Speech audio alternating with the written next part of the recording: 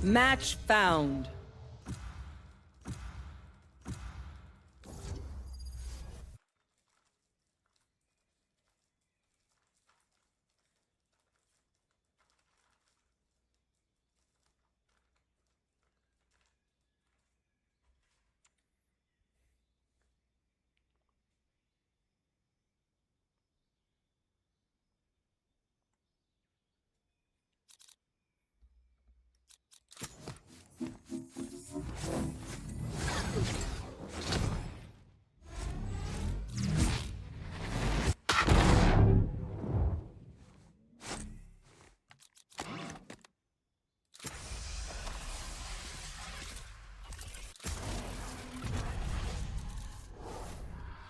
I am the beginning. I am the end.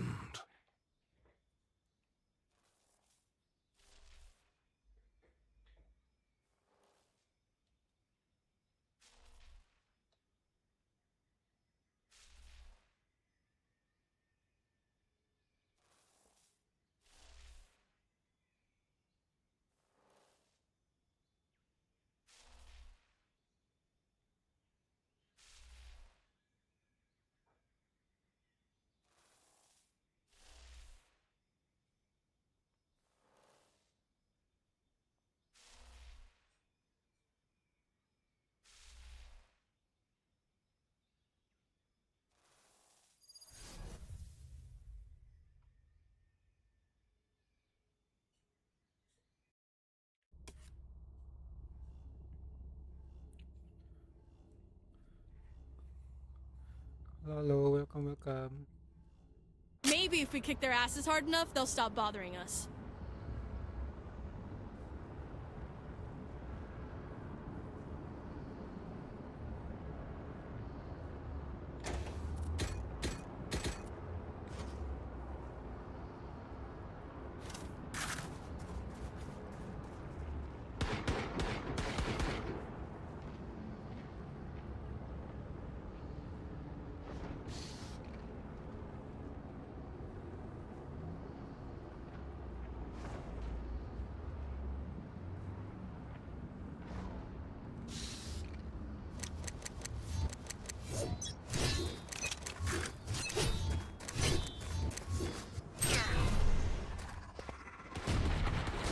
Enemy mid. Shadows traveling. Shadows traveling.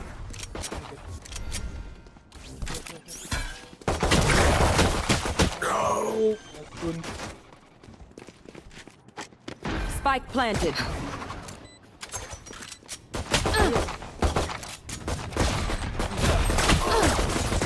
Last player standing.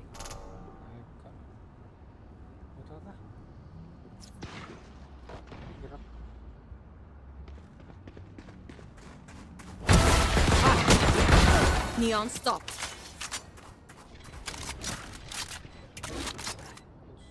B, baby.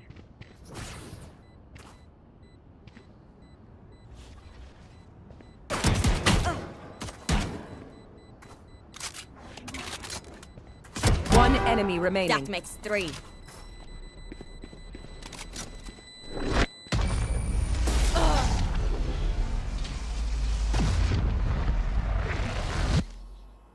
These guns we use are okay, but I will also bring my own.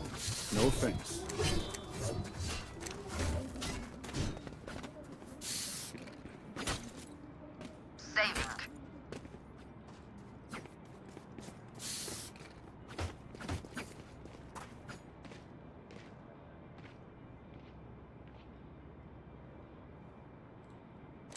Their fears betrayed them.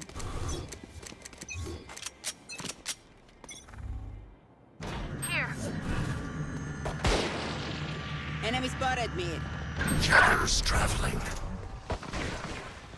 Cover going out. Reloading. No. Enemy spotted mid. Last player standing. Spike planted. Flawless. Pry open their minds. Find the weakness.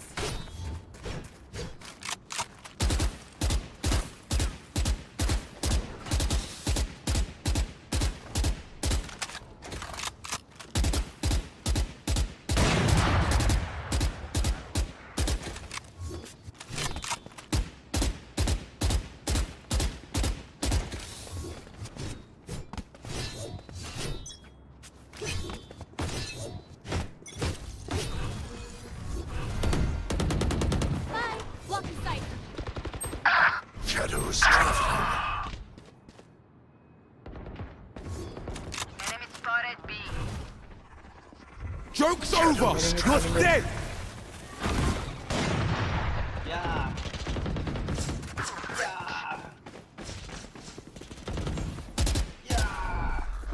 Stealing sight. Last player standing. Di sliding gua.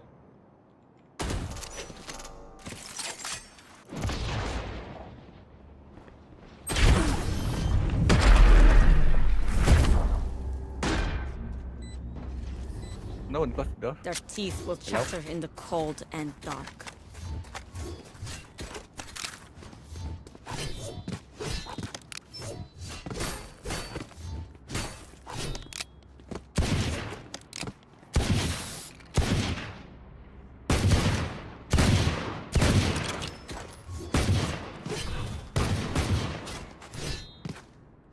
Time to mix things up.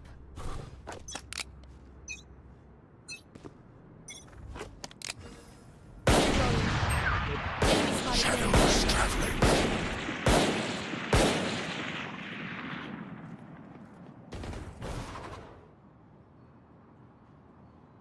Phoenix 100. Enemy spotted mid. You're done. Oops. Enemy spotted Cover mid. going out. Gun here. I'll find you. Enemy mid. Yikes. There. Here. Bring them down.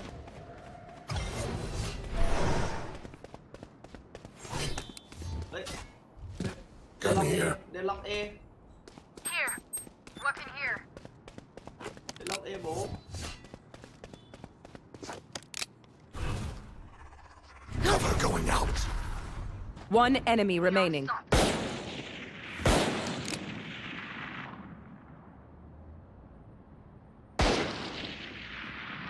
Here. 30 seconds left.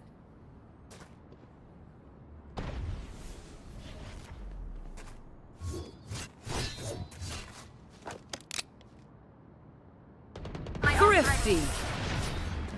I need nothing to win. Gun here. Weapon. This fight isn't over until we are dead. Reloading.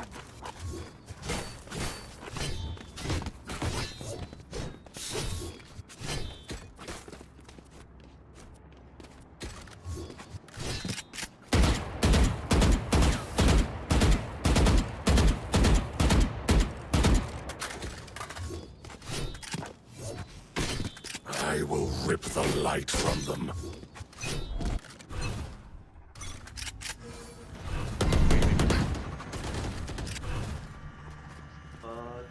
Two mid.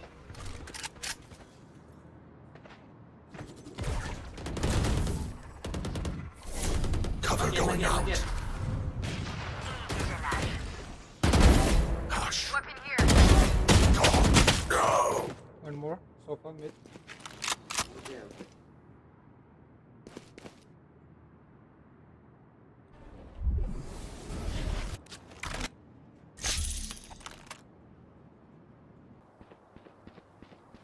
Sound A. No blocking sight. One enemy remaining. From B. Console. Here. Cutting their vision.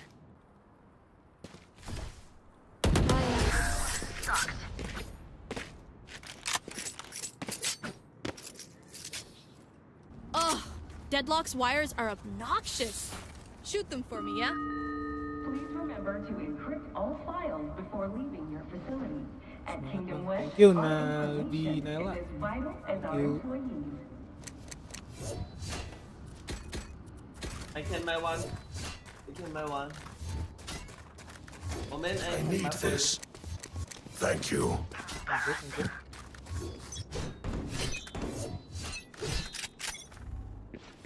Sound A. Shadows traveling. Careful, mid. Shadows traveling. Can you trap? Put your trap anywhere.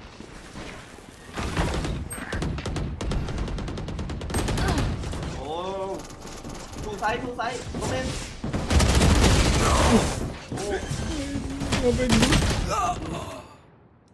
Spike planted. Ailing, ailing, sitting ailing. Last player standing. Long.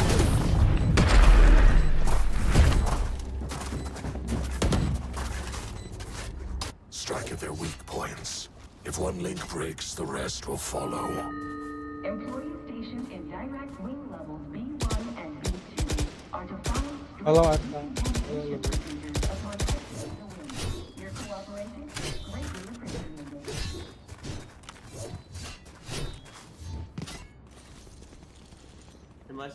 Chamber.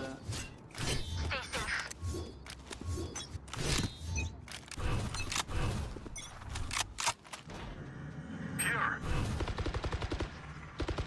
Shadows traveling. Spike down A.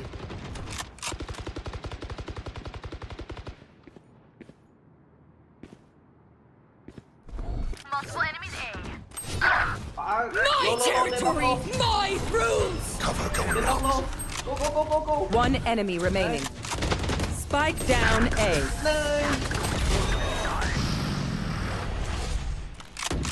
Good job.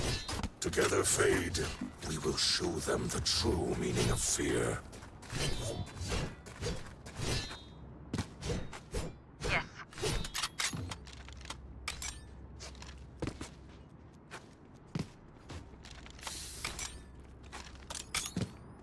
They are so dead.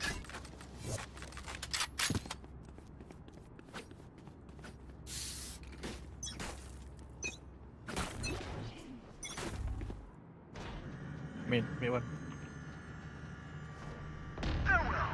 Nice. Here. Shadows traveling. One here. One mid.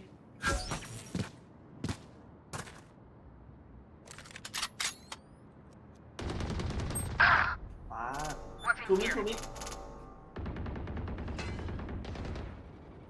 Three mid. Four mid. You had your fun. Shadows traveling. เอาตีเลยนะ Hi! I'm pissed! One enemy remaining. Yeah. Spike down mid. Again. Shadows traveling. Yo, calm down, man. Good job, man. They have courage, but no one is. Who needs a weapon? Need a drop. Thanks.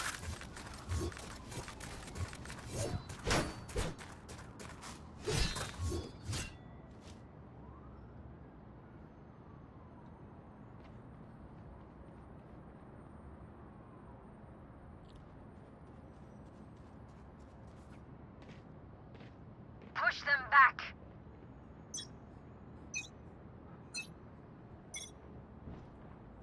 Mid. B some. Okay. Oh man, you can check. Cover Joke's going out. over! You're dead!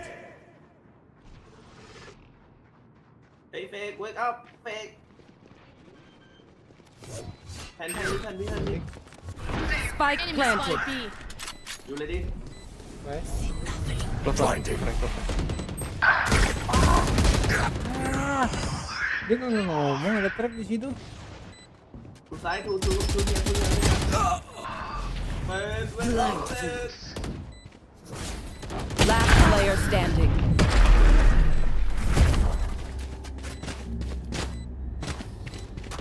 Let us see what they have planned for us this time. Please note that only frontline staff with level 5 security clearance are allowed into the transaction. Those ones that are not, please follow.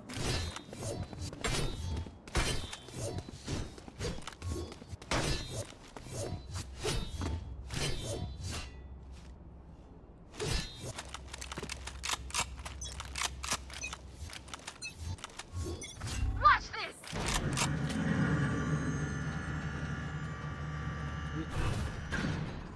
Shadows traveling. Watch them run. Teleport stopped. Enemy spotted B. Oh, bad. B-man. Shadows traveling. Inside pan B. Wait, without. Spike planted.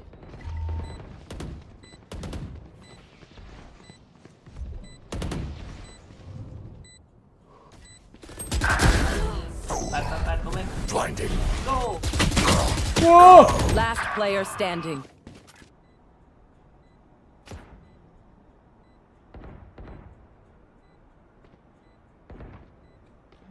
Anjir.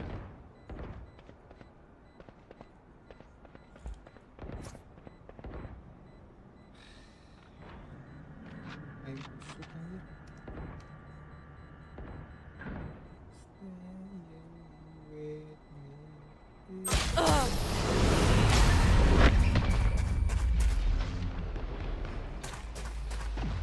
They're just batteries, and I need a recharge.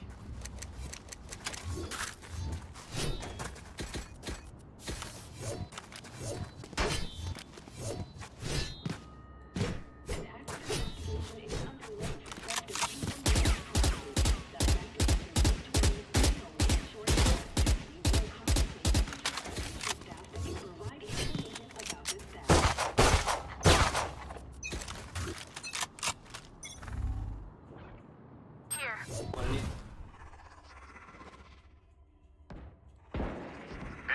Shadows traveling. Oh. Oh, 1 minute. Stealing sight. Nice. Spike planted.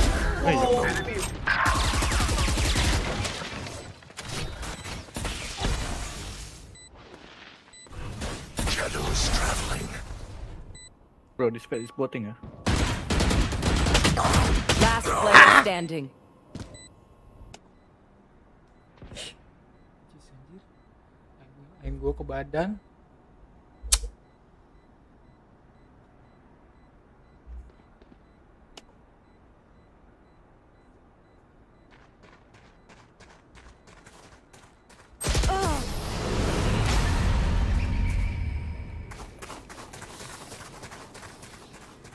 Last round before the switch. Use everything you have. We lose it anyway.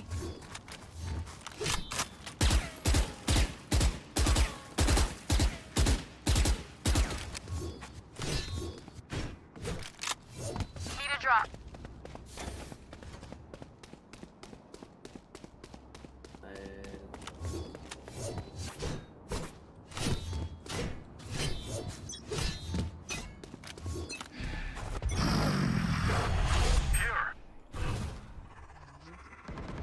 Cover going out.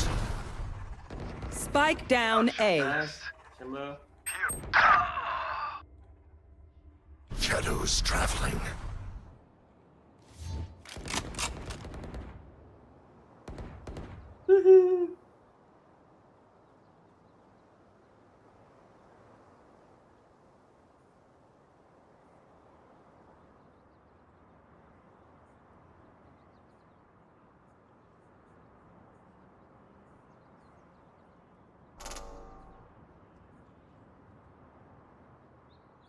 Hey.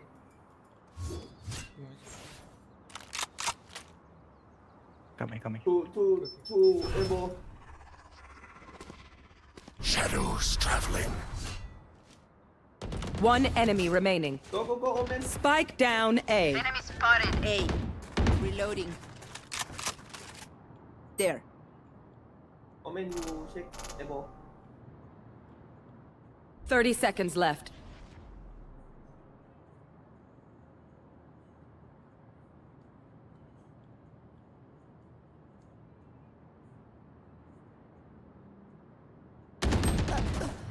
Only 40. It ends. Shadows traveling. Switching sides. Nice. These new friends of ours are not too shit. friendly. No, the spike. Spike. Oh, Her, bro. man. No. Bro, just report this guy, bro. This guy is just botting, man.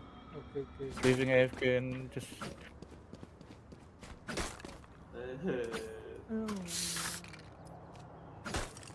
Udah dulu.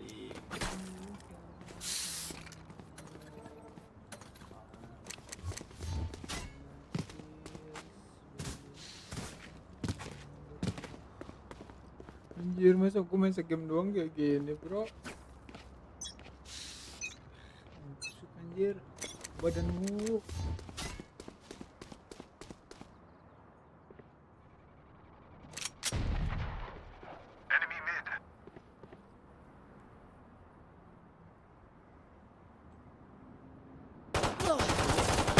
Enemy spotted A. Together, from mid. Let's go. 2A. Deadlock. Yeah. Reloading. One enemy remaining. We just need to kill them.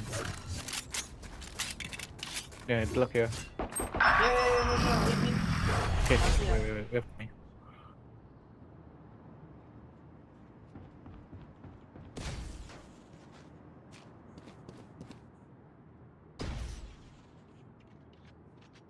Here.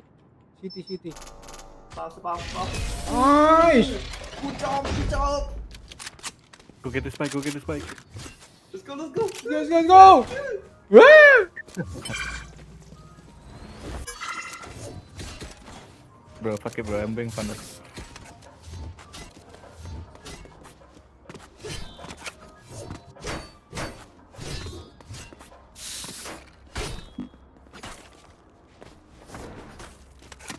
Sorry, pot.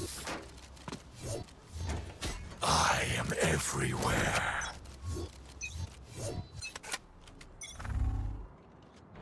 Oh, B-man. 2B.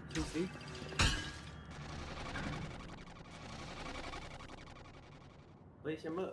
Tap fang. Ready? Man, you Ready? can set smoke. Wait, chamber. Come. Oh shit. Yeah. 3, 2, 1, We fight smoke. together. Shadows traveling. Enemy spotted B. Get that. I cover you. Phoenix kill. Spike planted. Market. Don't push. Blocking sight. Two here.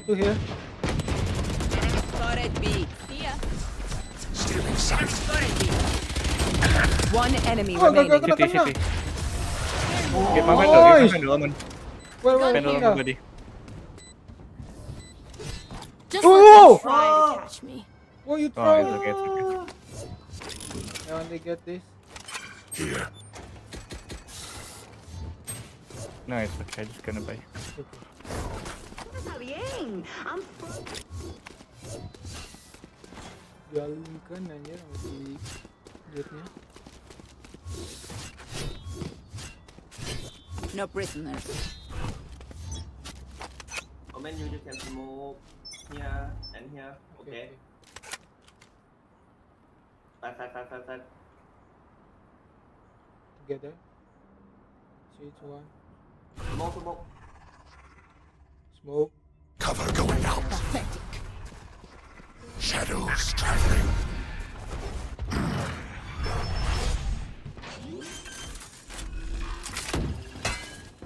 Spike planted. Play safe.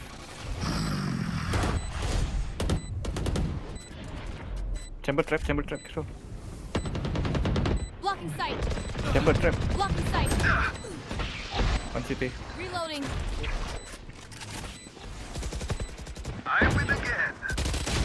Tolong banget.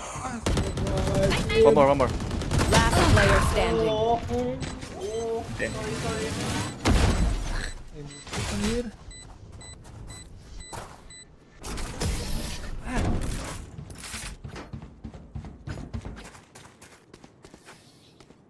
One bullet per enemy. That should be enough, yes? Need a drop.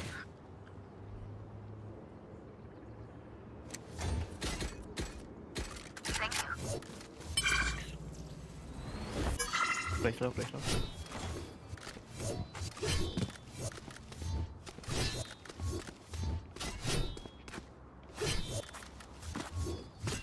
gonna fake B.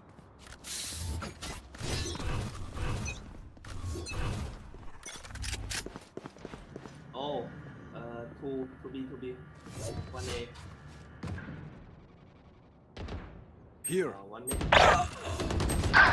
โอ้ย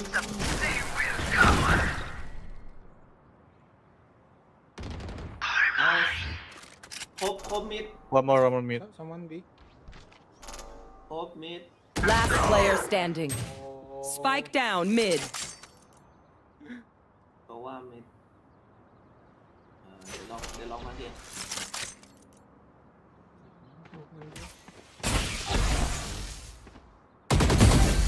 Three souls. Blind fools. I have the spike. เดี๋ยวลองโอดิ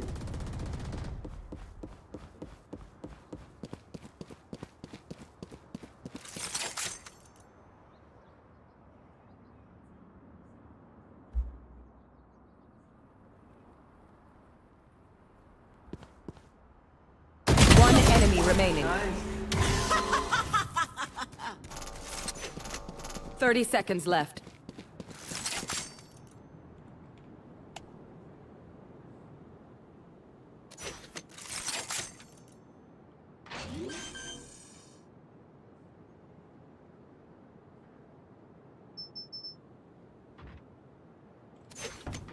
Blanking. 10 seconds left.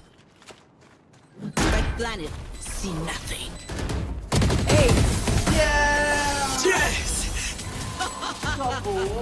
Let's go. That was incredible, Reyna. And they call me the monster.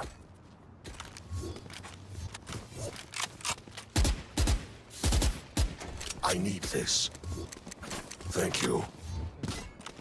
Yeah.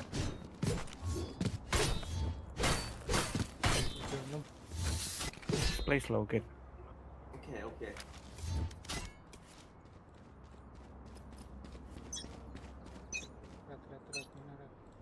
Joke's over! You're dead!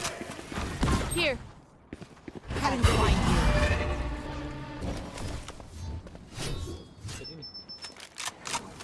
There. Hey, itu dia. Phoenix B. Live. Bring them down. Stealing sight. Go away, go away. Yeah. Shadows traveling. Shadows traveling. Bring them down. Blocking sight. Hi! I'm pissed! No spike down A. You. One flank One side, one flank. Someone grab the spike. Yeah, just wait, just wait. Ailing Phoenix ailing One B, one there. One enemy remaining. Enemy One spotted. south. Inside. Double B nice Nice. Control now. It seems these Kandang, strangers want me kandang. dead. Yeah, they're not the first. Anyone feeling generous? They saved your life. Thank you. Go B Yeah, play slow, play slow. They like the pushing. Chamber wake up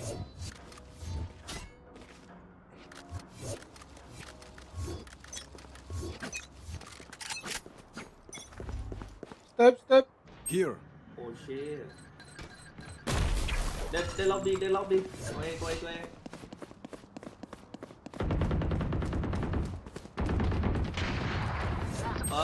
enemy spotted me There. Cover Yeah, going bring out. him, go away. Cover going out. Yeah Omen come I cover you 2 mid still. Spike planted.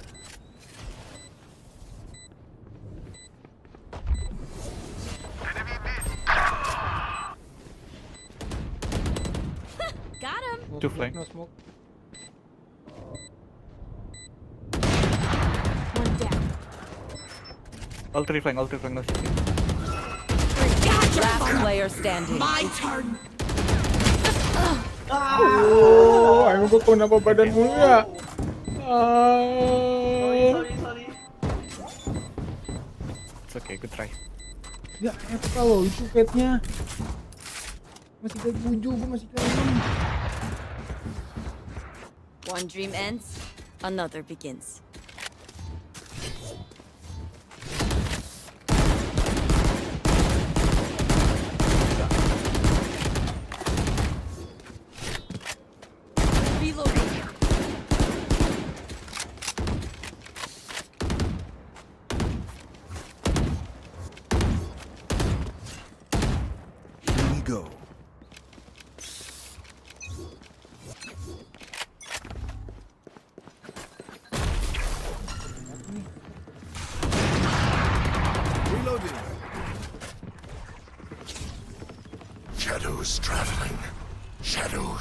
Sharply. Neon out. Blinding. Still in sight. There. Back up.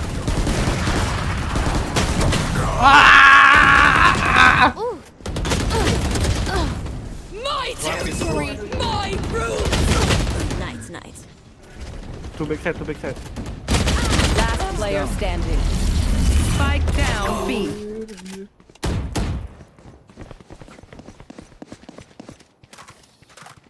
Deep breaths, everyone. Your hearts are pounding. Saving. Frustrating anjir main game.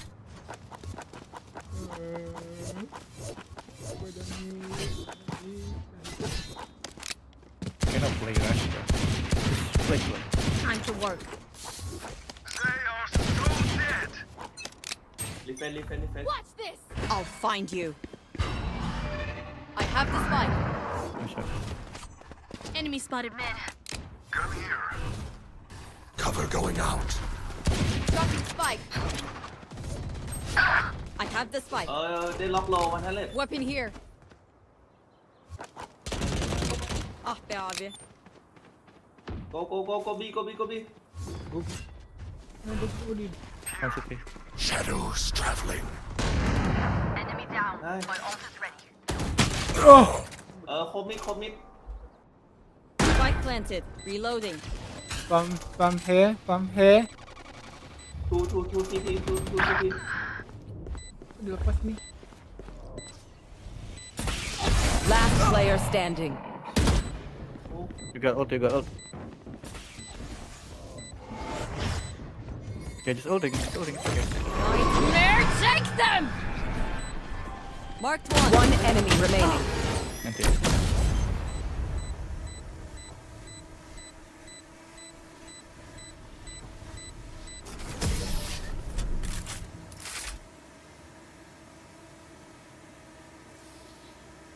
I survived obliteration. I will survive them.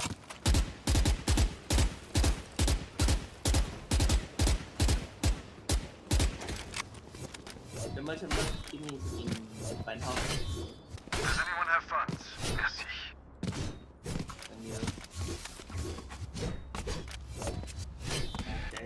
Leave, bro. Keep up. I can. Bring them down. Cutting their way. I'll find you. Stealing sight. Cover going out. Stay down. Shadows Stop, traveling. hopping. Finish smoke. Bring them down.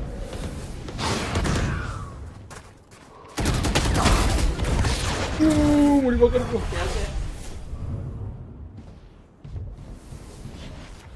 No smoke, 15 seconds smoke.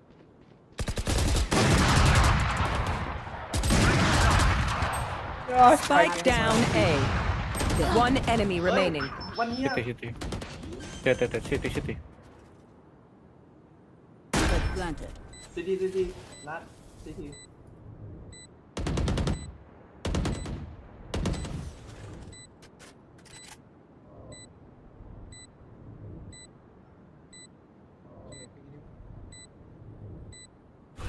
Shadows traveling.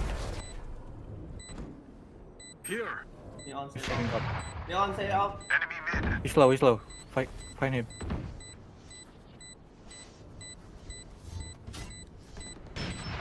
Go outside. Oh man. Go kill him.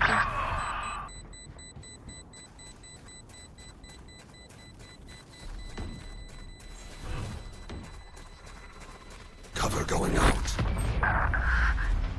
He's 100. TNT bro. Nice, okay. Wind. Show me where to go. Still got money. Fine House skin again.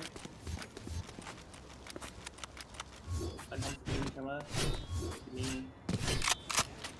อันนี้สกินฟันทองเบอร์ Does anyone have funds? Merci. Hey. Does anyone have funds?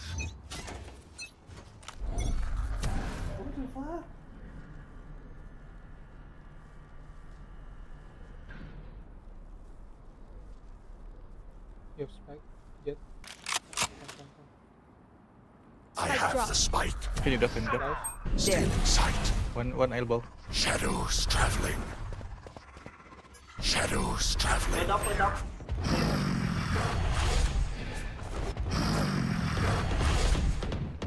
Okay. Go. I'll find you. In the smoke. Kill him, nice. Reloading. Spike Wait. planted. Wait. Someone's in defender spawn. Oh shit. Joke's over! My turn. Last player standing. Give in. One enemy remaining. Hidup lagi.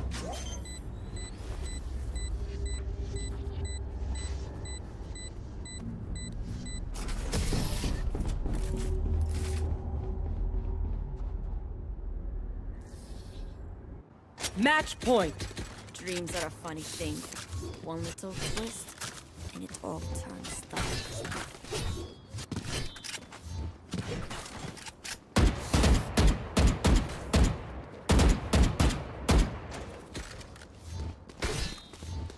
Rush.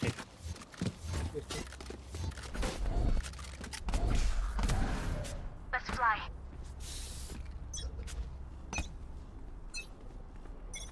Nice. Blinding. Use some dog, man. Hello? There. Bring them down. Cover going out. They will go. Shadows traveling. Find you.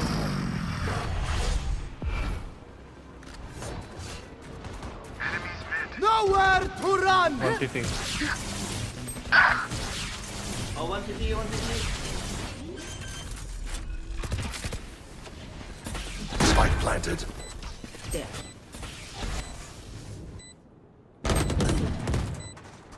One man.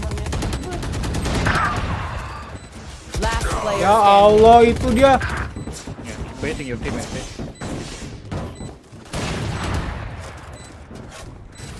Udah ngebait. Flawless. FK. Defenders win. My rules.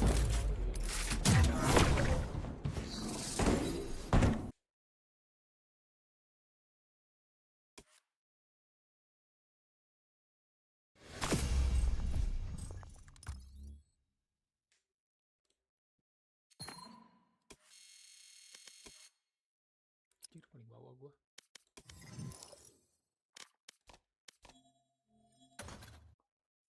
Mulai belum ya?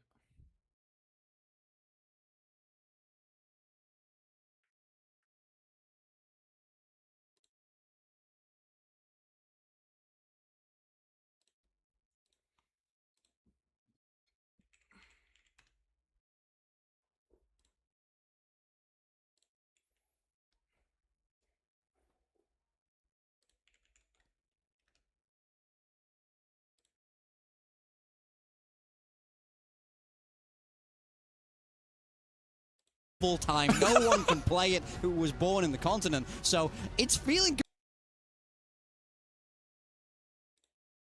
The same players. So one of these two teams, I mean, this game will be very important for one of these organizations who also do compete in other games at EWC. RRQ's got teams in other games. They want to at least make it through the group stage here, and this first win is going to be super important, especially when you're staring down the barrel of an EDG, I believe, on the other side of things, or maybe a BBL. That's going to be potentially the harder game compared to this first one, in my opinion. Coach is getting us fired up on the 100 Thieves side. Athena, it is your turn. Who is this beautiful man with the blonde hair in the front?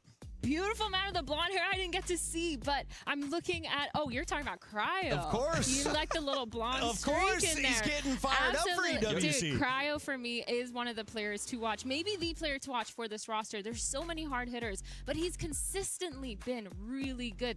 Always fragging out, being really phenomenal on the Senti role, especially when he switches over to that chamber. When they've done that, they've done a really good job at enabling him, making him take that space, being aggressive with his operator, and he's held the lines for his team. But of course, the rest of the roster, they're all so good. I'm looking at Vora as the IGL, and I think he's absolutely phenomenal. And then Asuna as well, who's been on this roster for I wanted to ask you about that, because I started with Valorant as a caster, and Asuna was in all of the games, right? He was the star. You would watch him on Raze, Bind, he would just blow you apart. Is he still the star fragger? Is he the one to lead the team when it comes to kills? So he's not the star fragger right now. Timatino is the duelist. That being said, Asuna has been the best flex player, I think, in all of Americas right now. He's been playing Sage, he's been playing Neon, he's been playing Phoenix. He's literally been doing so good with the double duelist, and he can definitely get up there with the frags. I feel like towards the end of stage 1, that's when he really started performing. Uh-oh, I'm a little worried about some jet lag setting in. How you feeling about your Pacific crew? Okay. Most cool, collected player. I don't think I've ever seen him raise his voice above a 5.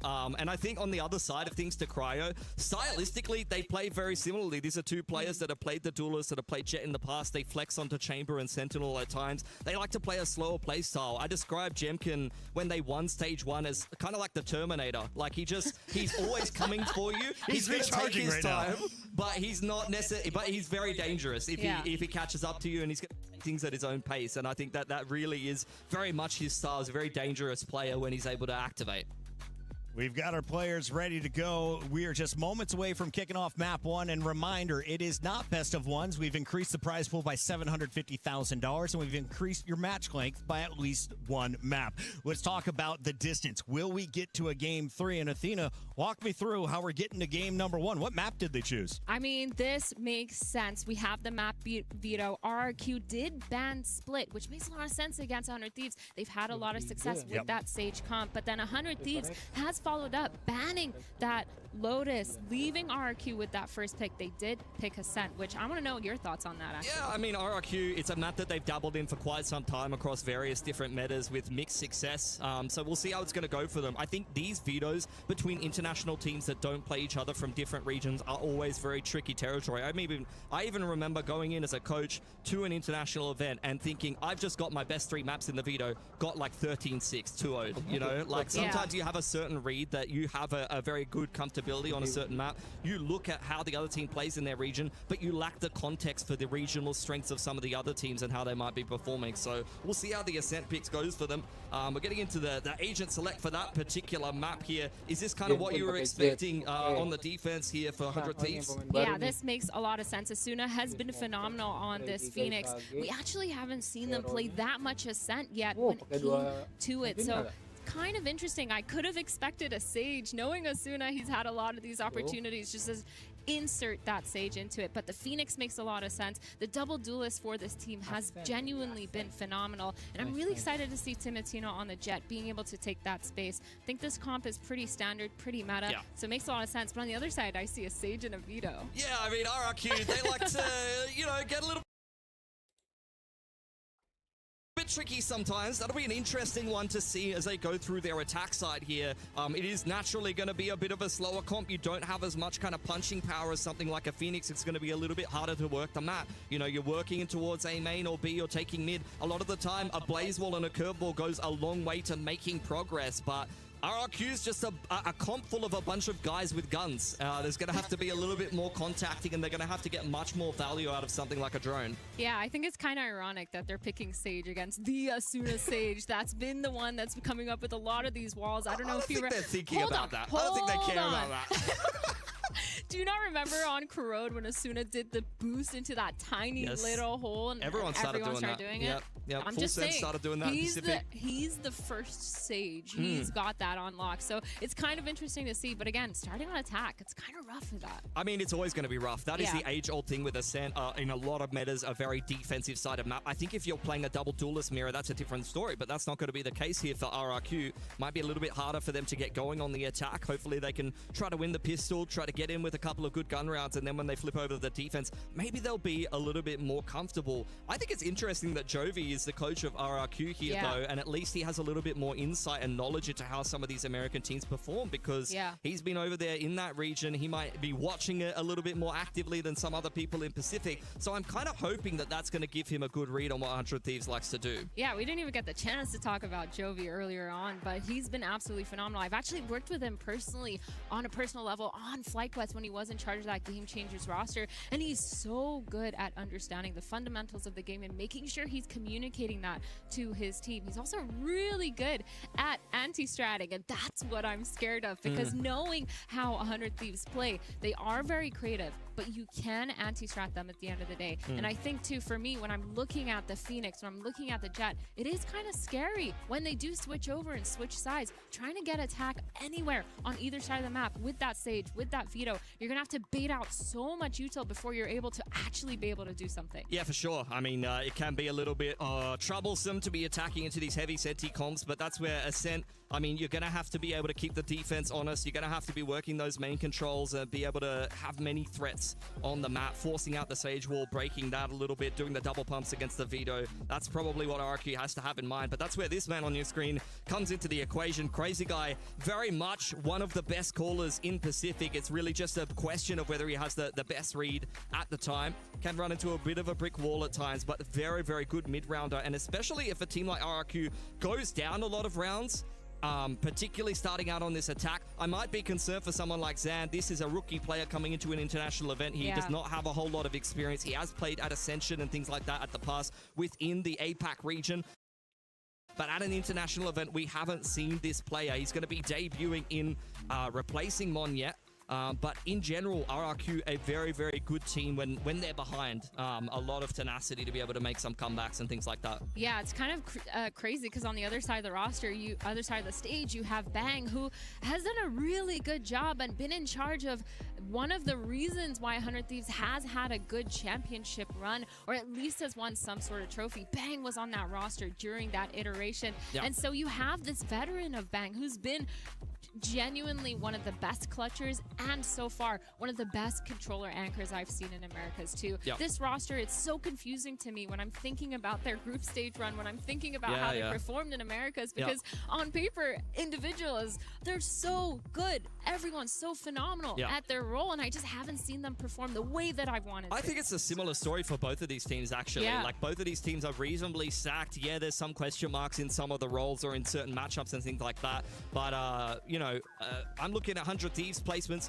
I'm seeing a lot of 4th, 5th, things like that. I'm looking at RRQ. I'm seeing a lot of 4th, 5th. They just can't seem to get into the top couple. That can sometimes be where you're running into a brick wall playing the very best teams, or where you're running into a team that's on a really, really good run of form. I think we had that in both Pacific and Americas. You guys had Furia in kickoff go on a crazy run. We had Nongshim go on a crazy run. So sometimes you just run into a team that's really hot, and sometimes you just run into one of the old staples that always makes top 3s and goes to international events. Well, speaking of Furia, 100 Thieves actually beat Furia 2-0 and then moved on to beat Loud 3-0 in order to qualify for this event, which goes to show how crazy Americas is right now, where you never know who's going to win. That, and when I'm thinking of a team like MIBR, it's the same thing. Both these teams have so much potential, so much firepower. They've proven it time and time again, but they haven't been able to put up the results to show that. They haven't made it to an international. And I think for this team of 100 Thieves, when you're up against Leviathan, Crew, you have G2, NRG, MIBR. It's kind of really hard, but this is the time to kind of cement yourself and show yourself as a pillar of the Americas. Yeah, it's going to be interesting to see RRQ take on an Americas team. I feel like at most international events, I'm used to seeing them play an EMEA. I feel like they've played Fnatic like 500 times, so I'm hoping this is going to give them a little bit of a different flavor, something a little bit different at the start of this group stage, because I think both of these teams, although there's no kind of easy team in this group, in my opinion, I think both of these teams will see this opening matchup and be happy of it, looking at the other side of the bracket and seeing EDG versus BBL. Both of those teams are going to be a nightmare to play. EDG's on a hot streak coming back off the back of London, and BBL is no pushover either. We already saw them earlier on in the opening Masters event of this year do quite well for themselves, have a nice little run over in EMEA. Unfortunately, Foot kind of eclipsed them a little bit this time around, but these Turkish rosters, you really just cannot take them for granted. Yeah, I'm really looking at these players. I'm obviously a little bit biased here, but for me, my prediction, personally, my prediction is that 100 Thieves is going to run away with this, but they're not going to take it easy. I think I'm looking kind of at a 2-1 here, personally, especially looking at the maps. Yeah, I kind of feel like 100 Thieves is probably the favorite here as well. RRQ is a hard team to root for at the best of times. Damn, you're not even loyal domestically, to your teams. they are very, very good. Internationally, they always struggle. and I've watched all of their games internationally. It has caused me great pain. At least they've made it to international. Yeah, that's true. That's true. And we can have a conversation about maybe if 100 Thieves would have done a little bit better or not. Been a while since we saw 100 Thieves win Americas. For RRQ, at least, you could only need to go back a couple of stages, and they've also already taken a title for themselves. So, look, maybe they're not necessarily making it into the top couple. Part of that is down to, you know, T1 Super Team, Nongshim going on a little bit of run. Paper X is always just good. It's a hard, you know, tussle to make it into the top couple of Pacific. So, yeah, we'll see. Yeah.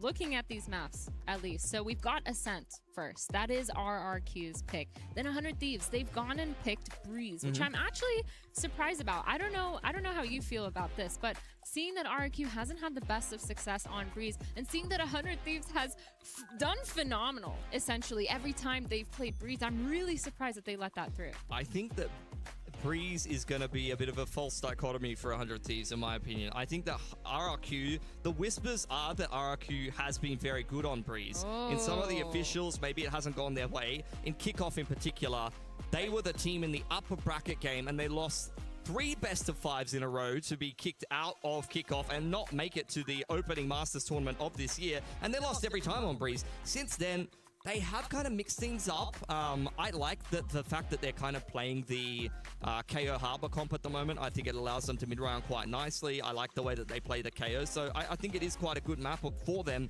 I want to see if they rejig things a little bit, though, in terms of their comp in particular when we head through onto Breeze, because previously they did have Monyet playing the Harbor.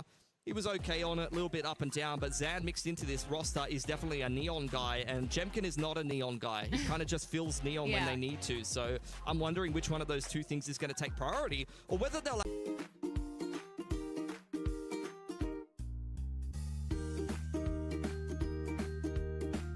Dude, I would love a double duelist matchup. KO was also really, really good in Americas, but they've switched over to that Phoenix, to that Jet. I don't know if they're going to keep that essentially today, but from what I've seen, it's where they found their success. They're so good at those aggressive plays. They're really good at setting up a lot of these little mini trap plays and denying a lot of the map control, because even on their defensive side, they've taken a lot of that map control. When I'm thinking towards that A main, they're using their resources there to be able to fight, to be able to push back the other team and not make it easy. But moving on to that third map, we have the Haven, which is the decider, which for me, you're smiling right now. Tell me what you're thinking. I mean, it's just stock standard RRQ, really. It's just like dead in the middle of the map pool. I think this is a lot of vetoes, to be honest. I swear to God, Haven is a third map decider in like every second veto at the moment. It's because it's just been in the map pool for such a long time. So I don't think that RRQ are going to be particularly happy or sad that the third map is Haven. I think they're just totally fine with it, and it's just going to be down to the better team that wins at the end of the day. Yeah, I think both teams just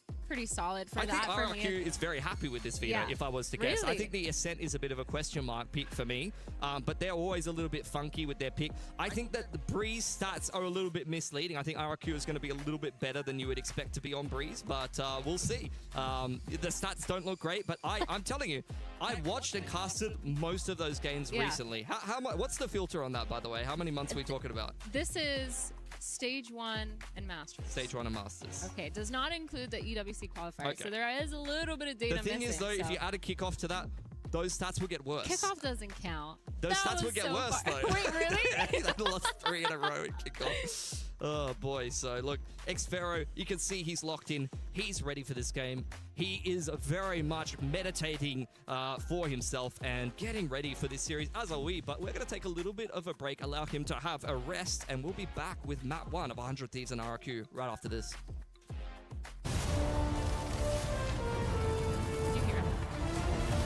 Sorry, I was like,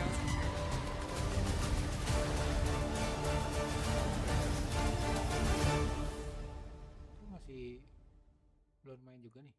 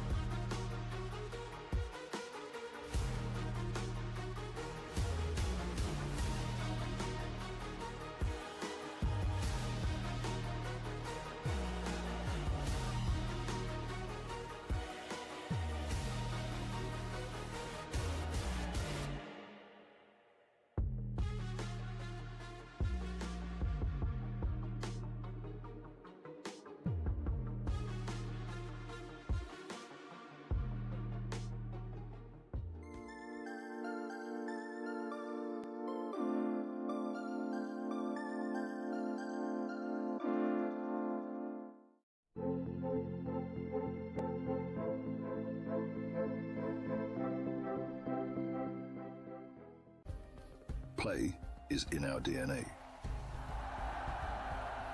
Whenever we let it out, it becomes our superpower. Now imagine an entire city being built to supercharge it. Kadir City, powered by Play.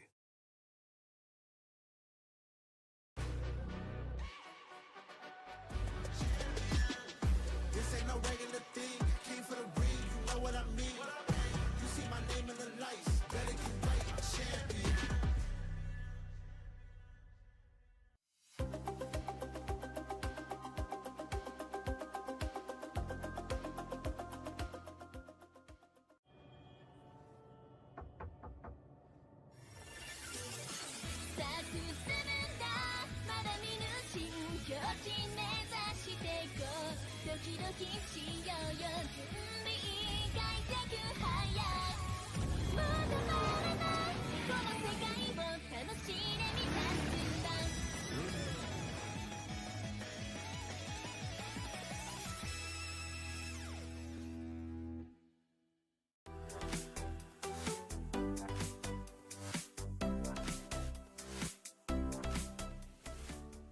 The human body was built to move.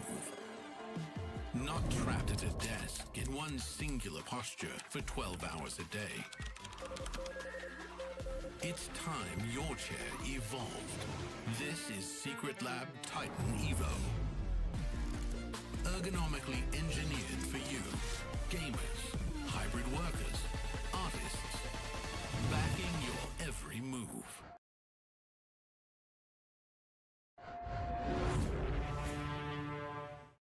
I think it's crazy. Our fan base is like really huge in France. I think most of the people like already saw some events we did. So I'm pretty happy to be here. We missed out on Champs Paris last year. It's good for us to have an international event that we can play in front of our crowd, you know. I don't know if it's stress, but it's like, it's a good pressure that we have. We of course want to represent the country of our org. Also, like, I grew up in Paris, like it's a special city for me, so there is a lot of story about it. We're extremely excited. We cannot wait for this opportunity. Obviously we need to get out of groups first, but that's like even extra motivation for us to meet them all. It's our organization home country, home city, you know, so that's one of the biggest goals for us for sure. Feels good to play here, of course, because Vitality French org and we're in France now, so it will be really fun to get into playoffs and share the stage with some of the fans too. I think that will be cool for everyone, one of us and stuff, and for me it will be especially, like, I am playing the French org. For me, like, it's a really exciting tournament, I think. I moved to Paris when I was 7 years old, and growing up in Paris, like, I think has been a chance for me, because I don't think I would be there today if I didn't, like, if my mom didn't move to France. And as I say that, like, yeah, I'm grateful for everything, you know, like, I'm trying to stay humble, like, work hard, prove by what I'm doing every day. Our group is definitely the strongest, but I don't know, I feel like it's also probably the most exciting to watch. We have a lot of fans here and stuff, so again, it will be cool to play in front of them and just feel the support in person to French fans, especially when I'm watching like different esports and stuff. The crowd is usually like really good. Game by game, we have first KC, and then we'll see like who will play next. It will just be fun to see it. I wish it would have been like with the crowds. Unfortunately, the first game there's no crowds, but I wish there was a crowd because there's gonna be Vitality fans against KC fans. It would have been so good, but it's fine. Still, it's gonna be an amazing match.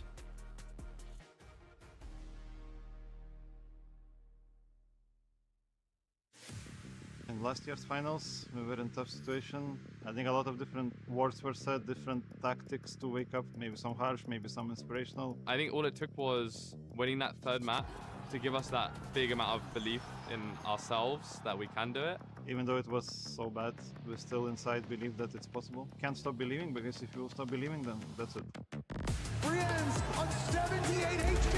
He did the ultimate, but so much crashes! The trophy felt unusual. I mean, it was my first Valorant trophy. I think for all of us as well. Especially, you know, thinking like 2 hours ago we were in the worst position possible. It felt amazing. It felt like a moment of finally.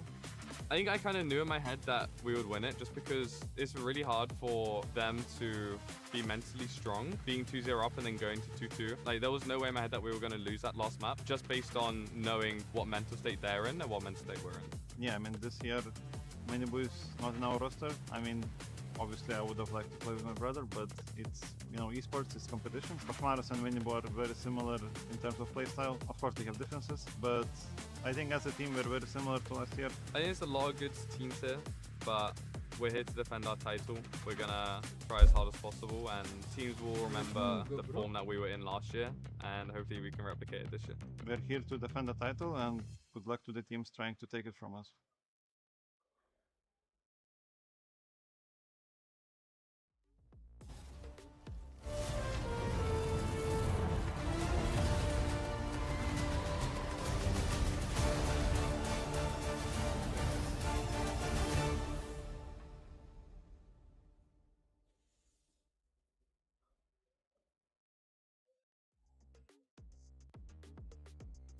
All right, we're back from the break here at the Esports World Cup 2026, kicking off with Valorant. Just running through a couple little teething issues here on the stage before we kick off RRQ versus 100 Thieves. The start here of Group A, I believe it is, on the B stream. Got a little bit of a banger game. Of course, Americas versus Pacific and Americas versus Pacific on the cast. Whichever one of us will perform better or worse will get replaced later.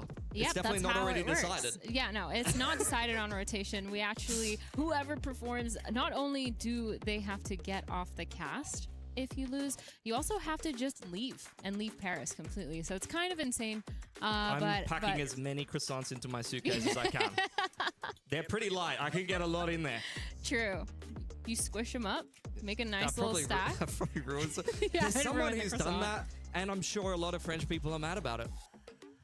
Definitely. But while we're talking about French, we're going to be talking about Paris, because this has been such a beautiful city to host this event in so far. And again, just to reiterate, the prize pool, $2 million prize pool, first place going home with a big chunk of that money. They've increased the money. They've made it BO3 matches at the beginning. And so this is a huge event that we're here for, and we're so excited for, especially with this matchup today. Yeah, for sure. I mean, a bit more of a condensed format last year. This year, they definitely are starting to flesh things out a little bit more. As mentioned before, the best of threes is going to be huge for the players. I think it's going to allow them and the teams to really shine. You mentioned the vetoes and things like that, but also just getting more reps in an international event. I mean, I'm from Oceania, so I'm used to going to an international event, or at least supporting a team at an international event. Being the 16th seed, you verse the first seed, and you get banged in a best of one, and then you go home for 20, 30 hours. So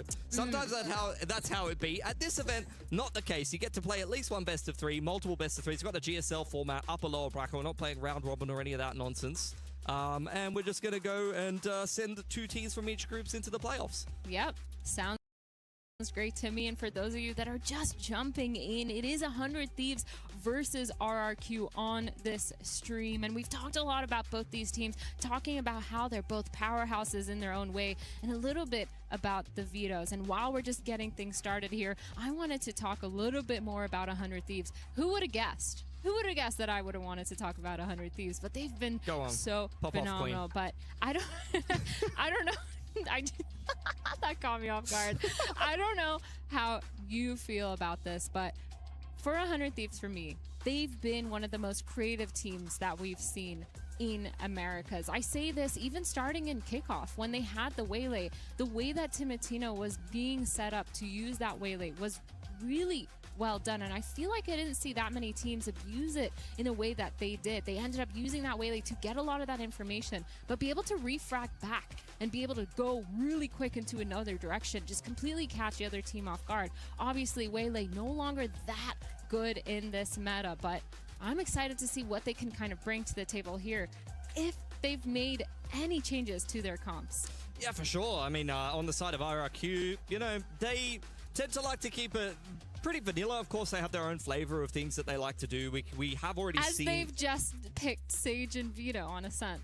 Pacific is a wild place, okay? I know you can't say that in the same in America's go, oh my god, they changed one agent. Wow, yeah, this is really creative. Deal. In Pacific, we're picking 3 to 5 duelists sometimes. We go on strat roulette and we Spin a So wheel yeah, for I Dylan. mean RRQ. The thing is, RRQ stylistically would probably be considered a bit more of a vanilla team because I think a lot of people who don't watch the region might regard Pacific as like every team just runs it down. RRQ definitely plays a lot more like a European or an American team. They play a slower pace. They mid-round a lot. Yeah. They don't just play 30-second, site exec simulator. They definitely do kind of work the map a little bit. They try to be a bit clever with the calling. They try to have some decent amount of prep. So, yeah, I think that's going to be an interesting thing to kind of be tackling stylistically against a team like 100 Thieves. And I think in general, that's kind of my own opinion about why sometimes RRQ might struggle at internationals because they often try to play, like they're playing a team like Fnatic and they're like playing a slower style. And it's like, we're just kind of doing what you're doing, but maybe a little worse sometimes. Although they have had some very close maps. But in Pacific, I mean, they very much are the team where they do like to slow down the mid-rounding a little bit more. They do like to mix up the pacing as opposed to some of the other teams that are a bit quicker. Your Paper X's, your full sensors, things like that. They like to send it a bit more. Yeah, I think for 100 Thieves, they've definitely done a good job at balancing both those things. Being able to play somewhat aggressive when they need to be, especially when you're looking at how they were playing versus Loud, which Loud is known to be super phenomenal with their fragging power. Players like Luke Show just going out there, trying to get as many picks as possible, but 100 Thieves were able to shut that down. They're so good at being able to play back when they need to, being able to just be aggressive, and maybe running it down is the strat to do. They've done such a good job, and a really big props to Vora because his IGLing, his mid-round has been phenomenal as well. I feel like he's really driven this team to success, and for me, when I'm looking at the coach and IGL synergy, Vora and his coach have been so good at understanding each other, building these playbooks, building these strats, having such a deep map pool, but seeing that in the server, nobody's actually lost or confused or overwhelmed with what they want to do. So I think for me, from 100 Thieves, that's why I keep talking about their creativity. It goes way beyond through and through the relationships, not just in the server, but also outside of it. Yeah, I think there's a lot of overlap, honestly. If you just discuss both of these teams and say what their strengths and weaknesses are, you talk about having a strong mid-round caller, you talk about having a bit of a slower paced, maybe baity at times star player that likes to just let the game come to them, evolving a core gradually, incrementally over time. I think that's the same thing for RRQ. They've had a certain core of players. Xferro has been around since literally the inception of Pacific franchising as the centerpiece of RRQ. Then you had Jemkin, you had Crazy Guy come in a little bit more recently than that. Similar to 100 Thieves, you've got some players that have been around since the very beginning and they've kind of incrementally built the roster around them over time, changing in 1 or 2 players at a time over seasons until they end up with their current iteration. So I think both of these teams, as mentioned before, maybe falling a little shy of some international qualifications. This event is a good opportunity to prove themselves against the global field. Yeah, and as much as 100 Thieves have these veterans, you've talked about the globals, you've talked about the stages. This is the first time that 100 Thieves, at least this iteration of the roster, has gone to a global, has played on a global stage. So I'm really interested to see how they face up to that. Is there going to be a shift in mentality? Is there going to be a little bit more pressure? I'm looking at a player like Timotino, who's just come up from challengers into this roster. This has been his first time in the VCT. This has been his first roster, and he's performed absolutely phenomenally. It took him a little bit of time to warm up at the beginning of kickoff, but he's done such a good job. He's blossomed into a very well-rounded duelist player, someone who does his job really well, pulling those crosshairs, not necessarily constantly fragging out, but being able to do that job, get the movement in there, open up and make the space for the rest of his team. So I'm still it's honestly still a question mark for me how they're going to perform. If I'm thinking of the VCT Americas 100 Thieves, then 100% I understand where they are. I know who they are. I've seen them play. They're so phenomenal. But when it's moving to a different style, it's kind of going to be interesting to see how they do on the global stage. But that being said, we still have a couple more things to work on. And before we jump into the game, we're going to go into a quick break. Break lagi. Lama amat.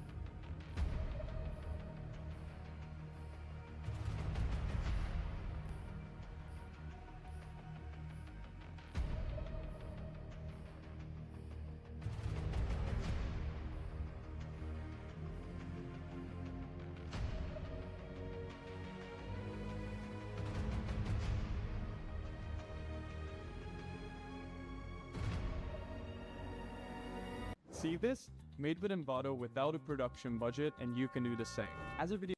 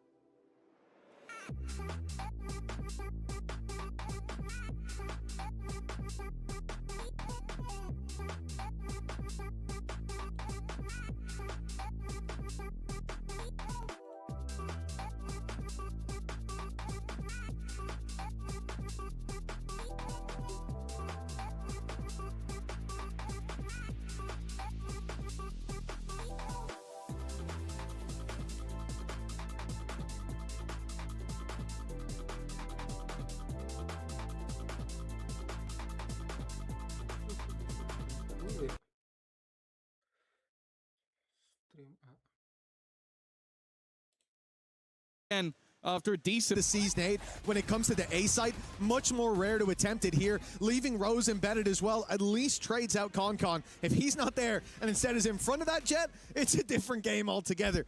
But keeping the numbers like that, buying a little bit of time, and then winning their fights when it came to it. Also a very lucky spam by Loida, but that's neither here nor there. 4-2 for BBL. It is a good start to their defensive side, considering the 2 rounds EDG have been extremely dominant. Oh, they love this C pressure. And I like the adaptation from BBL to put Larocque there. He wants to try and fight them on it. Utility being sent out to clear him, and he's taking a lot of damage on the way back out. In fact, there's pressure in! The Stinger, enough for Concon to find the opener. And already, Gianni has managed to add another. This C-site execute, once they've got into position, is doing so much work in terms of damage. And once again, the players on the other side of the map, I was going to say, really don't have a choice but to save. However, right now, I feel like Lover's Rock is looking for the classic, I got 1 kill, so, you know, that means I did damage. Bro, you're going up rare, leave. You can't leave now. He doesn't have the choice. He could have before, but he can't now. Have to stand his ground. The good thing is they don't know he's here, and it looks like they're going to slip right past him. So for now, at least, if he continues flying under the radar, perhaps he'll get to keep it. He's not going for a ninja, surely. It won't work. Not with sign. Oh my god, he is. He's trying it. He's going to try it. Wait, he might get it. He could have time here. I think he's got time, and no one's close by enough. It's going to be a spam from side. Has he got it? It's so close! No way! Lover's Rock steals the round away! He's just won a 1v5! I can't believe we just Ninja seen someone 1v5 Ninja Defuse on the first map of the tournament. I can't believe it. Even as he was running towards the site, I didn't believe that's what he was doing, and they all left, Tom! Why did they all leave? The Vice Flash doesn't give you info. They just left him. Oh, what a disaster. Well, somehow this man's sticking around for 1 extra kill's giving him the round. 5-2 we go. You can't blame me for not expecting him to do that. That's utter madness. And well, there's the 1 extra kill. It's at the beginning of the next round. Nice work from Gianni on the trade, but again, some weaker weaponry in play here. Obviously, it's kept through from the last round. I can't believe they didn't leave 1 Stinger player behind. It wouldn't even matter if that man went down, but... I can't believe he won that, man. I can't believe he went for it, even. Even just that was crazy, but... EDG have got to be kicking themselves. Then you come into this round, a man down already. BBL changing up their Vice setup constantly, and it causes problems here as the Thorns slowed them on the push towards the A site. Left these players isolated. And now EDG are calling the freeze. They've waited for 20 seconds, 30 seconds, and finally they'll make a move. But BBL have waited as well. They are still sat in position. Yeah. Of course they don't expect LaRock to be stood there with the Vice wall covering his back. He doesn't care. They've left C completely open, but BBL are willing to take that gamble, and it's paying off for now. A pretty hefty advantage. The second he tries to enter this site will trip the wall, and even then it seems like there were players watching it. Instead, they've reaggressed, looked to try and push behind, finding that there's nobody towards C side of the map. Will gift them a plant. A little bit gambly, but when you're in a 2 versus 4 situation, you have to try and take that risk. However, the full force of the defenders will be there in a matter of seconds. Yeah, that door swings open and they're already on their way. Showstopper popped. LaRock searching, has found his target. It's an easy kill with the paranoia going through. Plenty of players can still see him, but Chichu tears them apart, at least for the first 2. But it's back to winning ways for BBL. They're continuing on this crusade, 6-2. What should have been at least a fight back from EDG guaranteed. This game has become much more one-sided. With one little mistake. There you go. The diffuse delayed so they can get the operator. It has been having impact. Those early picks coming through from Lovers Rock have definitely been causing them issues. I do like the fact that we're seeing both Jenny and Kankan at times really look to put the pressure onto that operator. But it has been problematic to try and deal with. Either way, 6-2. The attack now have themselves to buy. Of course, they've got plenty of credits to play with. They lost a round with 5 players alive. That is a rare occurrence. It's whether or not they can start putting the rounds on the board. And again, they go towards the C side. And this time, Lovers Rock is on that side of the map. It's the same setup we've seen. Having the C's nade, having the op looking for the opening pick. EDG fell to this with ease last time. Bit more of a fight now, though. Good trade back, and they've taken Lovers Rock. The C side's wide open. They can run in. The smoke in their way shouldn't delay them by much. Still with nobody having a dog to clear that out, but they decide not to put it through. And in the time wasted, Krevins covered that gap. Look at the TP, though, by Loida. It's huge. They're clearing it. They think he's here, but dealing with him is another story. Chichu, well, he found 2 to close out the last round before he died. This time it would be enough. Take it across the line. He's going to use his ult just to be safe in grabbing that spike. Yeah, it might even work as bait, though. Because you're going to almost have assumed that he had it already. It's a very, very long rotation back from Loiter. Time will be ticking. Chichu's had an opportunity to reposition. I think the only problem he might have is starting to doubt where his opponent would be coming from. You go, okay, but why is he taking so long? Has he gone all the way in towards our spawn? Has he gone all the way around the back? He's sat in the corner, basically just trying to cover off as many angles as possible. Timing ticking away now for Loiter, and in the end for Chichu, it's all too easy. 3 kills for him in the round, and 3 rounds for EDG. Yeah, a big clutch for Chichu. A much-needed round for EDG as well, as we said, after losing that 5v1 Ninja Defuse. I genuinely can't I can't remember the last time I saw a Ninja successfully found. I think in the last year we got like 1v5. one attempt. Not in a 1v5. Not in a 1v5, No. absolutely not. Never. And then you think about, I'm including regional games in that. Then you go to an international stage against a team like this. Yeah. That is not the kind of mistake that happens at this caliber. No. Crazy stuff already happening for the economy. A little bit rough. Well, for Gianni, the showstopper has worked out this time, and the wraparound looking to come in from behind. The ult trying to pad the gap, and well, Kankan ends up with 2. Loiter ending up wallbanged. Kreven decides he doesn't want to face into the Kankan operator, and honestly, that's okay.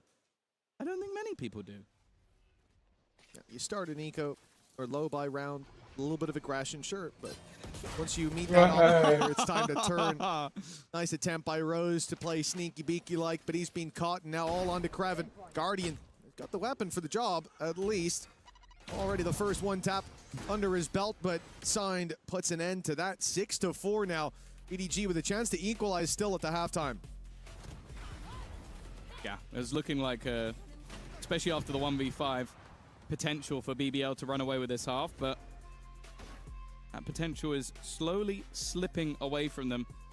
Of course, on a regional standpoint, EDG are normally incredible on that attack side, so I'm interested to see if they're going to have that same sort of caliber on the defense. We've only seen them play the defense, really, versus DRG, who they lost to both times. But of course, it's hard to doubt these players even without. Nonetheless, and we're going to see this early aggressive start from LAROC. And actually, he's going to continue his pushing, but it's almost worked out as bait for Loiter. Oh, it's a great paranoia. Chinchu on a tear these last few rounds. He's found LAROC. But EDG back into a workable position. Rose is going to cover in the corner, hooking on the left. There's a wall in front of him and some thorns to his left. It might draw the eye of the rest of the squad, but they won't see anyone fighting them as they go through. They're suspicious, but Rose lands 2 in a row. A quick double to Spike to wait till that wall comes down. Hello. They can retrieve it, but not without a fight. Rose is still guarding it in that corner, and he'll catch Con for 7. The lead locked in for halftime. I'm very surprised that Rose got as much done from that corner. Normally I expect that to be a one and done. Of course, EDG were focusing more on the timing of getting over the wall. And because of that, they walk through. One's looking his way. The other's obviously clearing the other angle. That player doesn't hit. He gets 2 for 1. It worked out wonderfully for the IGL of BBL. They now look to come out with an 8-4 half. Of course, 7-5 with a pistol and second round under their belt. It's kind of what's expected. But either way, Operator waiting for Con. He knows that a player is likely already crossed. It's Rose currently holding the Operator, allowing Lovers Rock to get aggressive and now peeking into a double of players. All going to be baited. But instead, they go back towards the C site, which as of right now is completely open. It does look like BBL is setting up for the retake, though. Yeah, that it does. I mean, they've got 4 players having pushed up on A. Yeah. A lot of space taken there. The whole idea is to just fight this side, this attacker side of the map. And the idea from EDG is to do the exact opposite. They go to the top. They go to the defender spawn, taking that as a nice foothold. Seekers go out and tell them where to look. 1 player towards water. That's going to be nobody searching for the kill, trying to make this uncomfortable for that player. And now the thorns, the ult going through. No more thorns, sorry, for the attacking side. They haven't got anything to slow down this. So BBL going to run straight through, already having dodged the ultimate. They've got their weapons in hand, and now Signed and Chinchu have numbers against them. A smoke that's going to block them off, and the defuse can now be tapped. A spam through the smoke, the best that it gets, but they found him. Rose is down, 4 for Chinchu, and Signed is there to close it out. It will be 7-5 at the half. The lead for BBL, but EDG not that far behind. Oh, another great round coming out from Chinchu. I think you can put at least 2 the or last 3. 5 rounds, he's on fire. Yeah, you could put at least a few down to him individually. Or just even the spam through the smoke, making sure they couldn't even get it to half. I think at that point, Loiter already knew that round was over. 7-5, a decent recovery, especially when you consider there was a 1v5 ninja defuse in the mix and you didn't win the pistol. I think that's not too bad for EDG. Yeah, you know, often we talk about the pistol rounds in a situation like this, 7-5. You're like, oh, the pistol made the difference here. That's what gave you the leg up. No, the 1v5. The 1v5 ninja defuse is what gave you the leg up there. That's tough. But for BBL, the lead by 2 indeed. It's something to work with, but I don't think they're out of the woods just yet. Mistakes from EDG allowing that ninja defuse through, that's a flash in the pan. I think this team is only going to get better and better as the tournament goes on as well. And that's always the effect that we see when you have a coach coming in to stand in. You think about Zeiss. Yes, he was great when he stood in for KC the first time around, but as the days went on, as the weeks went on, he started to grow more and more into that position. The team identity looked better, started to feel how to call in the game, and the team knew how to play around him as well. And that's exactly what I expect to see here for EDG, that Signed will become more and more integrated into this roster over games. That on-stage experience is vital for any top-tier player. And so he's coming in here with these guys. And I don't just mean on-stage experience as a player. I mean with your team, right? Yeah, of course. And he's coming in here with a chance to build that day by day, already looking pretty good. Yeah, I think it's also fun as well when you do have like a coach in the mix, because you can have those additional inputs that you might normally have to call a tactical pause for. So it can give you additional value. Of course, what you lose is Smoggy, who's an insane player. So it definitely, I'm not going to say it's a full positive. I think there's some pretty hefty negatives in there, but he's held his own so far in the game. And of course, you still have crazy caliber players like Chichu, who's just popping off at the moment. And going into the defensive side, we'll have to wait and see what they have on offer. As said, when it comes to their regional victories, it's normally the attack side where they shine. But a lot of the time, they dominate that first half so much that we don't actually see that much of their defensive side. So I'm excited to see what we're going to get. He's 17-8, by the way. Genuinely, it's the last 5 rounds, excluding one. I remember he got like a 2K out of 4, then a 2K clutch, and a 4K to close it out as well. Chichu's having a game, man. 7-5, though. Pistol round underway, and it's BBL on the attack. Lee said we're going to get a glimpse here at EDG on the defense, and it is 4 players towards C, 2 baiting that initial fight. In fact, Jet's the only one baiting it, dashing back and then leaving nobody embedded for the late round. I like this idea, and it does look like BBL are late going to fill into that space, but they're going to open the door, and that's where a problem forms for nobody. In fact, nobody's opened the door. And that has caused a problem for nobody. They're all around him. He's going to be taken down, but the trade's at least favorable for EDG. Yeah. Great paranoia. He did pretty well there, getting out of that with a kill and then setting up Chichu, who, I'll be honest, he doesn't need much setting up. He's just managed to right-click a guy down to 8 HP through half of the bullets hitting the wall. Yeah. That's how the classic works. There you go. That's all you need. I was thinking that. I was like, I'm pretty sure the wall ate most of those shots. I just saw his health bar disappear. Like, oh. Well, look at the control, though. Kraven's managed to get them into the A side. The thing I like from EDG, though, they've grouped up. Bar one player. That one player's Kankan. I'll allow it. Safe enough pair of hands if he's on his own. Yeah, I'll certainly be believing in him. Plant coming through for BBL. A man down and a lot of HP missing on Loida. He's going to try to be the snake in the grass, and I don't think they saw his pistol. There's a jump scare for Signed. But they're still hunting him down. Jenny, as reliable as he's been, it seems like Lloyd has hit another level in this pistol round. Already 3 kills under his belt, but he might need to do more. Kraven's the only one left on his team alongside him, but never mind. Holding the site proves easy. For the Vice, it is now 8 on the board for BBL, and an injection of rounds in this early half could make this a very dangerous series for EDG. Yeah, that's both pistols under their belts as well, and I agree with you. I thought that Loiter would be dead to rights. The fact he gets 2 while on 8 HP, that's the defining part of the round. If he gets even just 1 kill, there's still going to be that pincer in onto the remaining players of BBL. Instead, it gives Kraven a lot more of an opportunity to isolate some of those fights. 8-5. Lead extended. Come on. Lovers Rock with a sniper back in his hands. What more do you need? Lovers Rock with a sniper.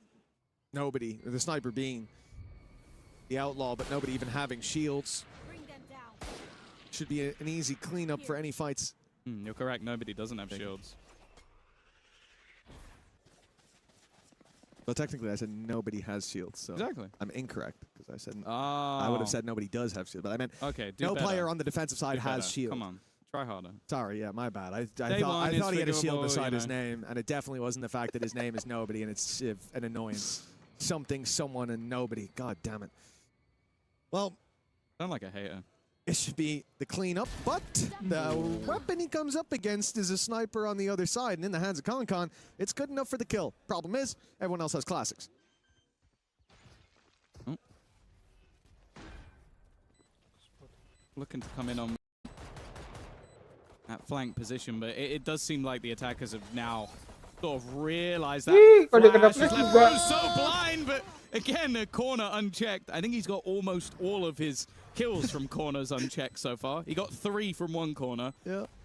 That's a 4th. I think he may only have 5, but we'll ignore that. And he got Con in the back from the corner on C long, so he actually did get all of his kills from corners. There you go. Incredible. He's just hiding in corners the entire time. An easy cleanup for BBL, though, and now is where we basically need to see the breakback from the side of EDG. Of course, there is this is their opponent's map choice, but we don't really know what to expect from Ascent going in. It's not a map that we've seen them play too much recently. In fact, too much might be an understatement. We haven't seen them play at all. Yeah, there's something poetic about seeing the IGL only getting kills from positions of outplay. Hey, you gotta be ratty sometimes. I do like that. It's kind of how he should be playing. Well, for BBL, double digits if they can take this round. They've invested decently. 3 rifles, a Guardian, which is another rifle. I say rifles, I mean these ones. The big boys. Van close, not good for nobody. Caught pulling it out, and Loida gets an easy opener. The plant now on the B side as a result, but of course, Chichu not going quiet just yet. Good nade, but the cover equally as good. Yeah, with 4 HP. Nice shot already. Onto Kankan as well. Leaves just 2 standing. Dave call already. Yeah, there's not really much of a choice. Now, it's interesting the position of that Vice Wall for Signed. It feels like they're leaving him boxed in on his own setup. Again, that's quite a common thing to do with a stand-in. The problem is, one of the normal positions for that wall is on B, so that you know that somebody's walked through. It's fine to not do that if you're very aware of the gap. I think you can tell from the way that nobody died. He was completely unaware from the gap. That can't happen again. Yeah, it's not been the prettiest. Rose has gone down to the spike. Well, he was making sure they're not getting ninja diffused, and I can certainly appreciate that. Well played, Rose.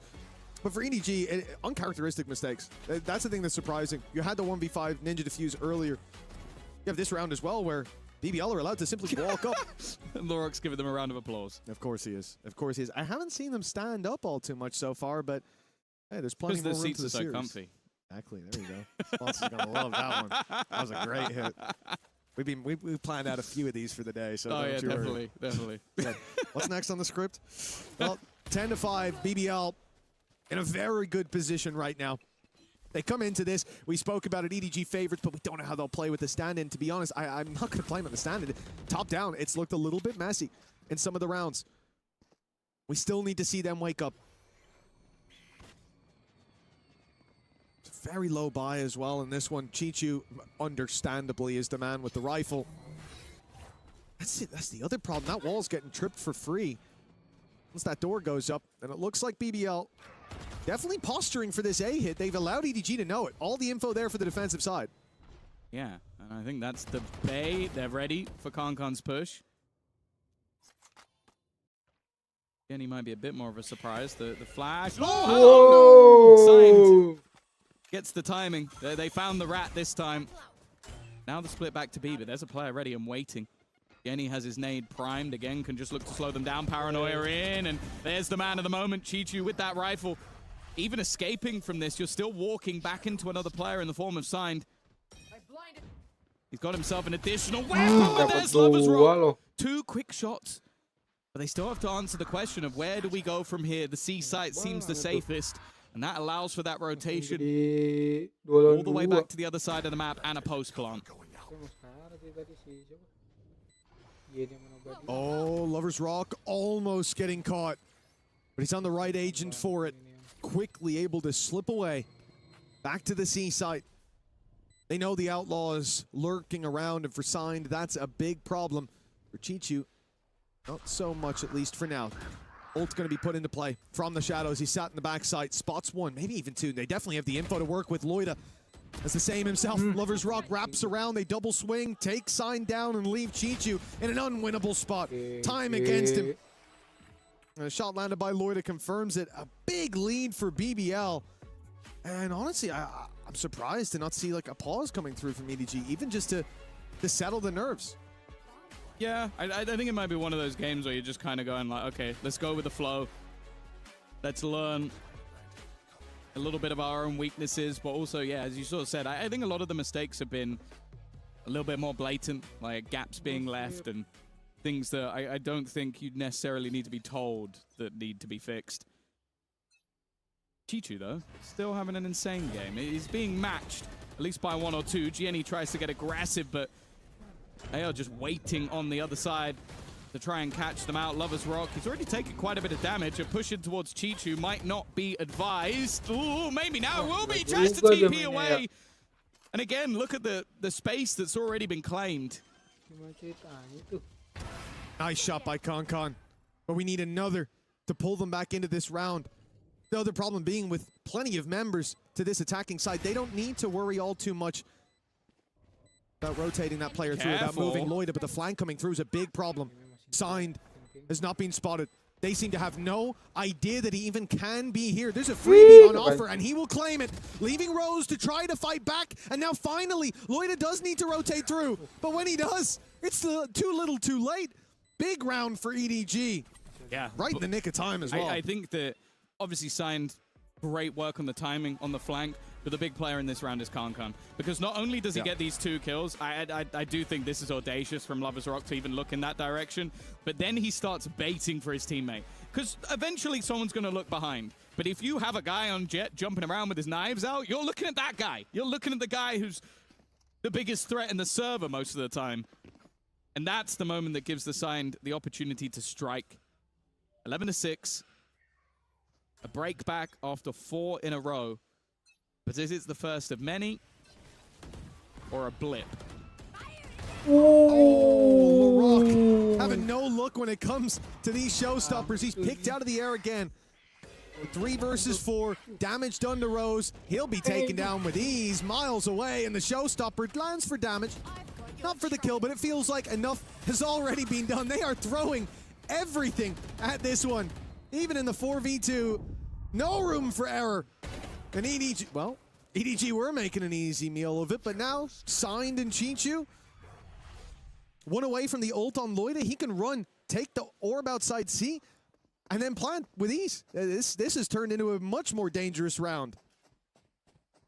Yes, there's the orb. It does seem like this has been thought of, though. Look at Chichu. Chichu is so ahead of the game. He's so ahead of it. He's so ahead of it. He knows exactly what's coming. He's going to be waiting for his opponent. The second he goes with a plan, you thought he had a big brain play, Loiter, but Chichu's brain is even bigger. Was there way before anyone would have expected it. I almost don't care who wins this. I feel like Chichu's MVP. The guy's just been putting in a shift, man. So many impressive rounds across this map. He's kept them in it. And this would have been a very flat first half, if not for him, and it would have been a game over. Although absolutely anyone watching the 1v5 defuse would have canceled that. But 4 rounds left to go. The gap's starting to narrow a little bit again. But the thing is, in the back of my mind, it is any moment that BBL can answer up. It's not even waiting for the next round when the full buy comes through. They're just as dangerous here with pistols.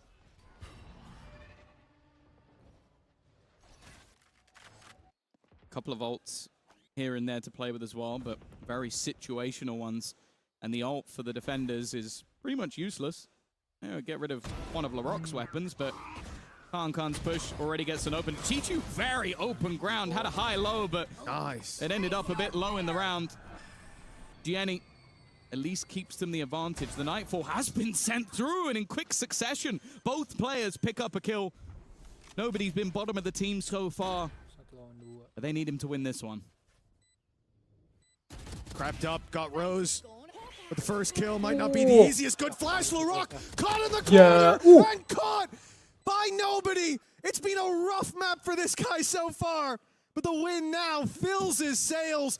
Again, a necessary clutch. BBL constantly on the edge of running away with this. And yes, it should have been an easy round. They had pistols, yada yada. I don't care. For nobody, that's the round he needs. A clutch to get him back in the game. I think they were all laughing after that one because it was definitely a little bit more shaky after you're full blinded with the flash, but very well played in the end. And well, you mentioned timeouts earlier. It's going to be BBL taking one. 3 rounds in the lead, but feeling the pressure. And I think they know, as we talked about in this group in general, you're playing up against EDG with a stand-in. Still a tough opponent, but I don't think any of the opponents look any easier on paper. Like a Full Force, RRQ, 100 Thieves.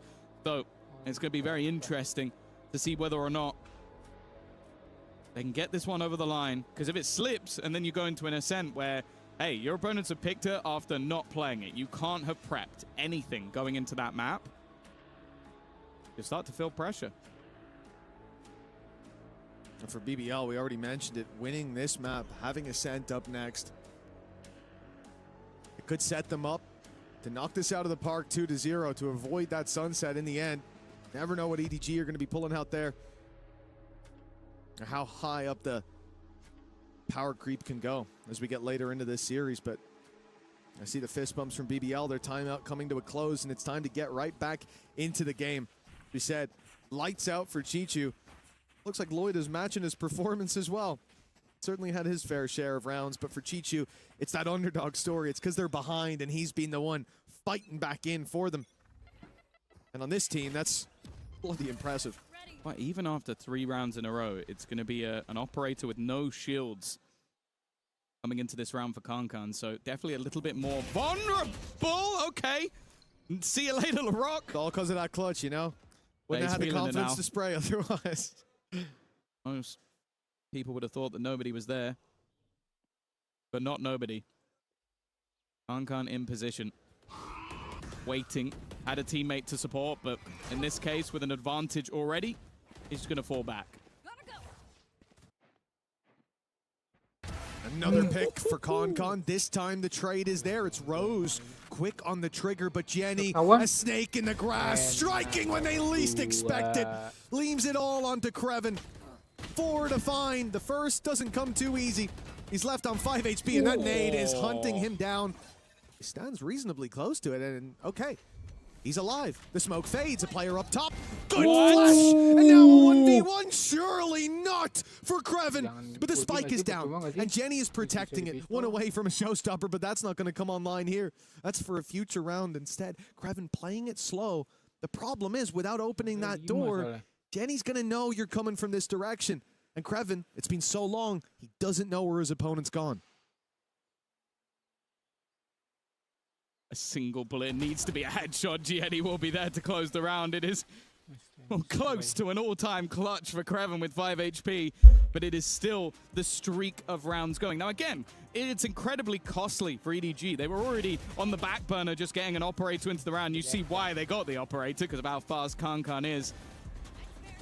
But the snake in the grass this time flips to the other side with Gianni having another big round on the Rays. Of course, as I said, we've seen him on Duelist in the past, but it's him swapping back to it for this. He's looking fairly comfortable.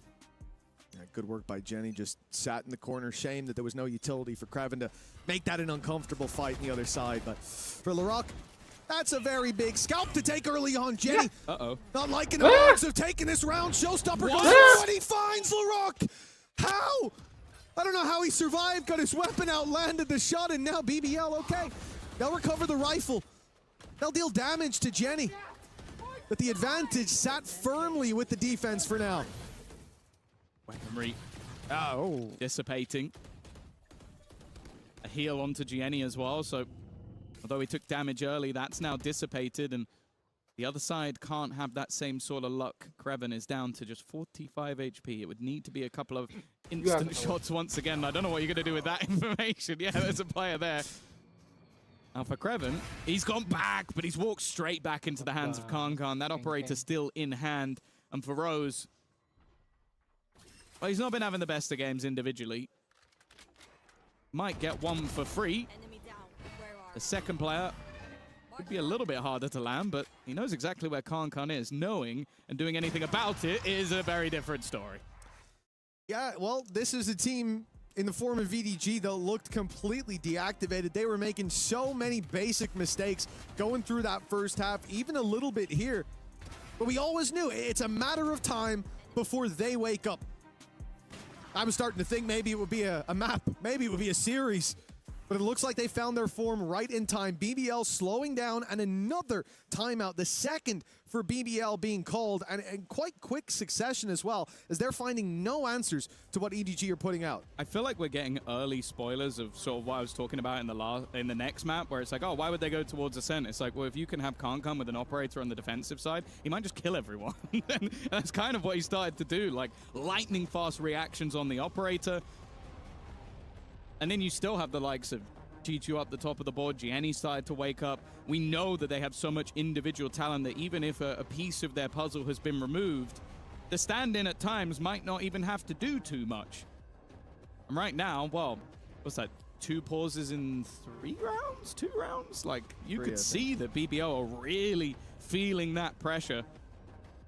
And you have to start to fear that if you let this map slip away from such a massive advantage, I don't know if the next one's even going to be remotely close. I think it is. It's within 2, right? Because they lost 3 in a row. They took a pause, lost 2 more, and took another pause. 2, so yeah. I think it is literally 2 pauses in 3 rounds.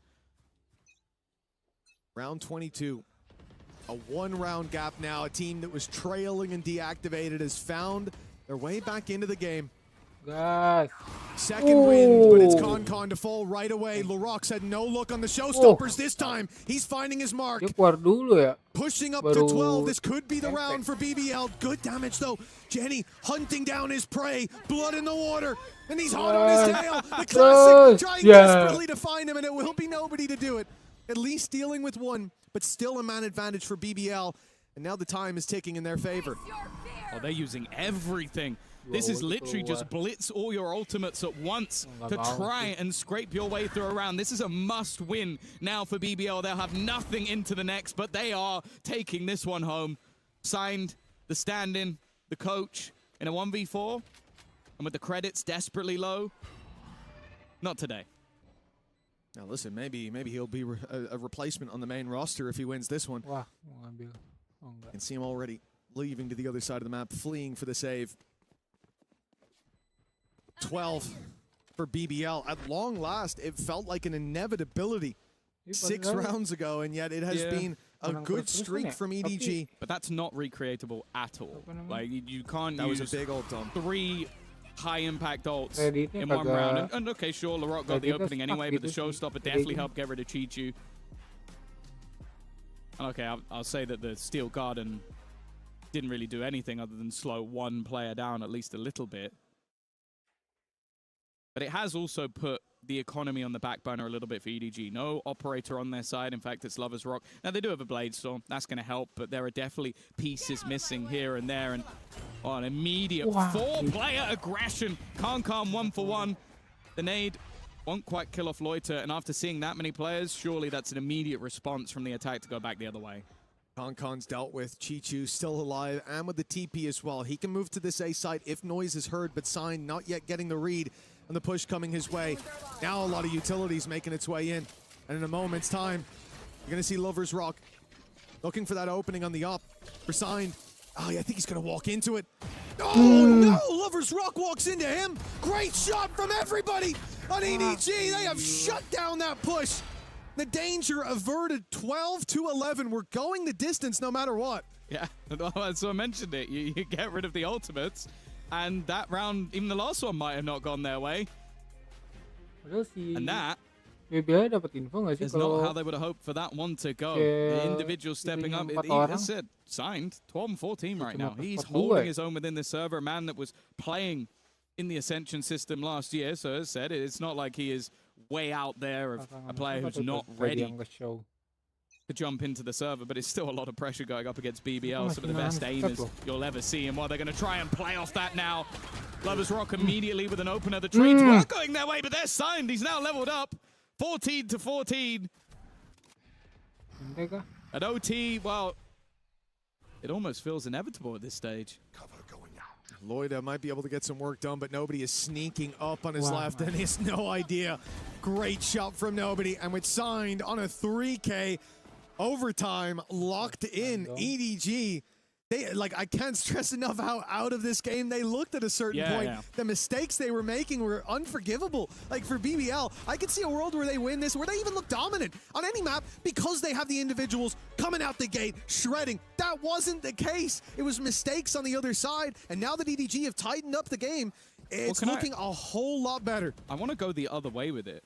BBL win both pistols. They win, I think, 2 rounds off of straight BS. Yep. And now they've gone to OT. Yep. This is a choke and a half. Like, they were handed the map. Also. And now they are in overtime. Like, the pressure is severely on them. I don't think EDG could have given them anything more to take this game over the line. If they lose from here, I'm not going to lie, it's a little embarrassing. Yeah, you come into Ascent then with a different mind frame than the quasi-advantage you might have thought of for BBL earlier, that hometown hero when it comes to the 82nd province of Turkey. But you come in after a loss like this, and I'm not sure that matters at all. Confidence will take a knock. For EDG, a slow start to this attack side. They've seen so many aggressive rounds out of BBL. Think about that C push especially that had a lot of success for the defense. So they wait. And now, push comes to shove. And that was very dangerous. The spike was involved in that fight, but it does make it out. Man advantage. Jenny, they know he's tucked in the corner, and they want to deal with him. That's a bold play. Kangon with an attack side operator. He really has not been missing. He's got one every single time. It's only if there's someone ready and raring to trade him. Walk back, not going to be caught. EG have just completely paused. They have left their opponents with little to no information. The corner being flashed, by the way, just to make sure there's nobody there. Rose is already dead. They were still wary that there could be a second. But now with a plant and an advantage extending even further, the lead looking like it's going to be taken. And the Hooper Kankan, you know he's not going to miss that shot. Lovers Rock needs to try and recreate it, and it is all but over. 13 to 12 now. EDG, after being at an insane deficit, now And even this defensive round, it doesn't have that same flair as what we saw in the first half. The pressure they were putting on in the extremities, the early fights that were going their way every time. And now, the shoe's on the other foot. It seems like EDG have the plot armor. They have managed to bounce back from a huge deficit and delete all of those silly little mistakes that were there. That quick of a turnaround is impressive, but it's also what you expect from a squad like this. As said, with this stand-in, I expect them to get better and better with every map under their belt. I didn't think it would be every half under their belt. A chance for 14 to close the map here and go on to a set. EDG's map pick, and often a hometown map for any Turkish team. Go in there after dealing a blow like this. That'll be a huge advantage. I think they just noticed he knifed the Prowler. It might be Kankan with the op. Why wouldn't he shoot it? Okay, let's go the other way.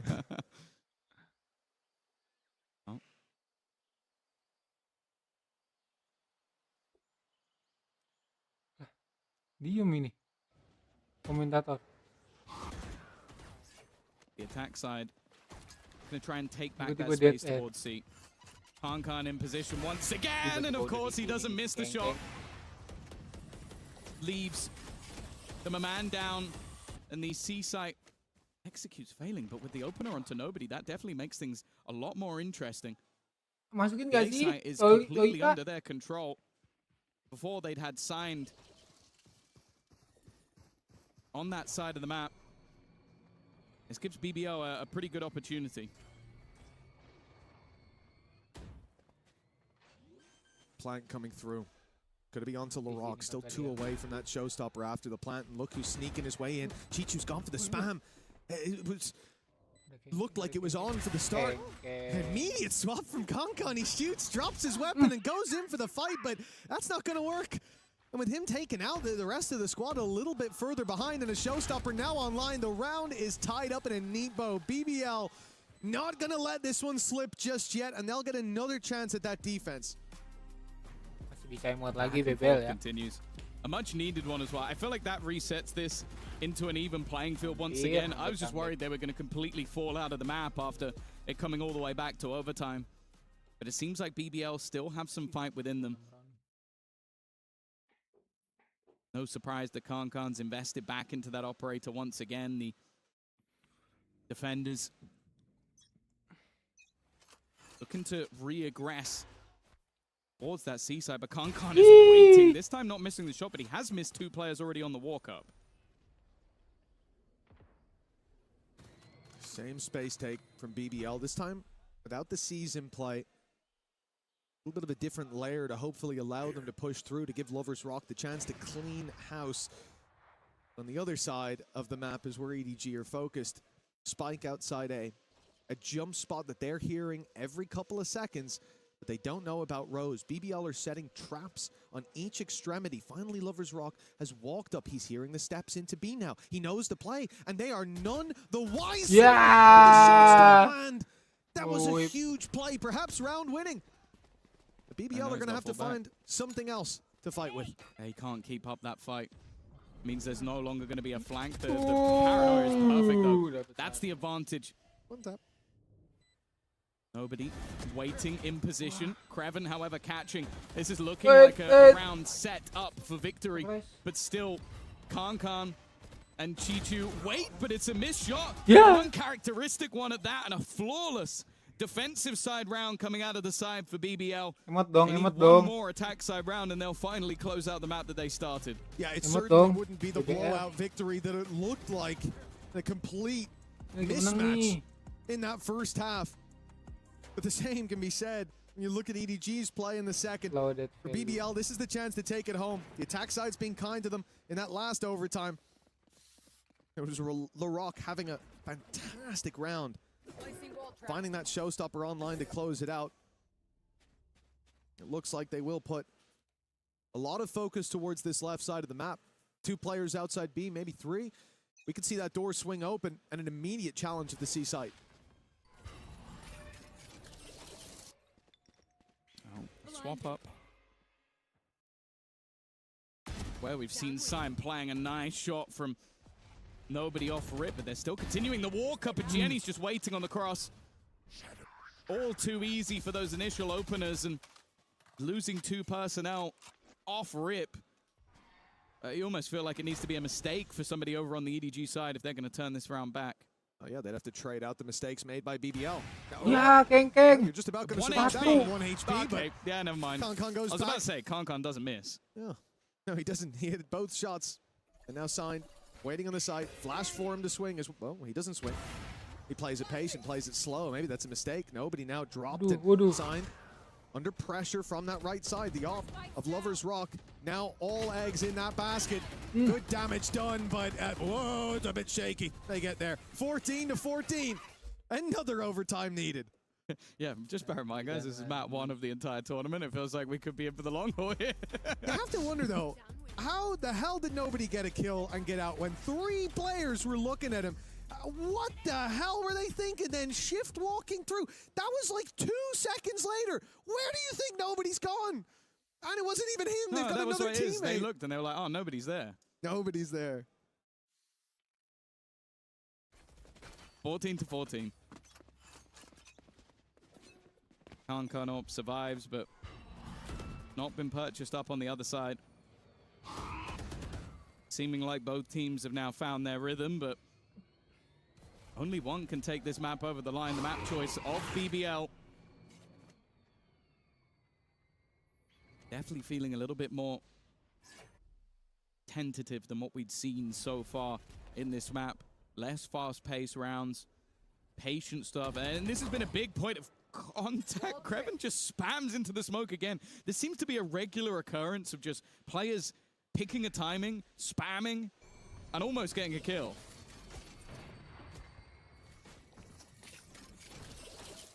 A minute on the clock. And EDG still spread thin. The spike was alone outside B, but now it's regrouped. Okay, danger's averted, but the problem is this bait setup. We saw it before from BBL. The jump spot's there from Loida. He sees them and hits the paranoia, but instead he swings out wide. Now goes down. Rose has to have a sensational performance. It's a bit shaky. Could have been 2. But 1 found. At least for BBL, it's just a 1-man disadvantage, and they've got the rotates in just in time. Lover's Rock and Kreven are here to hold the line. Early flank from LaRock, but Kankan just keeps ripping them to shreds. It's EDG with the lead again, and another chance to close this out. It's just been getting better and better as the map goes on. Like I've been saying, it's a lot of the time it's been one and dones. This is him finding a player with a classic, walking into the site with an operator, finding another couple, and then closing it with a blade storm. The better this guy gets, the scarier things become. By the way, you remember when Chichu was like miles ahead of the top of the board? He's now third. Kankan was 15-15. So he's had a little bit of an awakening. Yeah. A small amount. And it is scary to be in BBL's camp right now. The attack side having to be mounted again.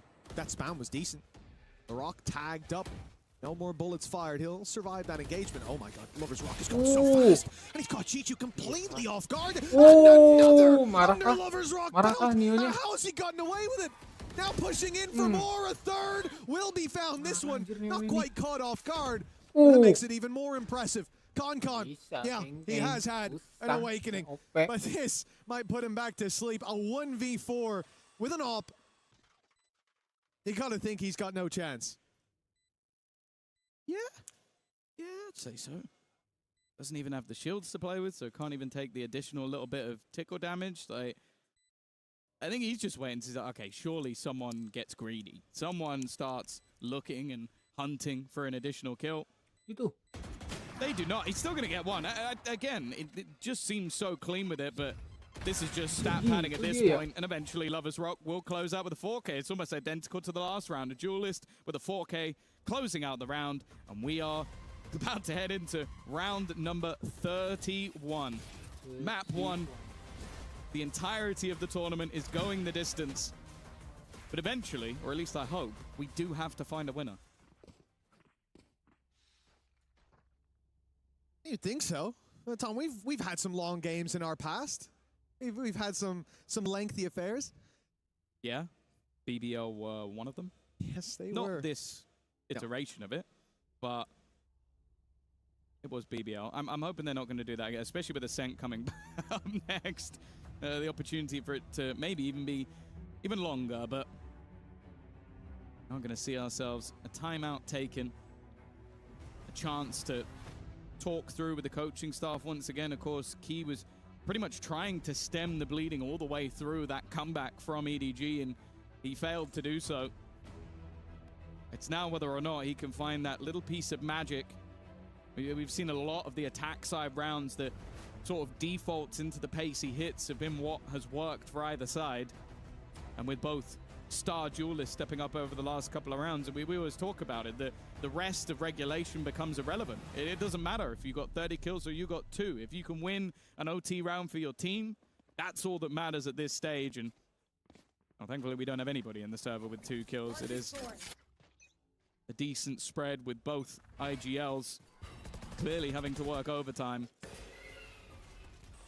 And LaRock going into OT has bought a judge. Naturally, and he's going to find success with it as well. Now, if Jenny hasn't just hit his desk, I think that's what I heard, then I'll be very surprised. That's an upsetting way to have the OT round kickoff right after the pause. EDG down a man, attempting to take some space on site. Chichu has a nice paranoia lined up, but it hasn't caught Krev, and he's stood up on top of the wall, and he's been spotted, but the blind was good in return. Krevin's found himself 2. Signs surrounded is dealt with, and BBL on 16. Yeah, I think that might have actually been a coach adaptation. They've been walking into that smoke, tripping the wall. Sometimes you've had IGL Rose in that smoke, waiting for them to come through. They killed him. This time you just put a judge there. You walk into that smoke, you're dead to rights, and then they have the players ready and waiting. Solid paranoia coming through from Loiter as well to help out his teammate. And then Kreven just landing the shots as he always does. 16-15. As said, we've seen these constant back and forths. In fact, we're creating a parallel timeline at the moment, but that means this time we need a defensive round from EDG to keep this one going. Well, Concon's been the one to find success, and again, he's walking about, pushing up on B to start with the flash blind, and so he knows there's someone here. Instead of continuing, he will wait for them to walk in, but this one, an uncharacteristic miss in a very crucial round. He goes in for more and misses once more. This could be it. EDG have lost one big player, the top fragger on the server, down and out. Jenny tries to pull it back, but he's traded, and Lovers Rock finding sign seems to have sealed the deal. The A site, the plant on its way. And nobody in Chichu, all that stands against them. Nobody's had a tough game, but he stepped up in the moments where it mattered.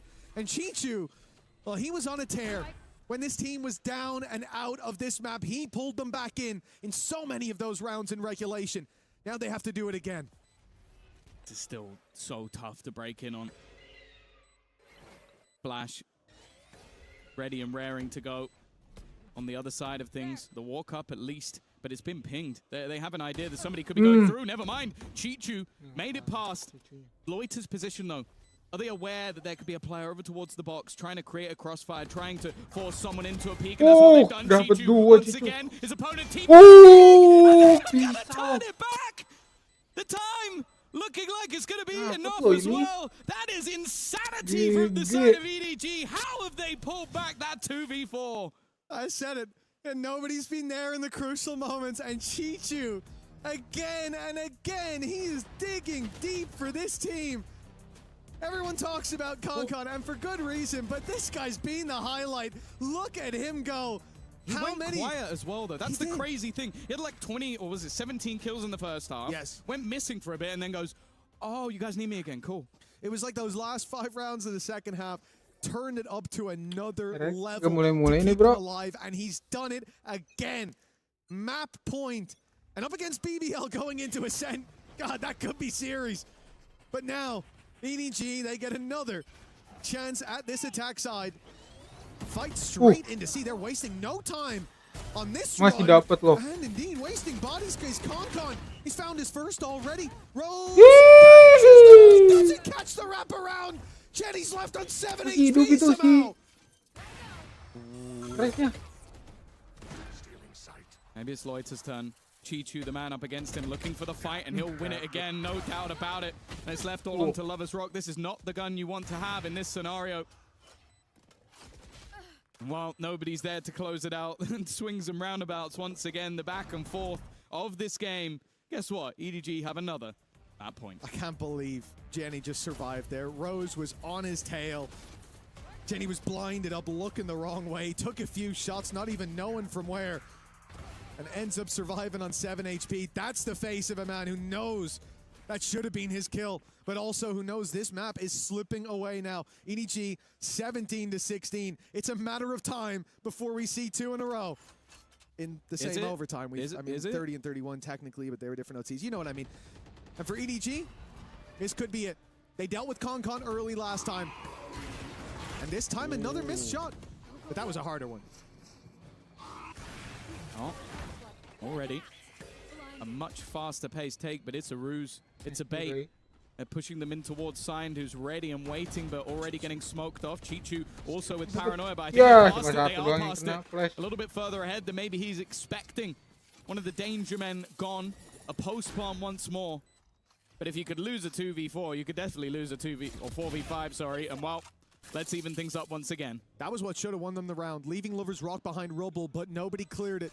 Nobody checked for it, and now they can make their way back to the site. Hard to find value with the upbreaking crew, but he finds it in the choke points. With LaRock down, it's Rose left, and not for long. EDG, they dug deep bro, and EDG. delivered map number 1. Go sleep, go sleep, go sleep. I don't think I've ever seen anybody with an operator get that many kills with that position. It makes no sense that Concon is just able to sit there like a turret from above. And for BBL, this is a brutal defeat. You were so far in the lead, you took double pauses in the space of 3.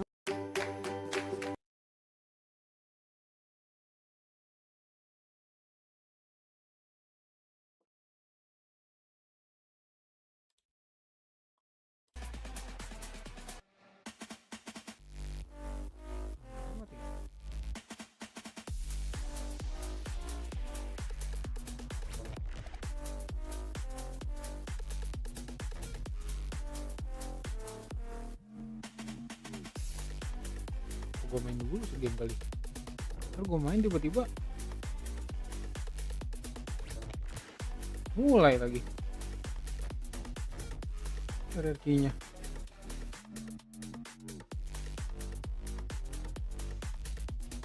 Main aja kan? Game.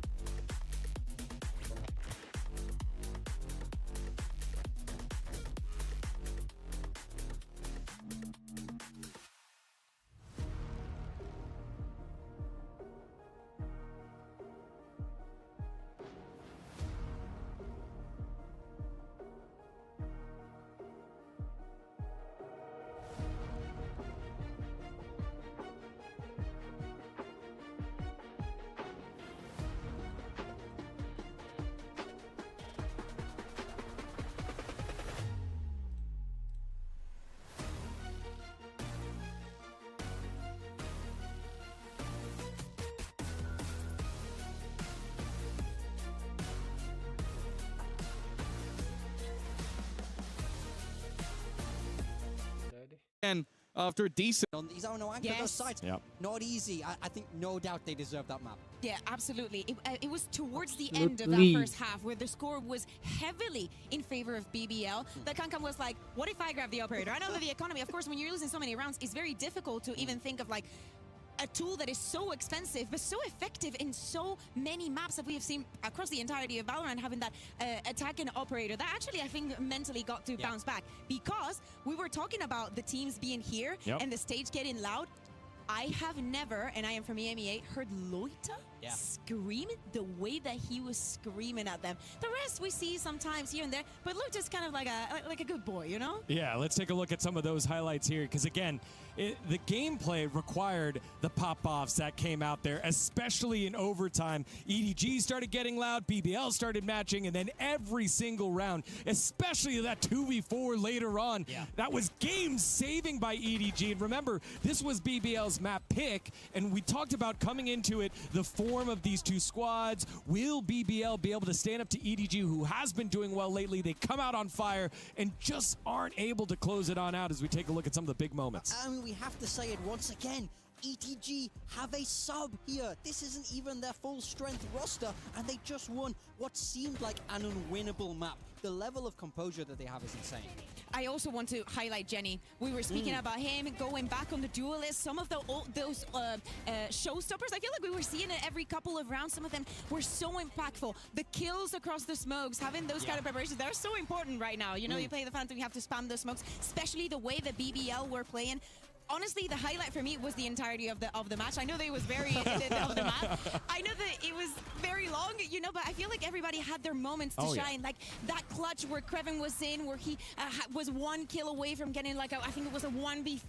Well, absolutely insane rounds. And if the rest of the tournament is going to be like this, I mean, the bar is already incredibly high for the rest of the teams. Yeah, I think one thing that jumps out at me is the pause that was used in overtime, the timeout that was used in overtime by BBL to make the adjustment on the C push, where it's like, all right, we're going to sit back with the judge. You can see every single person, not just the players, the coaching staff as well, on point here, because it is so important in this group stage to work your way on out, get that first win. Yeah, I can't believe this is map 1 of the tournament. This is the type of map that makes you love Valorant when you get into it. The tactics on both sides, the shooting, the individual brilliance of a lot of these players really just coming to shine. But I think now as we move towards Ascent, the question has to be for BBL. You have to find a way to reset here, because this should have been yours. There is something very important that Tom was mentioning, and is the fact that, well, map 1 was long. If you are from EMEA, you know that Ascent and a Turkish team, it's a hell of a long map for that one. And especially considering that both Kankang and Lovers Rock are leaning so heavily into the operator. Really looking forward to see both approaches from the teams, because we did see BBL playing Ascent during the qualifiers, and we saw them playing with the Deadlock. I want to see if we're going to see that again. And most importantly, what is ETG going to be doing? Are we going to see something very vanilla, very boring? Probably because of the situation that they're in. Actually, that calls for both of them. Like, what would you do? Because you have experience coaching. Okay, so what would you do? Would you go for? Sorry, would you go for? Okay, we're gonna play it simple because we're playing with a sub, or let's go with something spicy. They're not gonna expect it. You know that they got something spicy. I want to see them take risks here. This is game 1. You know, I think you have a little bit of time to experiment. It is that GSL format, and you're a map up. So you know, they can play that kind of pretty standard, boring comps, but I don't want to see that. The one thing I do want to see is Kankang on the jet. If he's on anything but the jet, I will storm that stage myself. And what if it's a chamber? Oh, okay. You've convinced. I can see chamber. Would you be down? I know that it calls for a jet because it's Kankang. Like also like he holds everything. What about cheeky Yoru? No. Didn't we talk about it? The Yoru was one of the reasons why EDG started struggling a little bit. The meta moved away from that. But that's exactly something that they're not going to expect. But you are right. I mean, they won't expect it. We won't expect it. Well, again, this is the 4th most played map here for EDG on Ascent. I feel for BBL because they had him on the ropes, right? You were just a couple of rounds away. You had so many in the pocket. They tried to call a timeout at 11-8 to be like, hey, let's settle down. EDG's warming up a little bit, but we have so many rounds in the pocket from the first half. We should be able to close it on out. What's the mentality of a squad like that who had success early on in the league year and now are starting to struggle a little bit. I mean, you got to find a way to not doubt yourself. We've seen the PRX players talk about this in the past. You got to have that short-term memory loss. You've got to have that goldfish memory. You got to be able to put these behind you because they know that they played well enough to win that game. It wasn't a question of the level of Valorant. It's a question of composure. Right. And we've seen them have success over in EMEA. It's not like they're known to crumble. They just have to remind themselves that they are good enough. It doesn't matter who's on the other side of that stage. It doesn't matter that they're world champions. You're capable to win this game if you play the way you can. I think that we can also think about how aggressive they were from the defense, especially here on Lotus, and how much are they going to learn about how that worked out? Because that aggression on the defense that gave them so much, like even when they got a pick, sometimes the overheating was there, and they need to learn to get composure in those kind of situations, because also it translated to the attack, making a lot of unforced mistakes. Yeah, well, we are underway here in Paris. The champions of China take the first map, but BBL will battle back here on Ascent. Don't go anywhere. You're watching EWC 2026.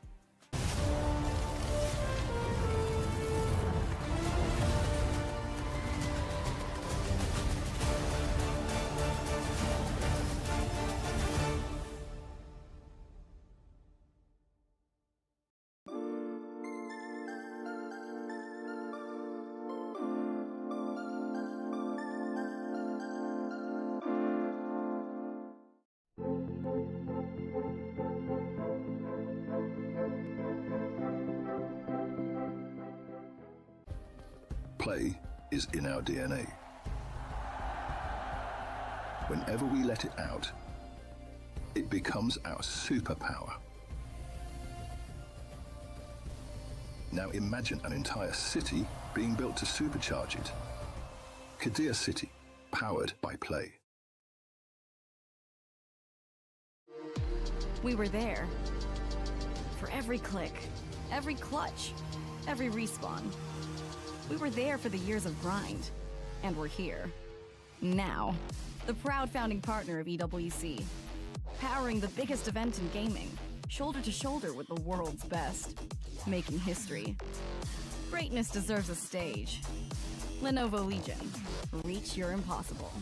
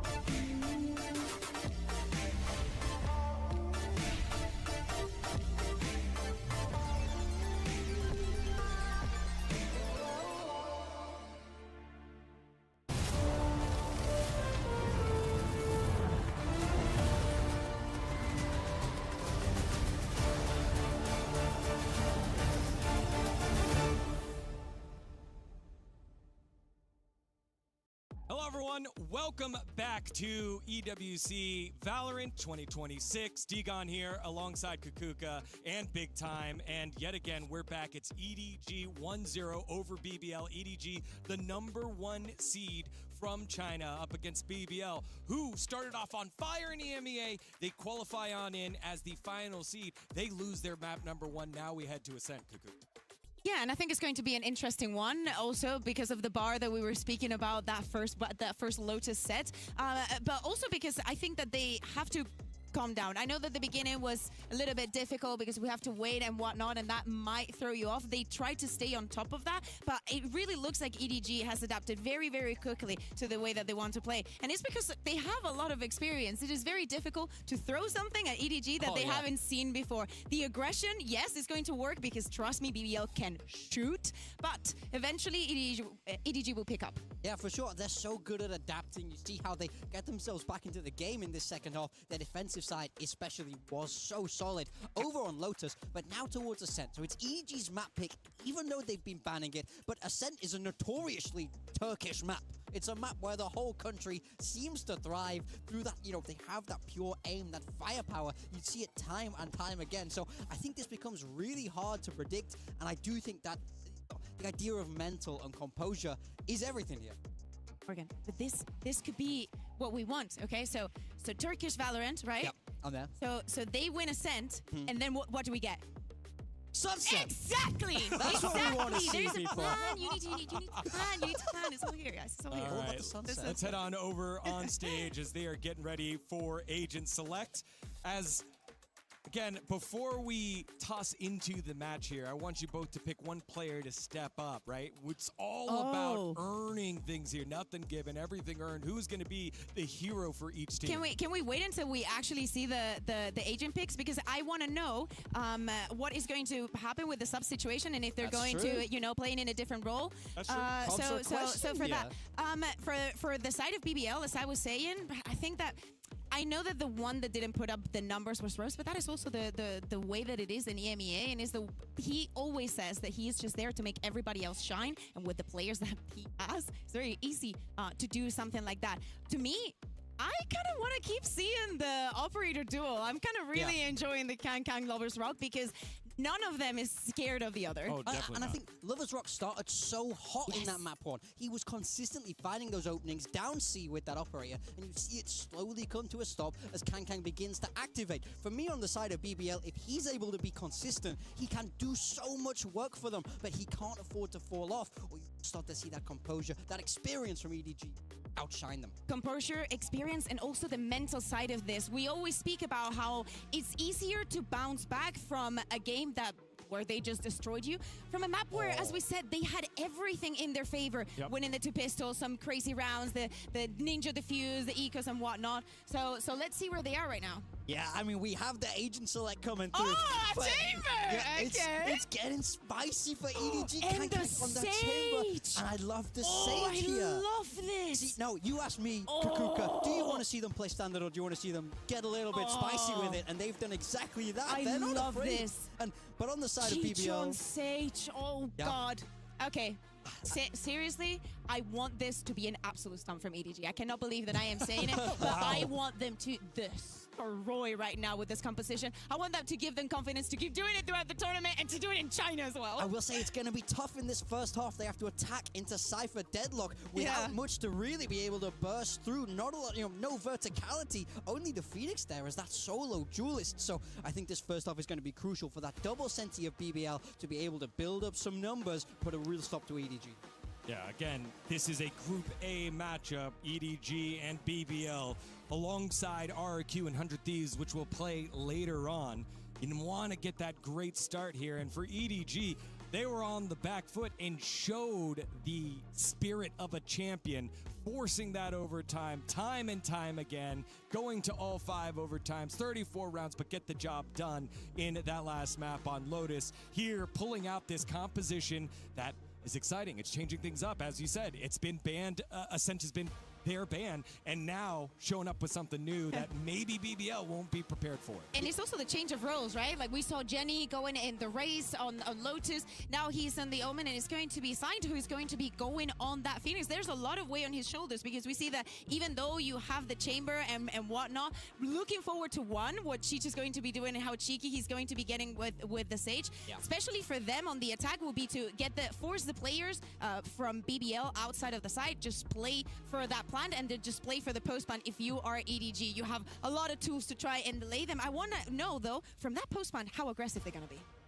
All right, here we go. Already one map win here for China as a region. They only had 2 map wins overall all of last EWC. Let's see what happens here. We're going into Ascent, EDG, and BBL.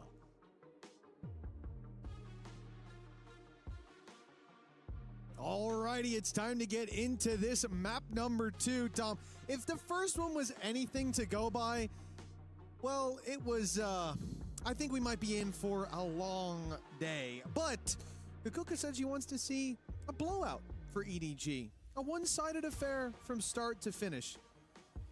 It's kind of mad that we have an EMEA traitor in the form of Big Time on the desk, and now Bayer's starting to do it too. I feel like there's a full conversion coming in, but we'll have to wait and see. Obviously, I would still love to see a lot coming out, but it's Kankan already managing to get a couple of openers. Chichu finding another as well.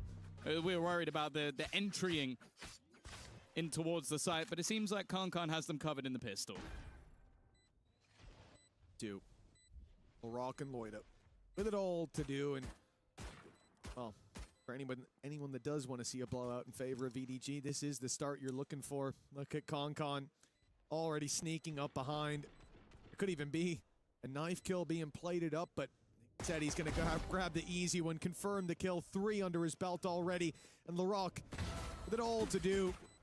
Should be impossible and proves to be 1-0 for EDG. And this pistol gives a lot of value to this EDG side. As you heard from Big Time earlier on, this first half is going to be crucial for BBL, playing the double Sentinel. Now, look, we've seen over time, and things do change as different metas evolve, but I think especially with Deadlock, that double Sentinel on the attack side isn't as weak as you would think. You're missing some pieces, sure, but when you do get onto the site, you can lock that down. You have a lot more flexibility in terms of the utility you have to stop floods, to stop early aggression as well. So it definitely does still have its benefit, but I do agree with him that this is the half where it has the most for most teams. Yeah, I feel like that's going to be the case for both teams. Is that you're going to, normally with a Phoenix, you'd expect it to be more attack-sided, but I think just having those contact flashes is really good. But then also, you've got a Chamber and a Sage, both of which are always pretty deadly when it comes to that defensive side. Already, Kankan has managed to walk into their spawn. Now, of course, this is an eco round. I can forgive it in an eco round. In fact, it might even be worth it happening now rather than any other time. Instead, he almost gets a collat. It's going to be a stronger weapon would have done the trick. Already, though, getting towards that tour de force, which is a pretty scary prospect, and another ult that's building up now is the run it back.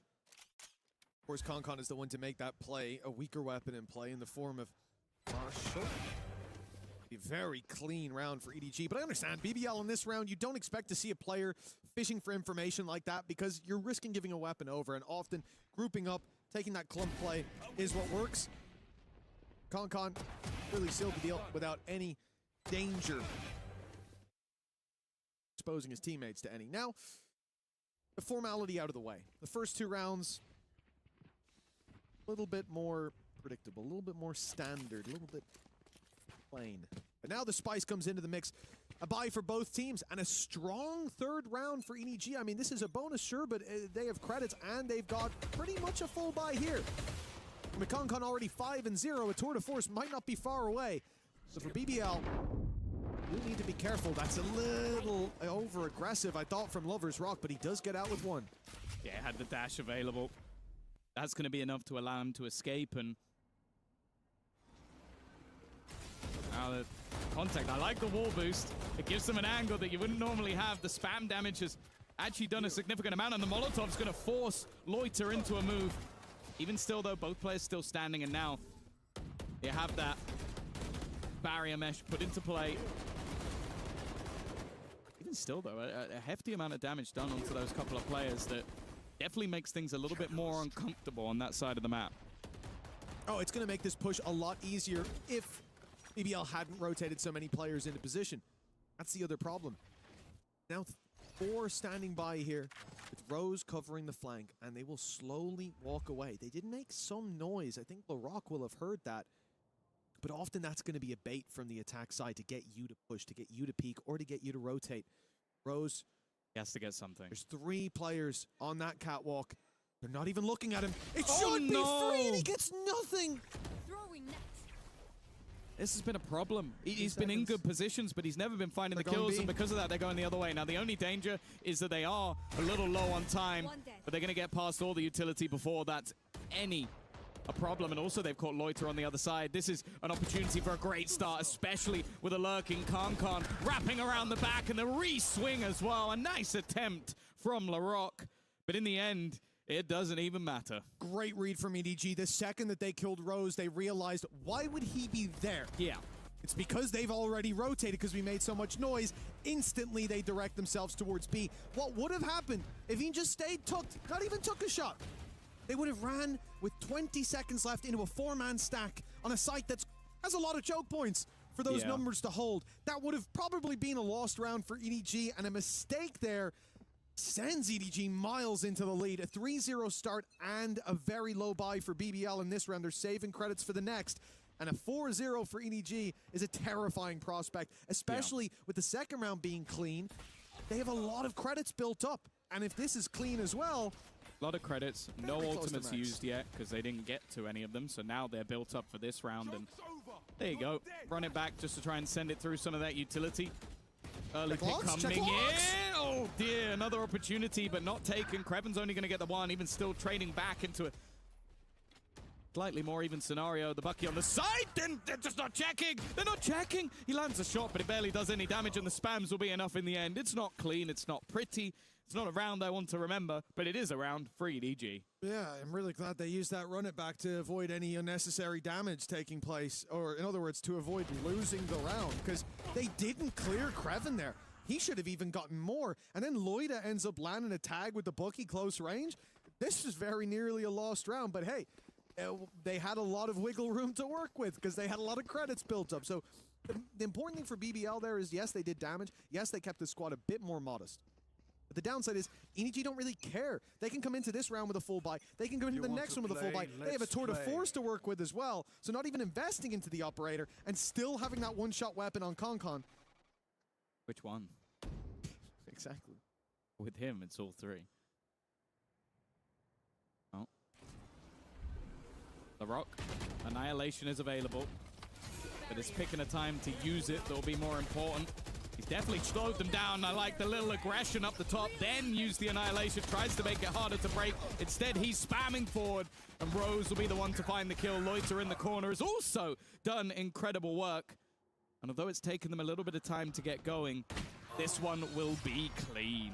And you can see why this comp is so strong on the defensive side, or why Big Time was talking about how important this first half will be for BBL, or more so for EDG, because the second half will be a little easier, but pushing into this Senti comp should be tough. And here you see exactly why. You have a Cypher set up on B, you also have a push in B as well, and then that Deadlock utility not only helps on a main where they run out into a Sonic Sensor and get stunned, giving an easy tee up for Loida to slam dunk at home, and then on short as well, you have the net going through, the kill from the net, and then the ult, which also caught a player who was hit by the net. So when you're out of the ult, you can't move, and it's the easiest follow-up of their life.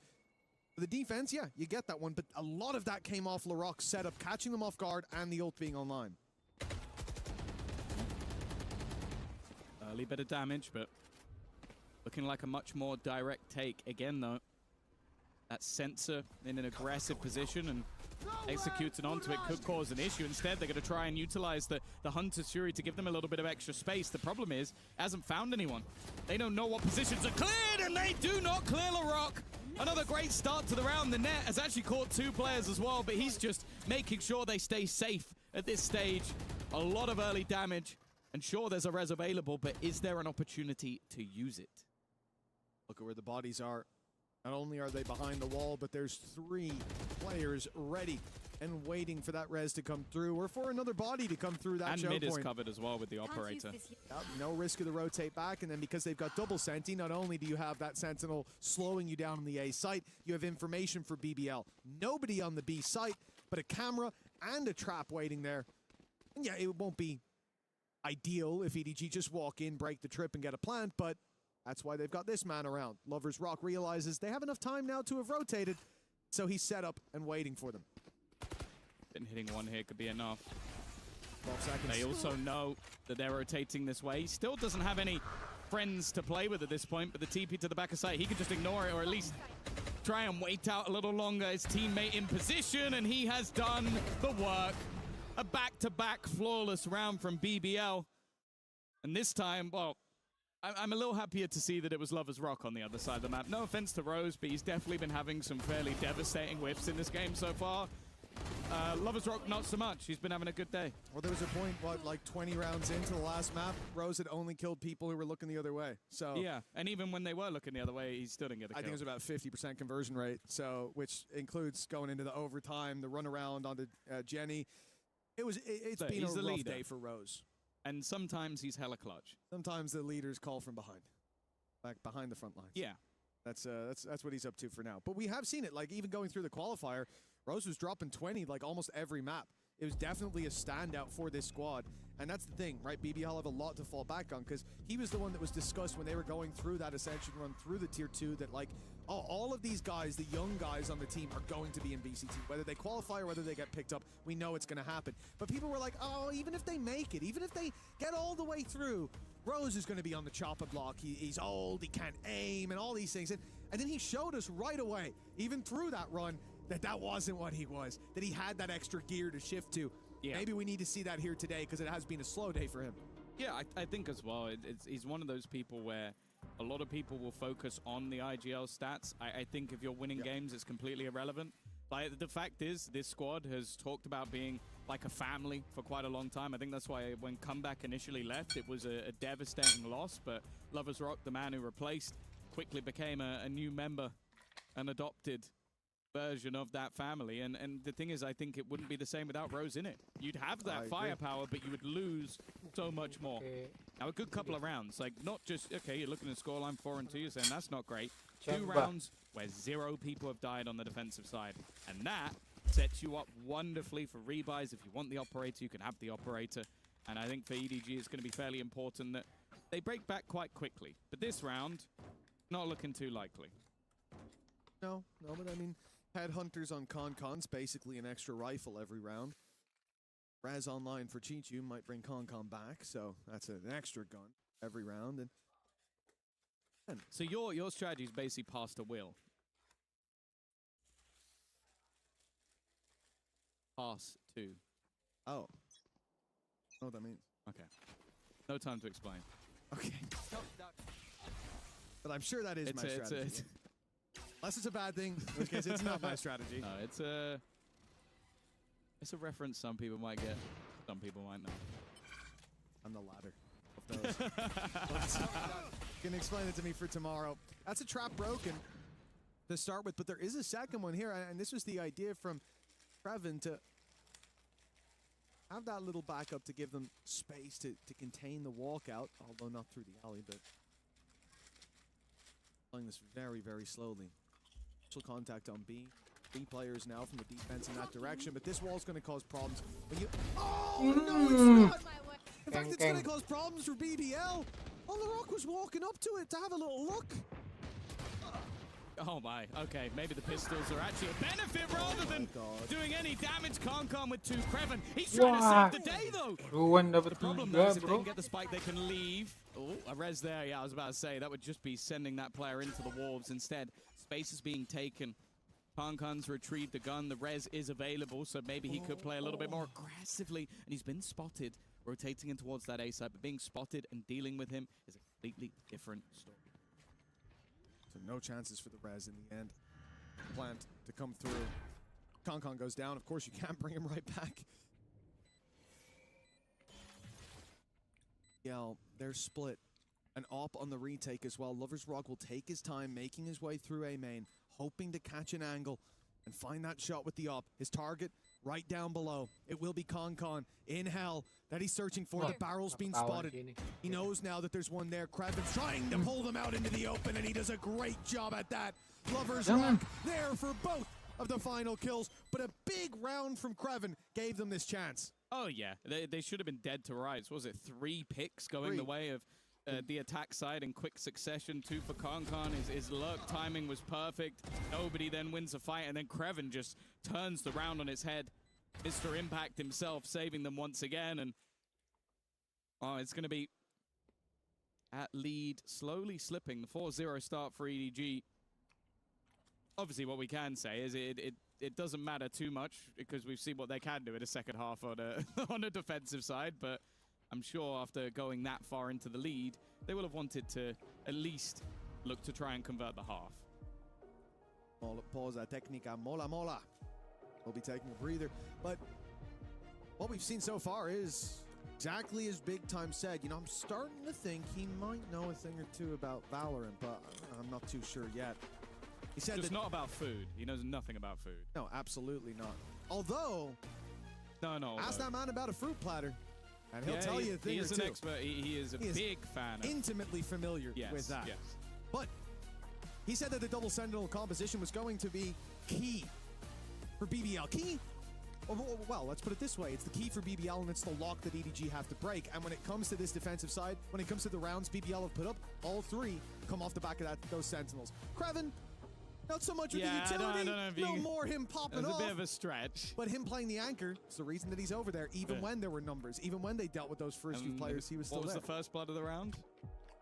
I don't remember. It was one of the Sentinels getting caught out by their own utility and being shot in the head. Oh, the wall. Yeah. Okay, yeah, that's the other thing we got to talk about. You throw the wall there. Okay, maybe you're trying to clear there could be a guy in the corner. I mean, he's going to break the wall if he's there. He'll give that away in a moment. He's not going to sit there for 40 seconds. Why did he go walkabouts? Why did you walk towards? That's like you throw the wall, rotate. And now we've got info for a bit. But that was a different approach up against an eco.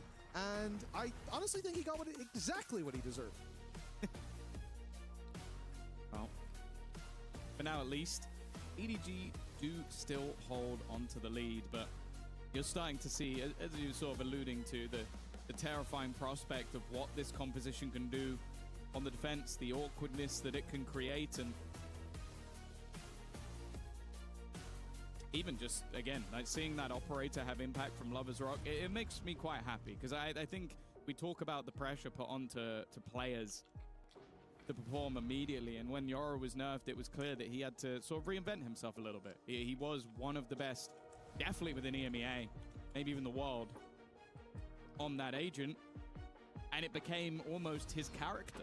Like, he had to keep going in that direction, and when it got nerfed to the point where it didn't have that same effect, he's had to change, and that has definitely taken some time. We saw some vulnerable, some weak performances when it came to the EMEA stage, but he started to get better towards the end, and I think we're seeing that now, leaning more, even more so into the operator, and especially on defensive sides, I think he's a force to be reckoned with. Nice little angle as we saw the boys get ready to get back into the game. EDG setting their seats up, gave that same aura as like the Space Marines suiting up. And this could be a big battle for EDG. It's been a struggle up against this defensive side the last 3 rounds. A lot, oh my goodness. A lot of control for BBL in the passive plays. They've walked out with the operator. Lover's Rock finds one, and he's scot-free out of there. If he goes now, that's a beautiful start to this round when so much of it has been about sitting back and waiting. No smokes. Now they take it to them. Okay, they got smokes again. Rez baited out, but no control gain. Normally you might send a player in, they get traded, res them, you have an advantage. In this case, no advantage whatsoever, other than the fact that you really need your smokes. And more so far, been a rough map for Gianni. He was looking very good in the previous. Oh, but this is a different task, and Loiter has gone walkabouts as well. This is almost becoming disrespectful from BBL. Walking up behind, Lover's Rock also then finds another pick. The remaining 2 are in some serious trouble. I think the net catching one and LaRock finishing his prey. A very different face after that timeout, the breather that we had a moment ago. Of course, it wasn't a strategic conversation with the coaches, but this is the read the players had. We want to play a little bit more aggressive. Get back to how we like to play the game. And as I said, after finding 3 rounds in a row off the back of passive play, I don't think EDG saw that one coming. And after the first bit of aggression, I don't think they saw that second one coming. Nor should they have. Is this, I can't remember if they took one in OT. Is this the first tactical pause we've actually seen from EDG? They did take one in overtime. Okay. I believe. In regulation, oh, actually, then. it could have been because they get them back in OT, so it could have been BBL again. Yeah, You're right. I think we didn't see certain. that one. We definitely saw like 2 from the BBL side. During but even when they were regulation, very we saw far 2, down, yeah. I don't think EDG took a single one. But after losing 4 rounds in a row, I think it's also just the mana which they're losing them. Like losing picks to the operator, irritating, using a res to get it back, irritating, and then being full flanked, like a player managing to push all the way up A. That's a problem, and it seems like what's happening right now from the BBL side is they're doing a good job of disrupting whatever play the attackers want to make. Like, okay, you have a plan to do this, well, now you've lost a player, and you're trying to react to me rather than going in with your own plan. So we'll see if they're going to manage to fix that. Of course, again, weaponry is going to be a bit more of an issue in this round, and they don't have any ultimates to play with, bar if they can get an extra orb for signed. This is a nice spot. That goes there. Well, barriers up again after the timeout. Round number 9. Someone bet to take the lead. Lover's Rock. Not going to hit the shot to start with. It going back in. Flash. Well done for Sign to at least get them around that corner, but this madman is going in once more. Too much. Yeah, a little bit too Yeah, much. kayak He's nge-pick loh. punished massively. This is again exactly. It's against pistols, and now you're playing up close. Rose, you're a madman. They've allowed a flank again. What is happening in this game? BBL need to tighten up the gameplay. They've done pushing on short against an eco. They're making every cardinal sin, every mistake in the book.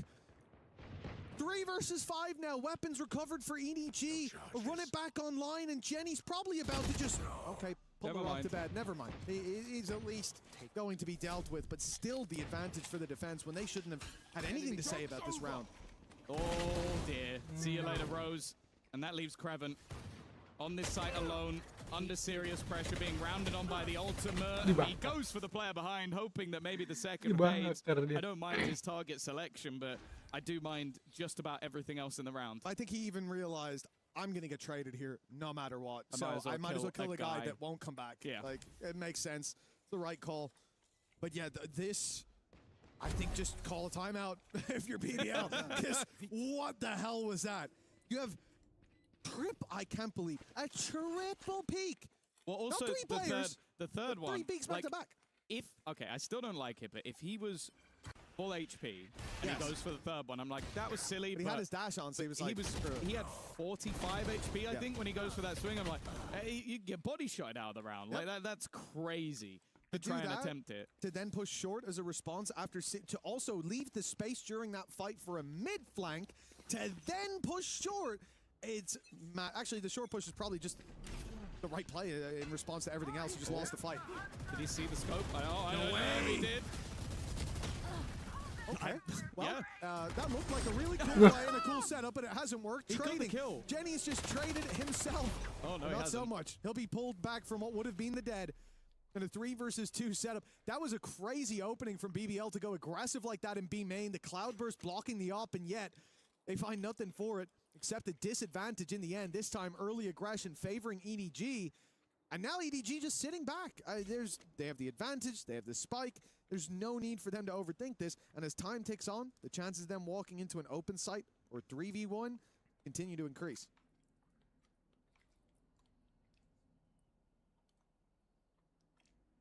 Plenty of time to play with.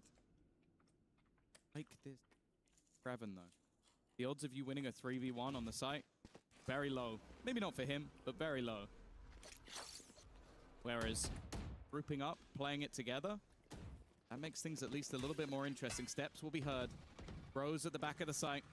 Teammate just keeps in for the push, and it seems like nobody was watching it, but do they still expect Rose to be here? They absolutely do not! And that's where the IGL could strike. Again, we talk about him getting kills when the players' backs are turned, but hey, he has to put himself in those positions. Exactly. He keeps getting his way behind them, so you can't really fault the guy for it.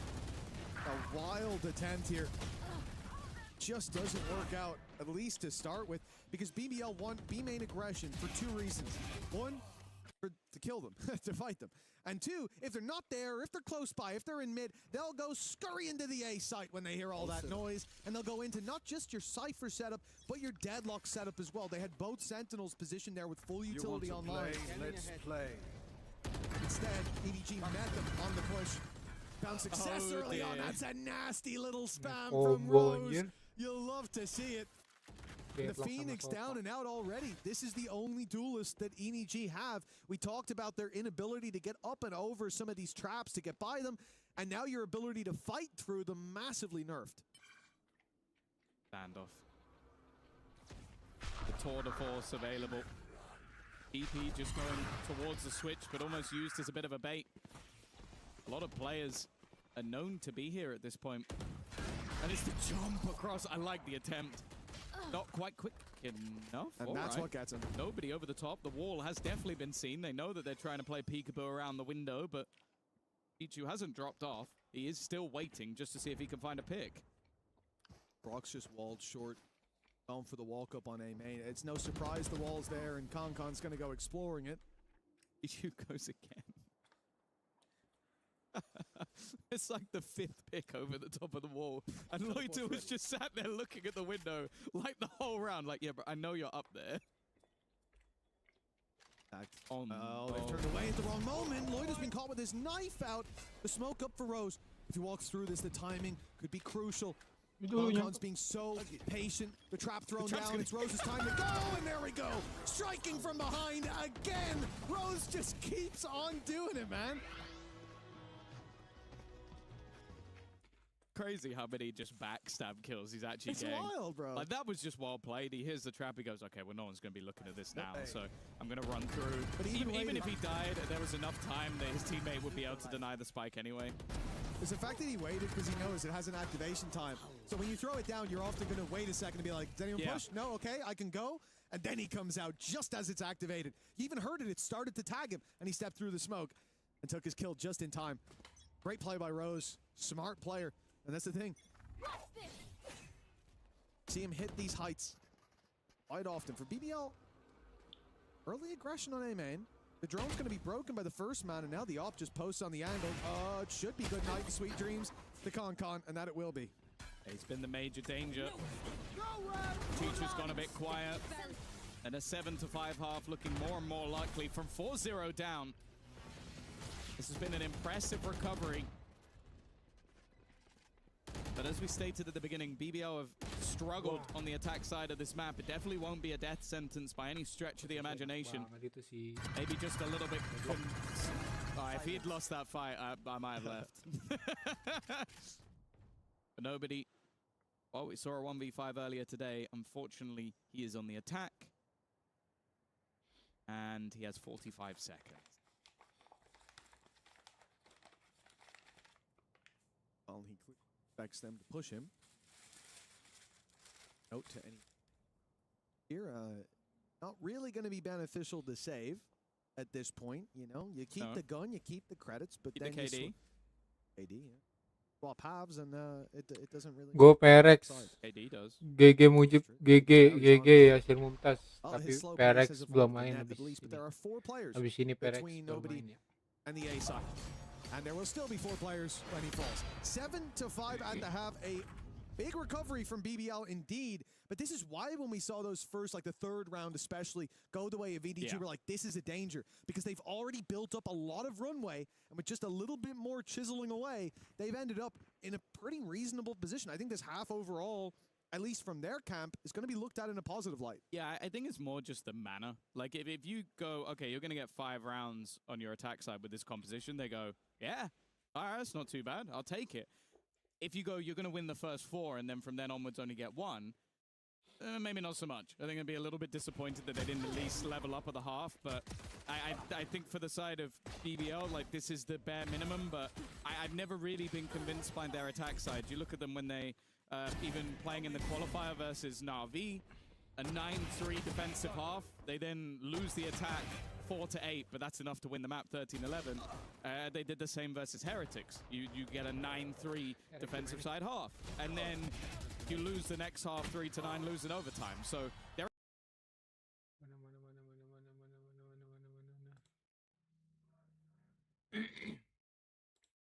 Thieves is just playing off of noise. They have 3 clears towards the spawn here. Suna's still sitting in the spawn. They're just kind of playing off of that contact with the Omen Paranoia here ready. Yep. Bunker smoke thrown out by Bang.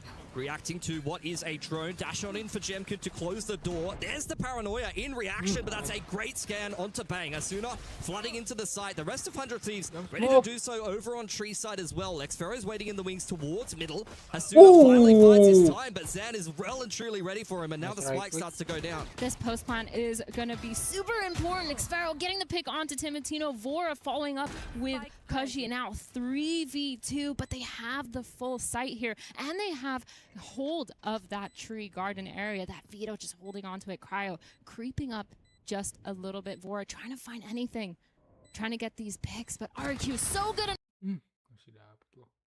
not giving it to them. Vora drops, gets the pick onto Zan, but Crazy Guy gets the pick onto Vora. Cryo all of a sudden in a 1v1 versus Crazy Guy. A little bit of a jiggle from Crazy Guy. Cryo well aware of his position, but more time ticking off the spike. Juicy little right quick in on there from Crazy Guy, and he's able to close it out as well. Big pistol for RRQ, especially given the comp that they're playing. That's going to go a long way into helping them build some attacking side rounds. Yeah, the story of the pistol rounds. The pistol rounds were so important in Masters London. Felt like whichever team was getting the positive end of those pistols were then snowballing so quick. And I think all these teams have such a good fundamental knowledge of how to snowball, making sure their economy is set, making sure that they're snowballing their ultimates as well, making sure they're not using them together at the same time and just staggering them over the round. So really important here for both of these teams. And we're starting just a nice little default anti-eco from RRQ, holding all the way back in mid, but walking up a little bit. Yeah, I mean, this is very vintage RRQ. For those that aren't Pacific enthusiasts, they are one of the slower teams inside of Pacific. They very much play more mid-round heavy than a lot of teams. I know a lot of people think the entire region is just running it down, but that's definitely not the case. As 100 Thieves playing that flood style in from spawn do take some B main control off the back of the dart.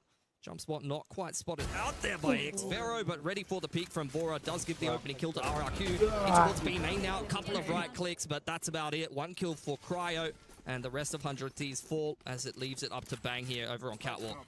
Yeah, it was a really nice play, trying to bait out that pick, making sure they could hear the rush, and off of contact, they were just stacking that B main.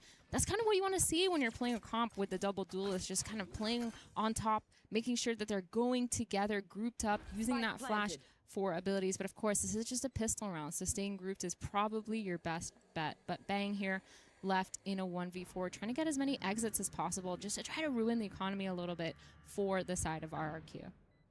I just go down to the spike here. RRQ going to be very happy with this anti-eco, bringing through a lot of these rifles in towards the next gun round. And nice easy kill for Xfero. Barely needed to move his crosshair for the majority of that round, which is very, very much within his wheelhouse. He does like to play very slow, very sharp player, never puts a toe out of line.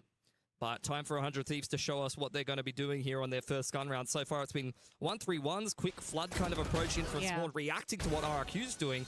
But I'm waiting for the moment where they flip the switch and start contesting the mains a little bit more. You say that, but it looks like they're actually going to be contesting the mid, that Cypher Cam going down. You have Timatino going to be playing off of that, playing off contact, just trying to break the drone.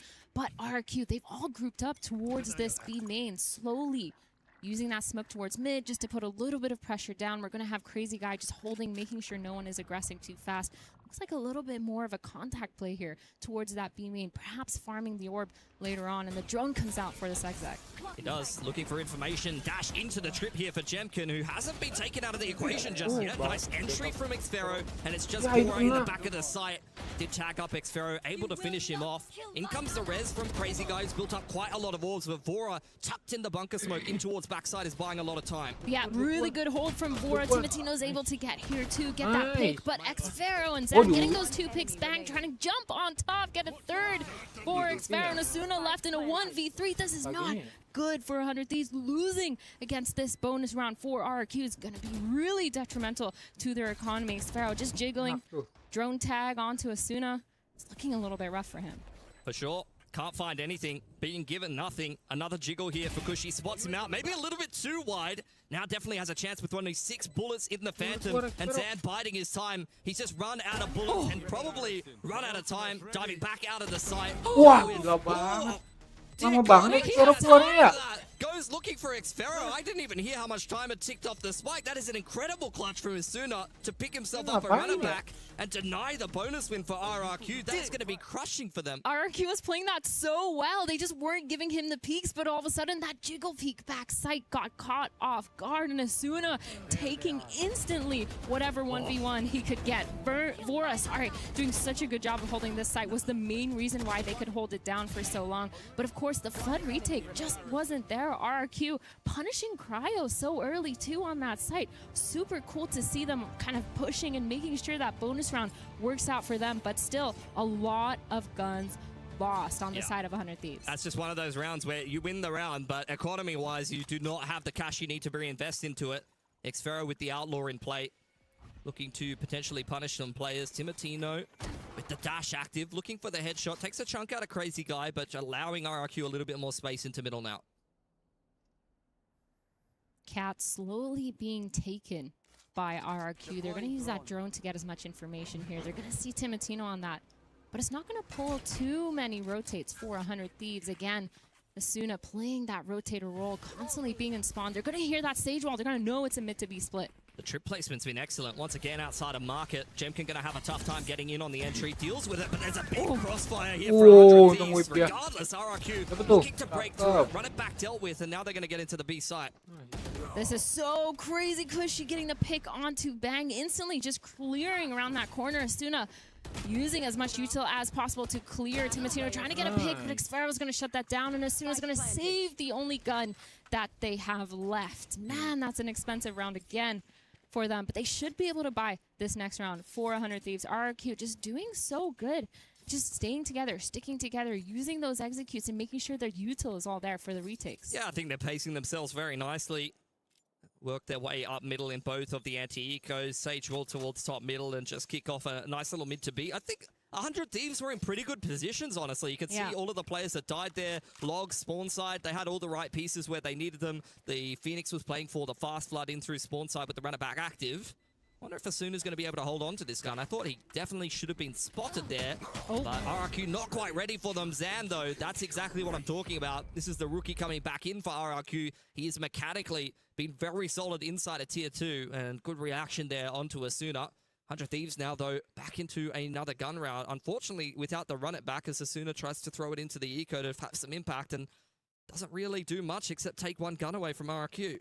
Yeah, I think the gamble was definitely valid on his part because we do have that Sova online just to kind of delay or make sure that for any post plants, they're able to retake clearing at least tree on A or being able to punish that B main. But I'm really looking at players like Cryo and Bang here to step it up because they're on these anchor sites. And again, Cryo playing really close, but they're going to hear 3 of these players. The Sova is going to be expended, not going to catch anyone, not even a single ounce of information for them as well.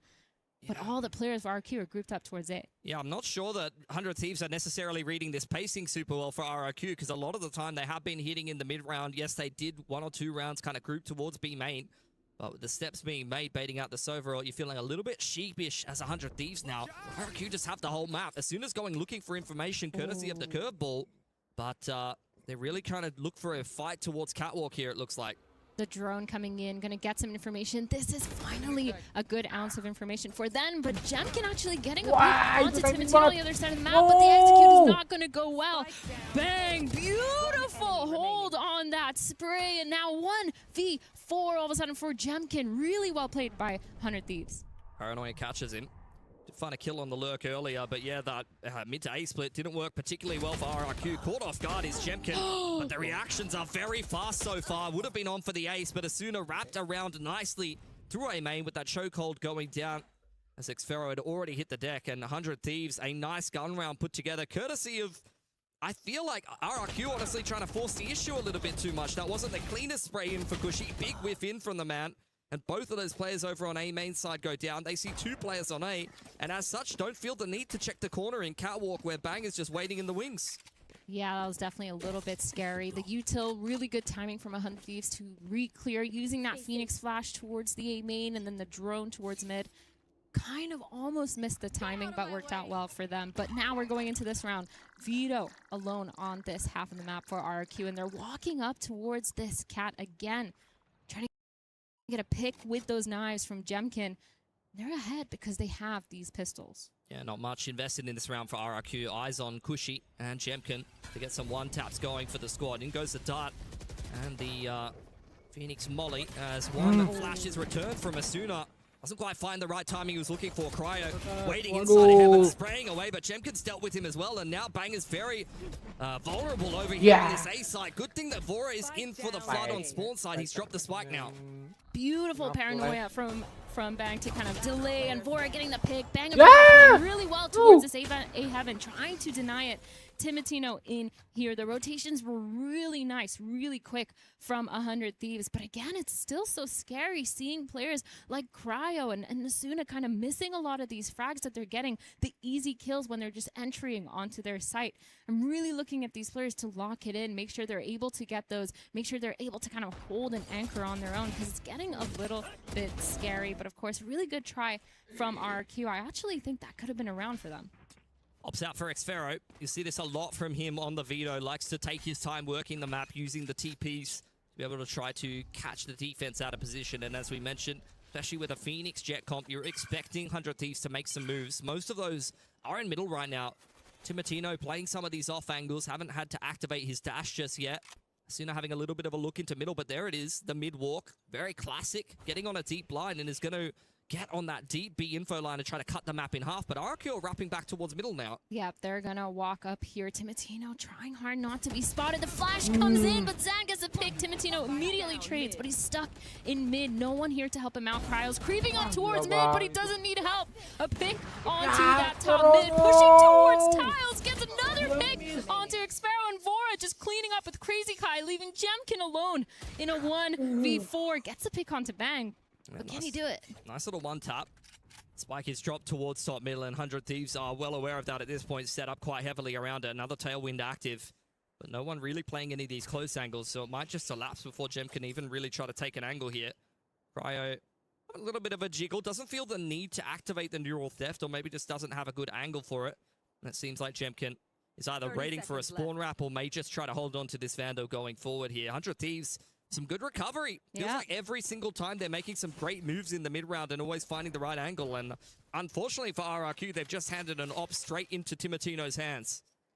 Yeah, I think they've done a good job of adapting, understanding the slow play style that RRQ has now adapted. It feels like maybe RRQ is going to lean back a little bit more towards that B main, because that's where they were finding success. A lot of the B splits or the B main, the first few rounds of this game has found success. And I think the main reason is because they're just punishing Cryo for not having that much support, using and breaking all his utils so early.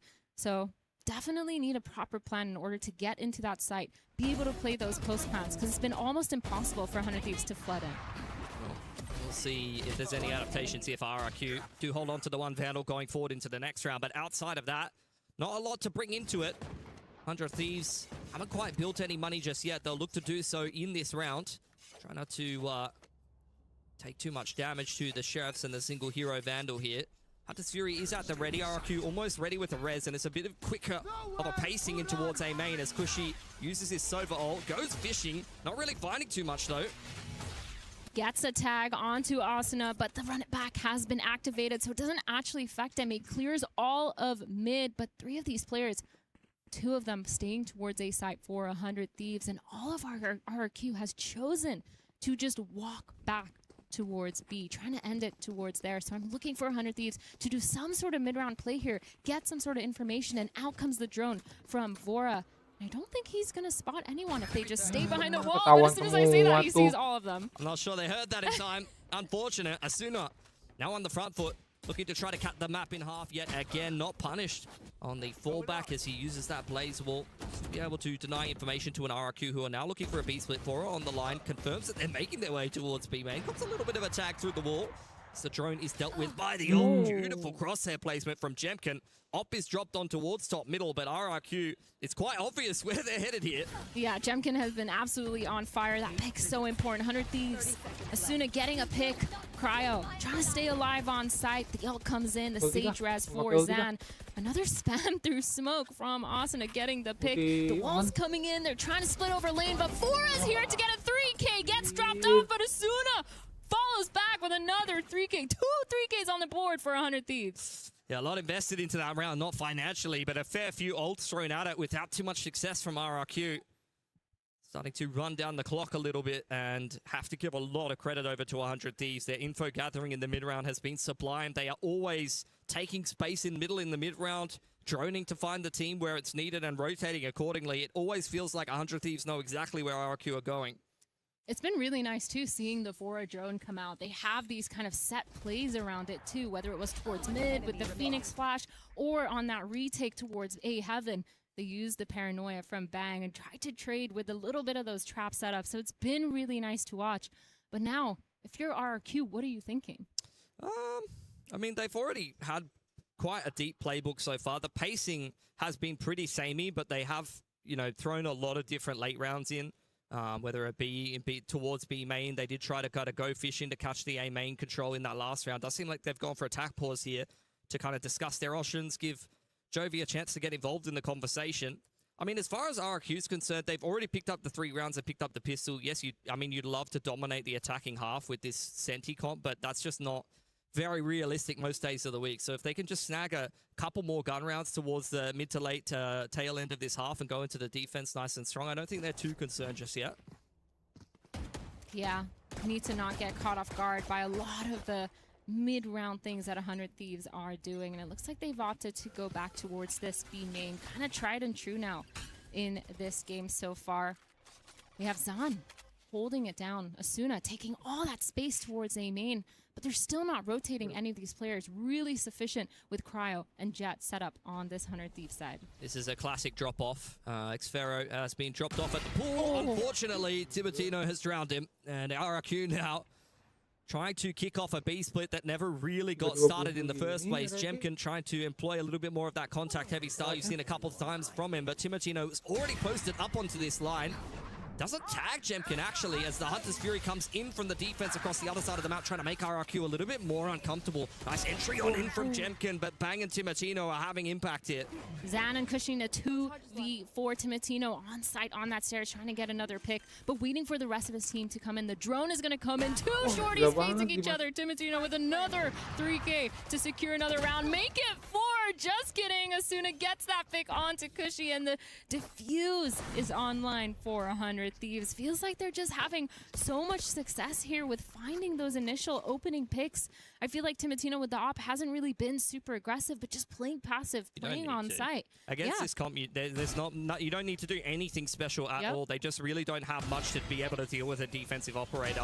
Don't have flashes. You've only got the Sova. If you're not hitting a good paranoia timing, or you're not actually able to, you know, contact your way into a decent position before you burst as RRQ, or the aggressive attacking side op they've had a couple of times doesn't find an entry, then you're kind of out of luck, honestly. 2 ults online still for RRQ, the Veto ult. But they're on a little bit of a weird buy. 2 Guardians across the board. They're going to use that towards mid, walking up once again. I think they're trying to beat that timing of a lot of the re-clears, or at least bait out that drone so they could switch it up and go somewhere else. But mid here, Cushy going to use that drone to clear that garden and tree area. Yeah. Might just see that trip. But Asuna here ready with the trap play. They're very much just trying to bait 100 Thieves into a rotation, but the drone is perfectly timed yet again. In comes the curveball from Asuna, catches all of RRQ. Haven't quite dealt with any of them as the paranoia pushing the defense away, but Vora is perfectly positioned here, and once again 100 Thieves have the better end of the trade. Vora has been phenomenal this game so far. Feels like he's getting almost every single important frag that there has to be. But the mid-split begins once again. Cushy getting the pick onto Asuna, but Tibertino stuck in B main. Vora denying anyone from flanking there. Tibertino turning around, getting the 3K. What an insane round by Tibertino. Let's play with his food at this point. The Jet op on the defense is well and truly taking over the game. There is no recourse here for RRQ, who since picking up the pistol have hit a pretty big dry spell. 100 Thieves, nice adaptations are all over this. They very much understand the pacing that RRQ are bringing into this game. The operator is having ridiculous impact. The drone is always perfectly timed. And now it's up to RRQ to go back onto the Sheriffs and see what they can fashion for themselves. Just try to avoid getting 9-3'd at this point. Yeah, Asuna now with that third run it back of the half online. He's not going to be using it just yet. They're just going to keep sticking to this default setup because like you said, Mitch, none of these players have a means of kind of playing around this operator, being able to push it back or at least deny.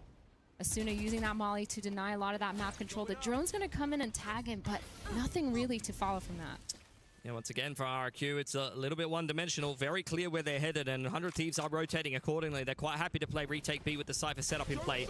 Dash active, in goes the Sage Wall. Paranoia's exchange on both sides to give both teams pause for thought, but in comes the run it back and the curveball from Asuna. Bang trying to turtle inside of the site here. Timatino's arrived to the party, and it's another flood and a shutdown from 100 Thieves. Oh my god, that is a terrifying sight when you're trying to cross into sight and there's 4 players just running at you. 3 of them just rotating in and Timatino just flying in from heaven. I think 100 Thieves, man, they're doing a phenomenal job of being able to consistently trade off of each other, being set up in positions where they're holding those crossfires or at least ready to peek off of any set util. And of course, Vora being the main reason behind that. The drone, the IGLing, all these setups have made so much sense for 100 Thieves. Back towards B main then. Bit more of a singular approach here. But Timatino straight down the peak in towards Tiles, does get a fair bit of information. In comes the drone, it's a full Cypher setup, but once again, 100 Thieves are rotated quite nicely here. Dash on into the side, Jemkin very low on HP, separated from the rest of the team. This is Xfero just running through all of the utilities. He's got his ult active, and the flood actually backfires this time for 100 Thieves. Xfero caught on the cross, now into a 2-on-2. Bang and Cryo versus Crazy Guy and Kush here, but the 2 players on RRQ are going to be leaving this site after breaking so much of that Cypher util. They know that they don't have any information here unless they just use their bodies to peek. And now over-rotating into that A, going to go through that cat. But both players from the side of 100 Thieves, they don't know anything yet. It's going to be a 2v2 retake. Problem is RRQ just don't really have much left over. 10 seconds on the recon bolt. Crazy Guy, if he is given the plant here, will be able to have access to the res, but they just give it over to Cushy. I don't think they're too interested in it for the time being. Just have the Hunter's Fury for this post plant, and Bang bringing at least 1 dark cover into the retake here as RRQ up to play on site. Kind of crazy they're playing on site with the Sova ult, not using it as their winning condition, especially because of the time taken by 100 Thieves here. But this 2v2 retake, Crazy Guy spotting, getting the pick onto Bang immediately. And now Cryo in a 1v2. Both these players huddled up, turtled up, bottom side. They get the pick, but Cushy ends it. And RRQ finally another round to end this half. Yeah, look, a big dry spell. Got to give a lot of credit to 100 Thieves for how clean their defense was looking there. They made a lot of nice mid-round adaptations. It felt like they were always on top of the information game. But RRQ, especially running through a brick wall with that Veto ultimate, were at least able to brawl their way into a winnable 2-on-2. A nice pivot back towards the A side gives them at least 4 rounds on this attacking side. That's not terrible given the comp they're playing. Now they're going on to defense with, you know, this double Senti comp. There's still potential here for RRQ to get this one done, but the pistol will be very important with how far behind they are. Yeah, interesting to see that they're actually setting up Jemkin here to go for some sort of A main peak with these players. 4-1, Sage on the other side, going to use that wall probably off of noise, off of contact, or just off of a timing. But 4 of these players from 100 Thieves are also grouped up towards this top mid, maybe taking some sort of mid control with Cryo from Tiles here, and it's looking a little bit interesting. Now again, 100 Thieves, they lost that first pistol, but they're still up. If they win this, they could get a pretty big snowball of a lead here. Saw a couple of frenzies purchased up. That's very North American, is it? Yeah. I don't think I've ever... Actually, the North American meta right now is 1 Ghost and 4 Sheriffs and just no util. Yeah, I mean, that's definitely like a, you know, Fnatic Gen G look from back in the day, just buy like 3 Sheriffs on the pistol round. I'm a big fan of that. I haven't seen frenzies in ages, though. I don't think I saw a single frenzy purchase this entire last stage of Pacific, if I'm honest. So that's a bit of a throwback. Feels like the Bandit has been a lot more prevalent in Americas over the Frenzy. So actually, you're right. I don't think I've seen it that often. But for this team, I feel like they definitely have some sort of really quick strat really quick push up together where they're just planning on trading and using their firepower to kind of win out these 1v1s instead of trying to play too much into the mind games, into the mid rounds, because they're just so good at understanding a lot of their set plays, understanding their positioning as a team, and being able to just play together. So Asuna, and Timatino, really good job, really good synergies when it comes to playing together and pushing a lot. So I'm really looking forward to the synergy duo on attack side. All right, into the second half then. This is RRQ's map pick, and they are getting battered a little bit, so time to get this defensive half working for yourself. There's the Thieves getting ready for some A-main control here. The tension is palpable. I feel like this is a movie trailer as we're kicking off this pistol round. This could be RRQ's run back into this game of Ascent. Jemkin hearing a lot of that noise towards Cat. He's going to push up, get this A-main pick. Zan and Jemkin immediately trading. Really good reactions to take that A-main space as they hear him on Cat. But Asuna with a beautiful flash curveball into that A-main. And Jemkin now sitting here with Zan trying to get another pick. Yeah, Asuna up on the line. This is really cinematic stuff as Zan is able to get in there with a very nice right click. A 3K for Zan so far, just down to Timatino in a 1-on-2. Very high on the HP, does have the Sheriff to work with.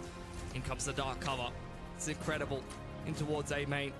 I've got tears in my eyes. Timatino to walk out onto this A-main line. He's been able to actually game RRQ a little bit here. So they wrap around towards mid for just a moment, but sliding back onto the line on a nice timing. There is definitely potential here for Timatino. He is waiting. RRQ just playing this cheeky little high-low now that they've cleared out middle, so he's definitely going to have to peek into 2 players here. 1v2, the high-low is not going to get punished. Jemkin getting the pick. And now another pistol going the way of RRQ. They have some rounds to work with here. Beautiful, really good reactions from RRQ. I really love to see that. They knew they lost that tree space. They knew they lost the garden space. Immediate reaction to take into A-main. And then they punished as well because that spike got dropped. And all of a sudden that retake was so much harder for 100 Thieves. They didn't really have a plan to go on the flank. Just letting Timatino try to go for a pick off that Cat. Now into the second round. Pistols on the board for 100 Thieves. Jemkin on the line, waiting out that Sova dart, at least trying to find the timing straight through it. Here comes the paranoia. Oh my god, crazy! That is a big problem. As Kushi at least able to deal with the Phoenix, who was going for the orb. Xfero finally clears out Bang. That was the biggest spanner in the works thrown in by 100 Thieves, who are now starting to filter into a B site, but Zan is all over it. Bandit does a fair bit of damage. Kushi able to clean up after that. 3 guns taken through for an RRQ, who are chugging along nicely on defense now. Round going the way that you expect. The anti-eco going the way of RRQ. They've been really good, really disciplined when it comes to these rounds. Not overextending. Little scary for Crazy Guy there with his wall out. Definitely not a position that you want to be in, especially if there were more than one player that were following up, ready to go. But at least the stage wall went down. Unbreakable with those pistols, essentially. But now, 3 of these players for RRQ are looking to be a little bit aggressive towards this B main. The B main scrap on the cards here. Kushi ready with the shock dart off the back of Zan's contact. Dart doesn't get dealt with because the judge has been able to creep up on the line. In comes the curveball. Zan up close gets nothing. That is a bit outrageous. Timatino with the opening pick, and now the orb on offer for 100 Thieves. The timing with these 2 duelists is so phenomenal. The flash going in, Timatino taking that wider angle.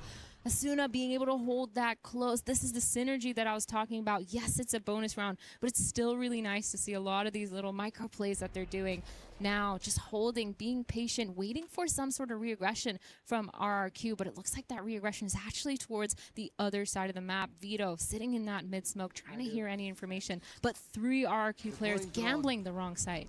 Yeah, this is just no-nonsense stuff for 100 Thieves. Minimizing all the risk with a nice drone timing. Here comes the dash onto Switch. Machino posting up on the spawn side. RRQ. Gamble is stacking on the wrong side of the map. But if anything, now on the bonus, just looking for a couple of guns in damage as Xfero closes in on this B main flank. Trying to get any of these weapons down for 100 Thieves, but Looks like they're not going to give it to them. Playing very passive, very disciplined, not going to overextend anywhere, but 3 of these RRQ players playing for exits, actually, towards this spawn side. Xfero trying to play that off angle, try to get a pick, but this is well played by 100 Thieves so far. Just holding, re-hitting, waiting for any aggression. They're all going to be going towards the side of Xfero, and hopefully he can get 1 or 2 of those guns down just to do a dent in their economy. For sure. I mean, this B site on Ascent is one of the best places to play exits. On the defense. Yeah! Oh, giving that frag over to Asuna does get himself the runner back online. So that is worst case scenario for an RRQ who don't really get too much done in that bonus round. Zan had a chance to have some impact at close range with the judge in B main, but from there things kind of just a domino effect all kind of fell down. And 100 Thieves now in a very strong position going into the first gun round of their attacking side. Yeah, lots of rounds to work up, but this right here, that was really nice here. Asuna immediately getting the pick onto Xfero, denying any of those exits was really nice. And then run it back already online for Asuna. He can use this really well to find that operator on the side of Jemkin, who's holding it towards that mid, but he's using that ult towards that A main, getting the pick. Oh, sorry, Bang getting the trade onto Zan. Zan immediately getting the run it back. And the really quick A split coming in from 100 Thieves. Great cages in from Cryo there. Not able to allow Jemkin any vision at all. Xfero tucking himself in towards Generator, going to TP out of the site, which leaves Cushy high and dry. Crazy Guy at least able to catch one on the cross, healing up his teammate, and now into a 3-on-3 post plan. Yeah, no smokes there for the side of 100 Thieves to be able to cross that heaven safely, but they do manage to get it down to a 3v3. Jemkin using this tree side to get that pick, trying to walk up, get anything that they can, accompanied by the veto, but Bang here, going to put a smoke down at the right time, walks into the smoke, gets the pick onto Jemkin, but Xfero immediately trades. Crazy Guy trying to go for a pick, Xfero actually getting 3 through that smoke at tree. Yeah, evolution off the back of the defuse as well. That's a really nice retake for RRQ here. With only 2 guns kept through in towards this next round. 100 Thieves should definitely go for the reinvestment off the back of that spike plant and have a chance to at least damage or reset the economy here of RRQ. Definitely not done yet. This game very much hanging in the balance. I think 100 Thieves had a really good idea here, especially speeding up after that first pick, getting that split on lock. But the problem was just crossing into that site. They didn't have anything because they used those cages towards mid to deny Jemkin. And Bang, of course, didn't have any smokes left because he used that initial one towards mid and then another one towards that tree so they could cross. It was really, really interesting to see how they've managed to abuse that on the side of RRQ, just going out, taking that swing, taking their ones and the timing. But Jemkin going for a B main pick here, but he's not going to find anything because Cryo's just playing super passive. Got a lot of value out of this Cypher utility, has to be said. Both teams kind of exchanging control of the mains, at least initially. Here comes the wall from Crazy Guy, who will play on top of it. Cryo just biding his time for the time being, while the rest of his team lies in wait inside of A main. 100 Thieves just tickling this A site, still kind of undecided, but they did force out the interceptor there, so that's a very, very nice little dark cover shock, dark combo. And it does seem like the offense now heading back to meet up with Cryo, as they know the Sage Wall is going to go down relatively soon. And this is what we were talking about, where the defensive side, it's going to be so important how they use their util because there's so much delay. And 100 Thieves, they know that, so they're just waiting. Really good timing on the wall, though. You can see all 5 of these players grouped up already. The smoke is going to come down from Zan, but the contact play, there's only one of these players here on the side of RRQ. Sage to hold down sight, and the drone comes out from Vora. Slow ult from Crazy Guy, but he's very much on his own. Nice pick onto Asuna as he gets tagged. Will he get spammed on through? No, Zan has joined him on the site now, courtesy of the From the Shadows, and they're going to tuck themselves in nicely with that bunker smoke. Paranoia out. Nice. One exchanged by Zan as 100 Thieves try to close in and clear out backside. Nice pick from Bang. Zan goes down as well, but Cushy at least able to trade one back. 3v3 retake for RRQ. Jemkin with the operator just holding, trying to get a pick on anything. Whips on Cryo. The trade with the headshot is insane. And the evolution ult online for Xfero here. He's going to try to run into that site, but they don't have anything else to clear. And 100 Thieves, they're not giving them any of these peaks. Timatino holding that cross, gets the pick. Xfero gets the pick onto Cryo. 2 gets another one. 1v1 versus Vora. Creeping up on the line now for a beautiful little jiggle peek to give 100 Thieves double digits. Xfero very dangerous in those clutch situations, and you can see exactly why, especially with the evolution. But 100 Thieves, that is a massive clutch to close. Both teams very low on money, and that will definitely have reset RRQ. Really fought hard in that round, considering the circumstance, honestly. Crazy Guy was very much left on his own. Zan does a good job to try to TP towards the other side of the map with the Omen ult and buy time, but unfortunately, I think the call from 100 Thieves was just a little bit too good. Xfero makes it more interesting than it probably should have been.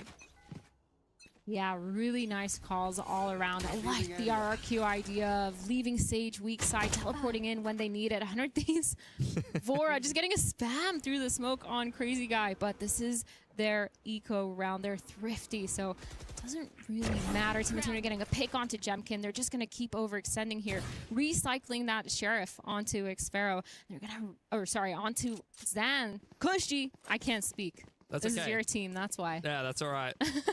American names are a little easier. I understand. Is it? Say Timatino 10 times fast. Timatino is on his way to A main.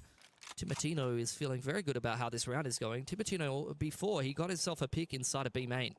So 100 Thieves looking good. Xfero on the other side of this, though. Sheriff in hand.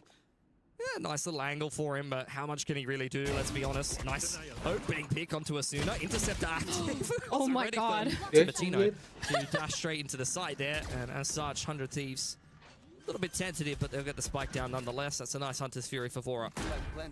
Dude, Xfero has been on fire with these picks. His fragging potential is insane, and he's just constantly been getting his 17 and 15 for him. But they've all been really impactful, I think. Granted, the last couple of rounds, he's just been alone in a lot of these fights. But it doesn't matter, because 100 Thieves, they've almost secured this round. 4v2, 2 pistols on the line here. Zan trying to get one before he's going to shut it down, and Cryo picking off Kushi. Now 11-7 RRQ. They're going to be back onto those guns. They're going to be back onto that buy round. I'm kind of hoping to see them kind of switch up their setups a little bit. I don't like having so much heavy, understanding that Sage is going to be on that weak side, using that wall a little bit too early for my liking. I'd rather see a little bit more of an aggressive setup. Set up Jemkin somewhere with that Sage and off of contact, putting that wall down, because right now 100 Thieves, they're just abusing the timing on them. Well, another timeout coming in. Not sure from which team at this point, as 100 Thieves are definitely closing in on the end of the game here. RRQ, well aware that their opponents have retained 4 guns out of that last round. So they've built up a little bit of economy. It's going to take a little bit of elbow grease in here from RRQ to make it inroads back into this game. This is their map pick, so you know that they've got a lot of depth on this defense, especially with this Senti comp. But I have to say, I mean, 100 Thieves, both defensively and offensively, have just been calling an excellent game. This feels like their game on a silver platter, especially because they've got a little bit of cash in the bank. Yeah, it almost feels like they've anti-stratted this in a sense, where they know a lot of the habits that RRQ is going to be doing. That Sage wall not being a problem for them. And I think it also stems from the fact that you're playing with Asuna. That guy is the Sage god almost. He's been playing that for so long for this team all across Americas for so many years now. And him being on that Sage, understanding the timings, being able to kind of tell his team how to play around that, how to abuse the fact that Sage is not that strong after that wall is down, and using the slow on a timings is the only way to kind of add more to lay. But Jemkin, beautiful spot, getting the pick onto Timatino. I'm not sure if he even saw him, to be honest. That might have just been pre-fire. Close range here is Zan with the judge. He's got the weapon for the job, that's for sure. Dart up onto the tree. Doesn't quite scan him. I could have sworn it would have at that close range. Asuna just around the corner. As the jump comes through from Zan, that might have been obscured by the Odin span coming through from Crazy Guy. And indeed it was. Double up from Zan. And 100 Thieves shut down before this even really gets going. Bora left with too much to do. And that is a good response from an RRQ who needs to start working their way back into this game. Yeah, that's a little bit of a nicer setup that I like to see from RRQ. Having the Sage be there, playing off contact, baiting for that Omen judge is around the corner. Looking really nice. Of course, Jemkin with that opening pick too contributed to that round. I think it's really interesting to see. But 3 ults online for the round of 100 Thieves. They could use these in order to pretty much cement a round. It is their winning condition at this point. But Crazy Guy with this slow at the start of a main. Yeah, he's once again all on his own, being thrown a lot of utility to try to safeguard any pressure towards A. He's just going to play retake on the side. Does have the Sage Res to work with, as the rest of the setup for RRQ very much is over towards B. But 100 Thieves just simplifying this round. Big group up into A main. And I think they're just going to send the runner back into sight, or maybe the drone, and try to see if they can get themselves into a post plant. Phoenix Wall going up for this A execute, but they're going to hear the drone and no information actually for RRQ. They don't know if these players have walked out onto site, but it doesn't matter because not a single player has rotated off. They must have a really good retake plan. Spam coming through here from Crazy Guy, who may get caught by the Hunters. Fury, runner back, was chasing him down, even if that didn't finish off the job, and all of A Heaven has been cleared. Timatino now on a very dangerous line, and RRQ are very far out of position, especially given the fact that they had that B main info line right at the start of the round. Yeah, a little bit slow for those rotations, and of course Crazy Guy getting picked off didn't help either. The delay wasn't there, but there's only so much you could do when they could have been out on site 10 seconds earlier with that drone. So 100 Thieves now in this post plan. Cryo getting a pick into the smoke. Timatino, everything's just going wrong for RRQ. The flood did not work. All these players are just hiding in these smokes and getting those picks. Yeah, I mean, you have to have a very, very strong retake plan if you're going to play a setup like that, and it didn't look like they even had the opportunity to really play that. I think that 100 Thieves, the run it back through tree side and getting the jet on such a disruptive angle allowed them to just be one step ahead of this retake coming back in for RRQ, who was so far out of position. Like, it kind of shocks me that they didn't lean at all towards A, given the fact that, like I said, Jemkin had all info on the B side of the map. Regardless, though, 100 Thieves now on map point here. Slow Orb going to slow them down a little bit. It's been good patience on the offense so far from 100 Thieves. Timatino with that op, trying to get any info towards that mid while his team's working B main. Asuna with that curveball flash. They're going to hear the Sage slow towards that main. Tapping that orb, trying to get that ult online for Asuna because he is pretty far though, only 2 on the block. But now 5 of these players for RRQ. 2 of them have weird buys, Bulldog and a Stinger on the side of Crazy Guy and Zan. And they're just playing this passive setup. It's very slow for 100 Thieves. A minute on the clock as they start to make their way in towards middle. Big setup in towards A main from RRQ. Zan very much baiting for Jemkin, but that may not even be a factor. Drone pressure straight up middle as they spot out the TPs from Xferro. That'll help them read the setup at least a little bit as the drone comes in from the defense, clearing out B main. Timatino's literally almost into their spawn here. They have some sort of idea based on that util being broken from Vito, but are they going to be ready? They're rotating right into his crosshair. Big lurk pick from Timatino with the forward dash. Cushy cleans him up as a result, but this is going to be a difficult take from 100 Thieves because A main is so dirty. Zan and Jemkin need to make sure they don't overcook this one with only 20 seconds on the clock. Nice trade back from Jemkin. Xferro from Heaven cleaned up by Asuna with only 13 seconds. 100 Thieves are putting that spike down. 2v2, all of a sudden the spike is down. They know that this player is in A main. Asuna 1v2, but Jemkin gets the pick. 3K to win that round, and all of a sudden 100 Thieves, they're not getting success in the end rounds of these games. Yeah, it just took a little bit too long to get into the mix there. So denied an opportunity to close this on that point. RRQ, I mean, this is just classic RRQ, honestly. They really like to drag out a game. They really like to struggle to get a gain across the line. Overtime is very much on the cards. This definitely could have been a 100 Thieves game at any point in this offense so far. Yeah. I think they just took a little bit too long to get going there. The money is not great for RRQ, though. No. They're continually fighting for this game without a whole lot to work with. Yeah, this round is a must-win for 100 Thieves, too. Not only just to end the game, but if they lose this round, they will be broke the next round. They'll be forced onto that thrifty. They're going to hear that same Sage wall towards B main, and they're holding these 2 players towards A main, just seeing if there's any aggression. I think they're going to read that this is more of a mid-stack because at this point they have that full line on A. On B, they've heard that Sage wall. They know this player is probably playing towards it. The drone coming in, trying to get some sort of info here for the side of 100 Thieves. They will spot out at least 1 player. It's Cushy on that A Heaven, but they're just playing it slow because, again, they know that Sage wall is down instantly at the start of the round. Yeah, just trying to bait out the Sage wall, the interceptor from the Vito. Read what the setup is for RRQ, who do not budge an inch. In comes the drone in towards A main from Cushy, but thrown out from Heaven's side, very deep. Doesn't really spot out too much info. He does have a dart to follow that up. Jemkin has taken a lot of space in middle. And 100 Thieves looking to simplify this round yet again. They don't have the drone to work with, though, so it might be a little bit harder to get into this A site. 30 seconds left. The execute coming in for 100 Thieves. That paranoia going out by Zan. Good defensive util. The smoke on site. But Timatino's going to push Aduh, that. reload lagi. Also getting a pick. Timatino pushing into heaven with that updraft. Immediately getting one. Crazy guy. And Xfero fighting hard back into this round. Rez comes out onto Cushy. Spike goes through. What a one-tap there from Kong. Absolute gamer coming in from heaven. What is that? The spam through in towards hell puts it into a winnable 2-on-2. There is no business in this round for RRQ to be coming away with it. Xfero walking up on the tree line. Needs to deal with Bang. Will catch him with his back turn. This is an illegal retake from RRQ as the spike gets tapped. And they've been able to do a massive 4K from the IGL of RRQ. This game should have been well and truly over already. That was, what, a triple entry into A, no? That was like a 2-on-5. We literally need to study Crazy Guy's peaks on heaven because he's gotten one every single time on that angle.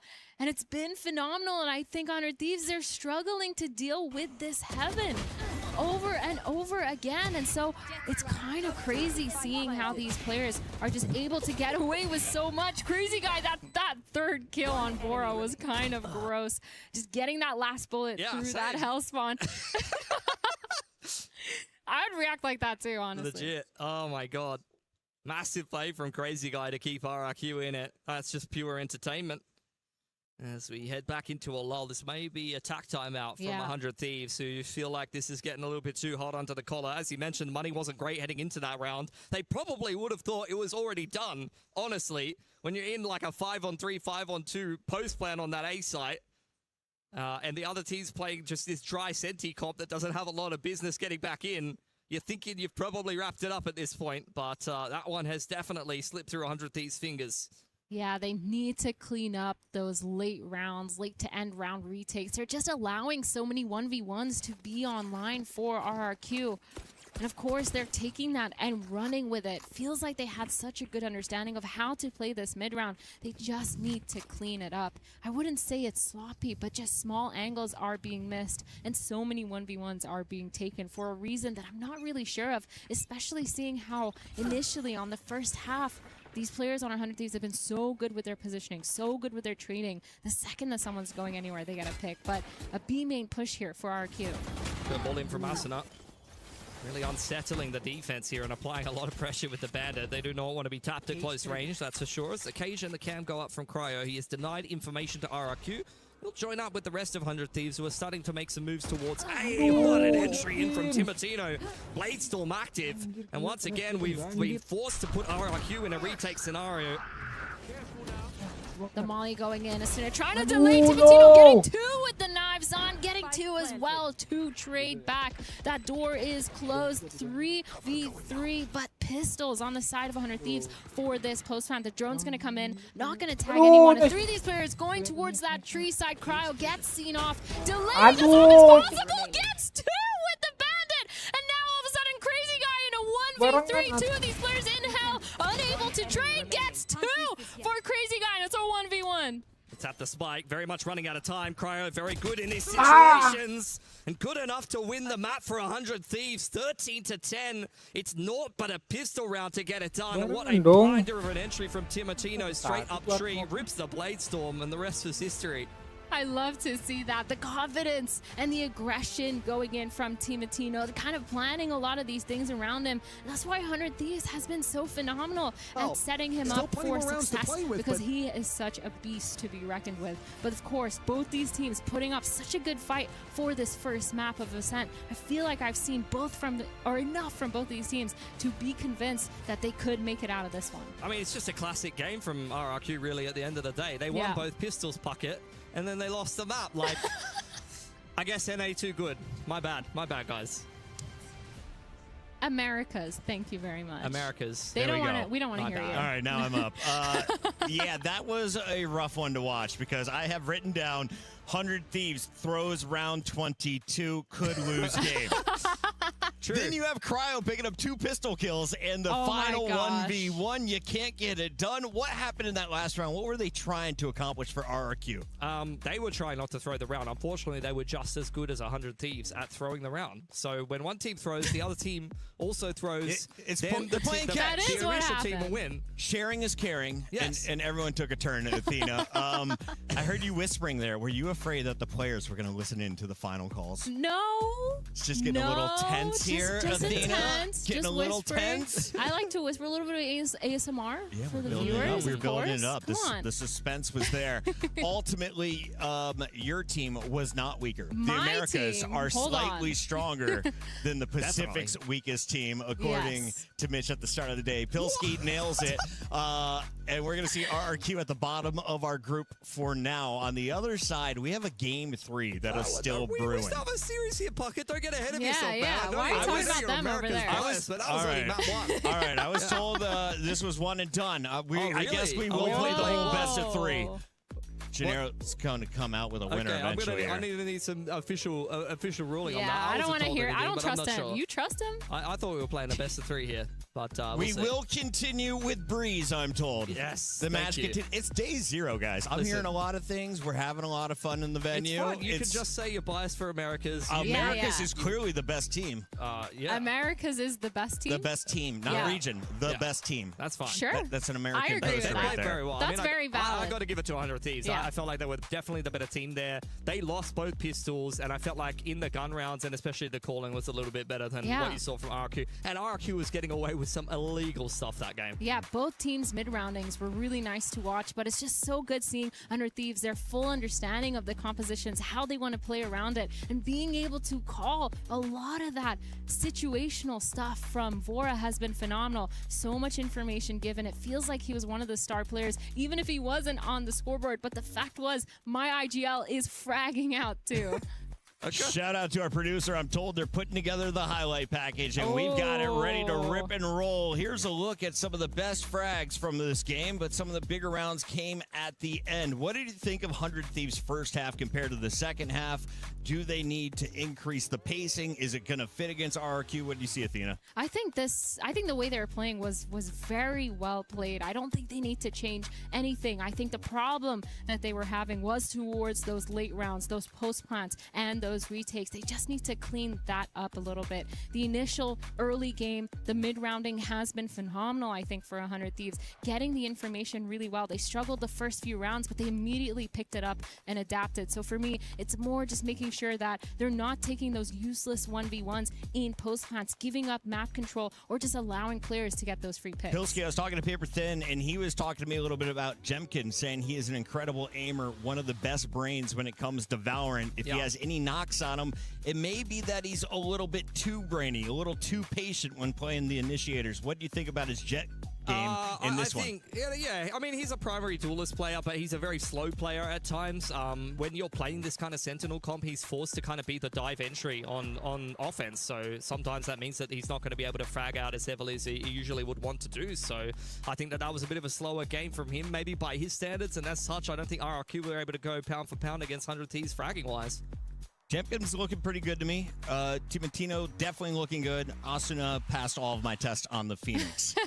Was there I told you was gotta there watch an him. agent issue in here, though? Because the green room was shocked to see a veto out on the board this early in the tournament. Ooh, I don't know. I don't mind the veto. No, I don't think there was anything wrong Yeah. with the comp per se, but I think Well- 100 Thieves knew exactly what to do against it. Like, Okay. they actually Yeah. played Too around easy it to read? perfectly. Yeah, it actually was very easy Get for the 100 sage Thieves to wall read. out. And I think Athena mentioned the fact that they're playing a Sage comp, and I felt like they actually did play around it very well. They baited out the wall a lot of the time. They baited out the util. I felt like that they read those setups super well. Yeah, I feel like you're playing Sage into Asuna, who's been the Sage player. I've been saying this for so long, but it's true because he's been super creative and really introduces a lot of new ways to play Sage. And I feel like for RRQ, they kind of just put that wall down off of a timing. And I felt like I was struggling to understand kind of how they wanted to change it up for this Sage in order to play against this team. The veto, I didn't mind too much. I actually thought it was fine. I think Xfaro did a phenomenal job just in general. His fragging out too was insane. So not a problem for me in terms of veto, but Sage, we'll see how it is. Pilsky is a oracle. He knew another game was coming up, and it's going to be on Breeze. Can you tell me, though, about the map selection? Who picked our first map? Whose map choice is it going to be going to Breeze? RRQ picked our first map. They then lost after winning both pistols, Pocket. And now their stats are not good on Breeze, and 100 Thieves have picked Breeze into them. Yeah, It doesn't bring me any joy to say that, but that's the facts. This is literally like one of 100 Thieves' best maps, too. They've had a lot of success on this map, and they play a similar comp with that double duelist, Asuna, usually on the Phoenix. So kind of crazy to see how they might just go into this one. That's what I had in my notes, making sure America's still looking good. USA, all that good stuff. We're going to a break. When we come back, we'll find out if the Pacific can bounce back and steal map 2 to force a game 3. Don't go anywhere.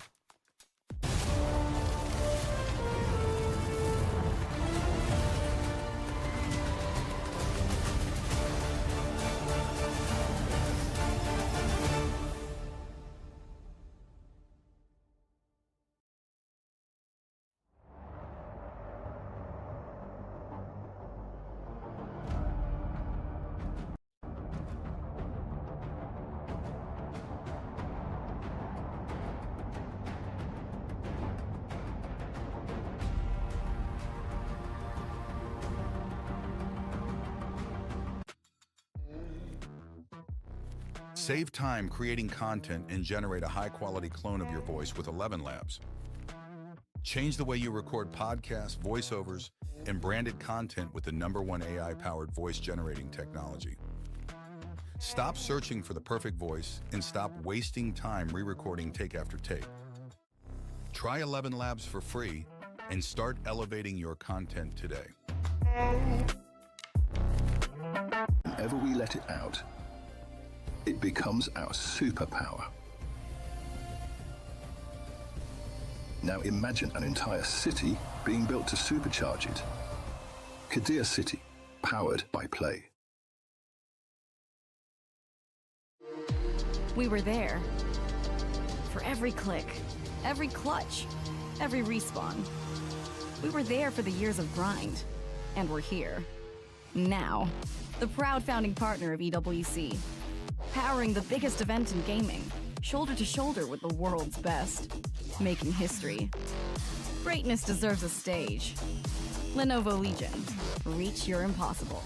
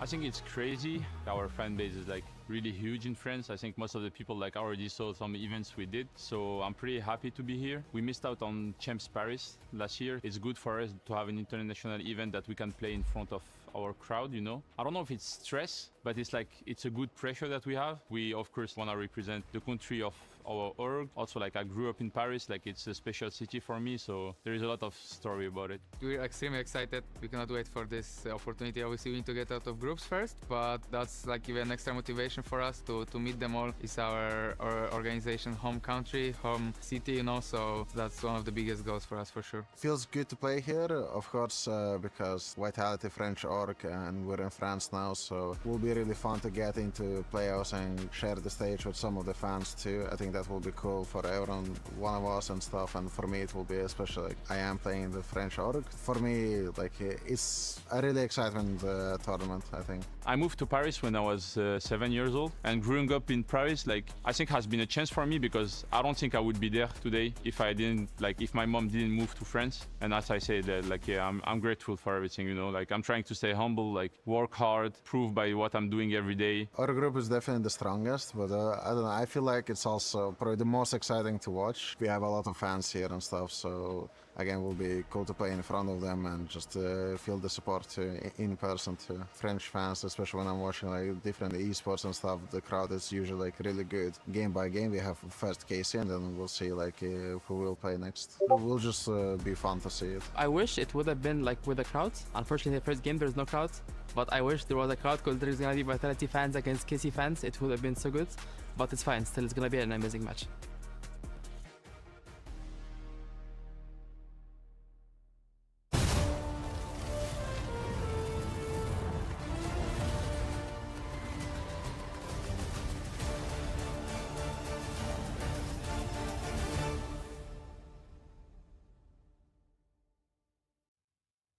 Welcome back, all you wonderful humans, and shout out to the West Coasters who woke up to watch 100 Thieves. They're up 1-0 right now over RRQ from the Pacific region, and we're about to find out if they can seal the deal. It's the group stages. On the mic, we got Athena and Pilski. And Pilski, I want to talk to you about RRQ. The potential. I feel like the ceiling is very high, but the floor is very low here. How do we, like, ride an escalator So back what towards we need that to do ceiling? is we need to go back into Pacific, because when they play domestically, they're really good. Okay. But then when they play at an international event, it's really hard. Dude, you guys are so mean. They did not play that bad. That's what I'm saying. The ceiling is very high. The skill ceiling is there. Okay. But then you have a few like rounds where Cryo gets 2 with the pistol, and then I mean, the they third. have to I go do on remember these that. as well, to be fair. It's true. Yeah, so, Yeah. like, you know, things happen.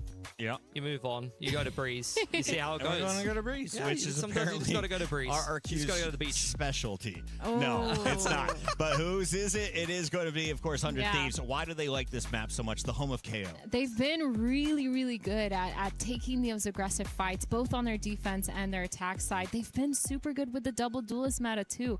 We saw it on this Ascent. They've done it on Haven. They're doing it as well on Breeze, using that Phoenix to really take the space that they need to. And I think, too, based on this game that we've just seen, Asuna and Timatino, they've had such good synergy, and their timings have been great with re-clearing a lot of the way that they've been doing towards that defensive side, taking the mains, fighting towards mid, just setting up these small little trap plays. So for me, 100 Thieves, they really do thrive on a map like this. But that being said, Breeze is essentially just a deathmatch map, and I feel like RRQ was kind of on fire as well in terms of firepower. I mean, I kind of see it playing out in like almost a similar way to Ascent if RRQ sticks to the same comp, because they used to play Harbor KO, so I think you're going to play like a little bit more of a disruptive comp where they're trying to get reads and slow down a double duelist that's being played here by 100 Thieves. I think stylistically there will be some similarities to Ascent, but I think RRQ might be a little bit underrated on this map. I think the stats make it look like they're terrible at the map. And I think a lot of the times, I've seen a lot of games where they're actually more competitive than, you know, just losing every game, to be honest. I think they actually do know their way around this map decently,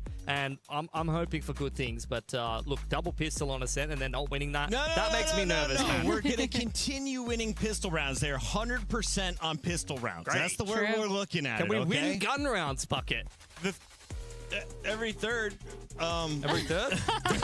Every third is 1 in 3. crazy. All right, that's not bad. That's not going to be good enough, though, to avoid going to the lower bracket.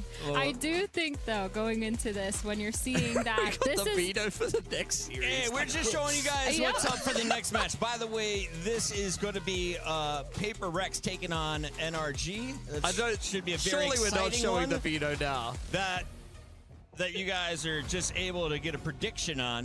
The decider could be on Breeze, which is the map you're about to see for this series in the best of 3. Yeah, that My brain can't take that. I'm just going to focus on this game. game. Was real? You don't think that? I don't know, but I can't think about that right now, Puckett. We got a game to watch, man. Oh, do you? All right, I'll let you play. Hopefully soon. I think our guys are locked in. The coaches are smiling. Production's all smiles. Let's hand it over for our agent selection. Can I ask real quick before I go?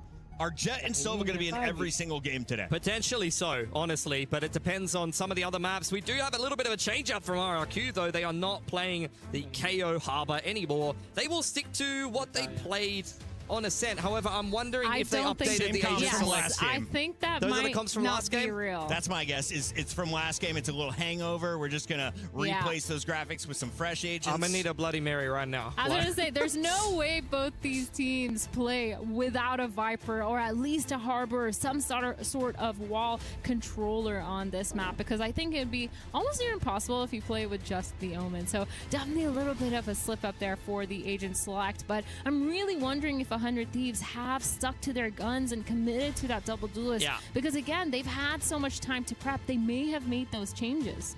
Yeah, for sure. I think there's a lot of footage here on RRQ and how they do like to approach Breeze. Oh. And when we They're see real. the agent select, it is actually what they're playing. is They're going to real. start out on the I thought it attacking was a side. mistake. So I guess this just does seem to be the kind of way that they want to be approaching things for the time being. So stylistically, we're going to get very much the same thing as what we saw over on Ascent. Once again, RRQ will have to start out on that attacking side, and it's going to have to take a little bit longer. But I'm seeing Harbor Neon. Yeah, okay, Yes. there you go. The HUD has baited me for the 4th time. I'm getting whiplash now. I was looking at you trying to be like, I'm getting whiplash. You're Okay, fine. let's just focus on Yeah, the so- task at hand.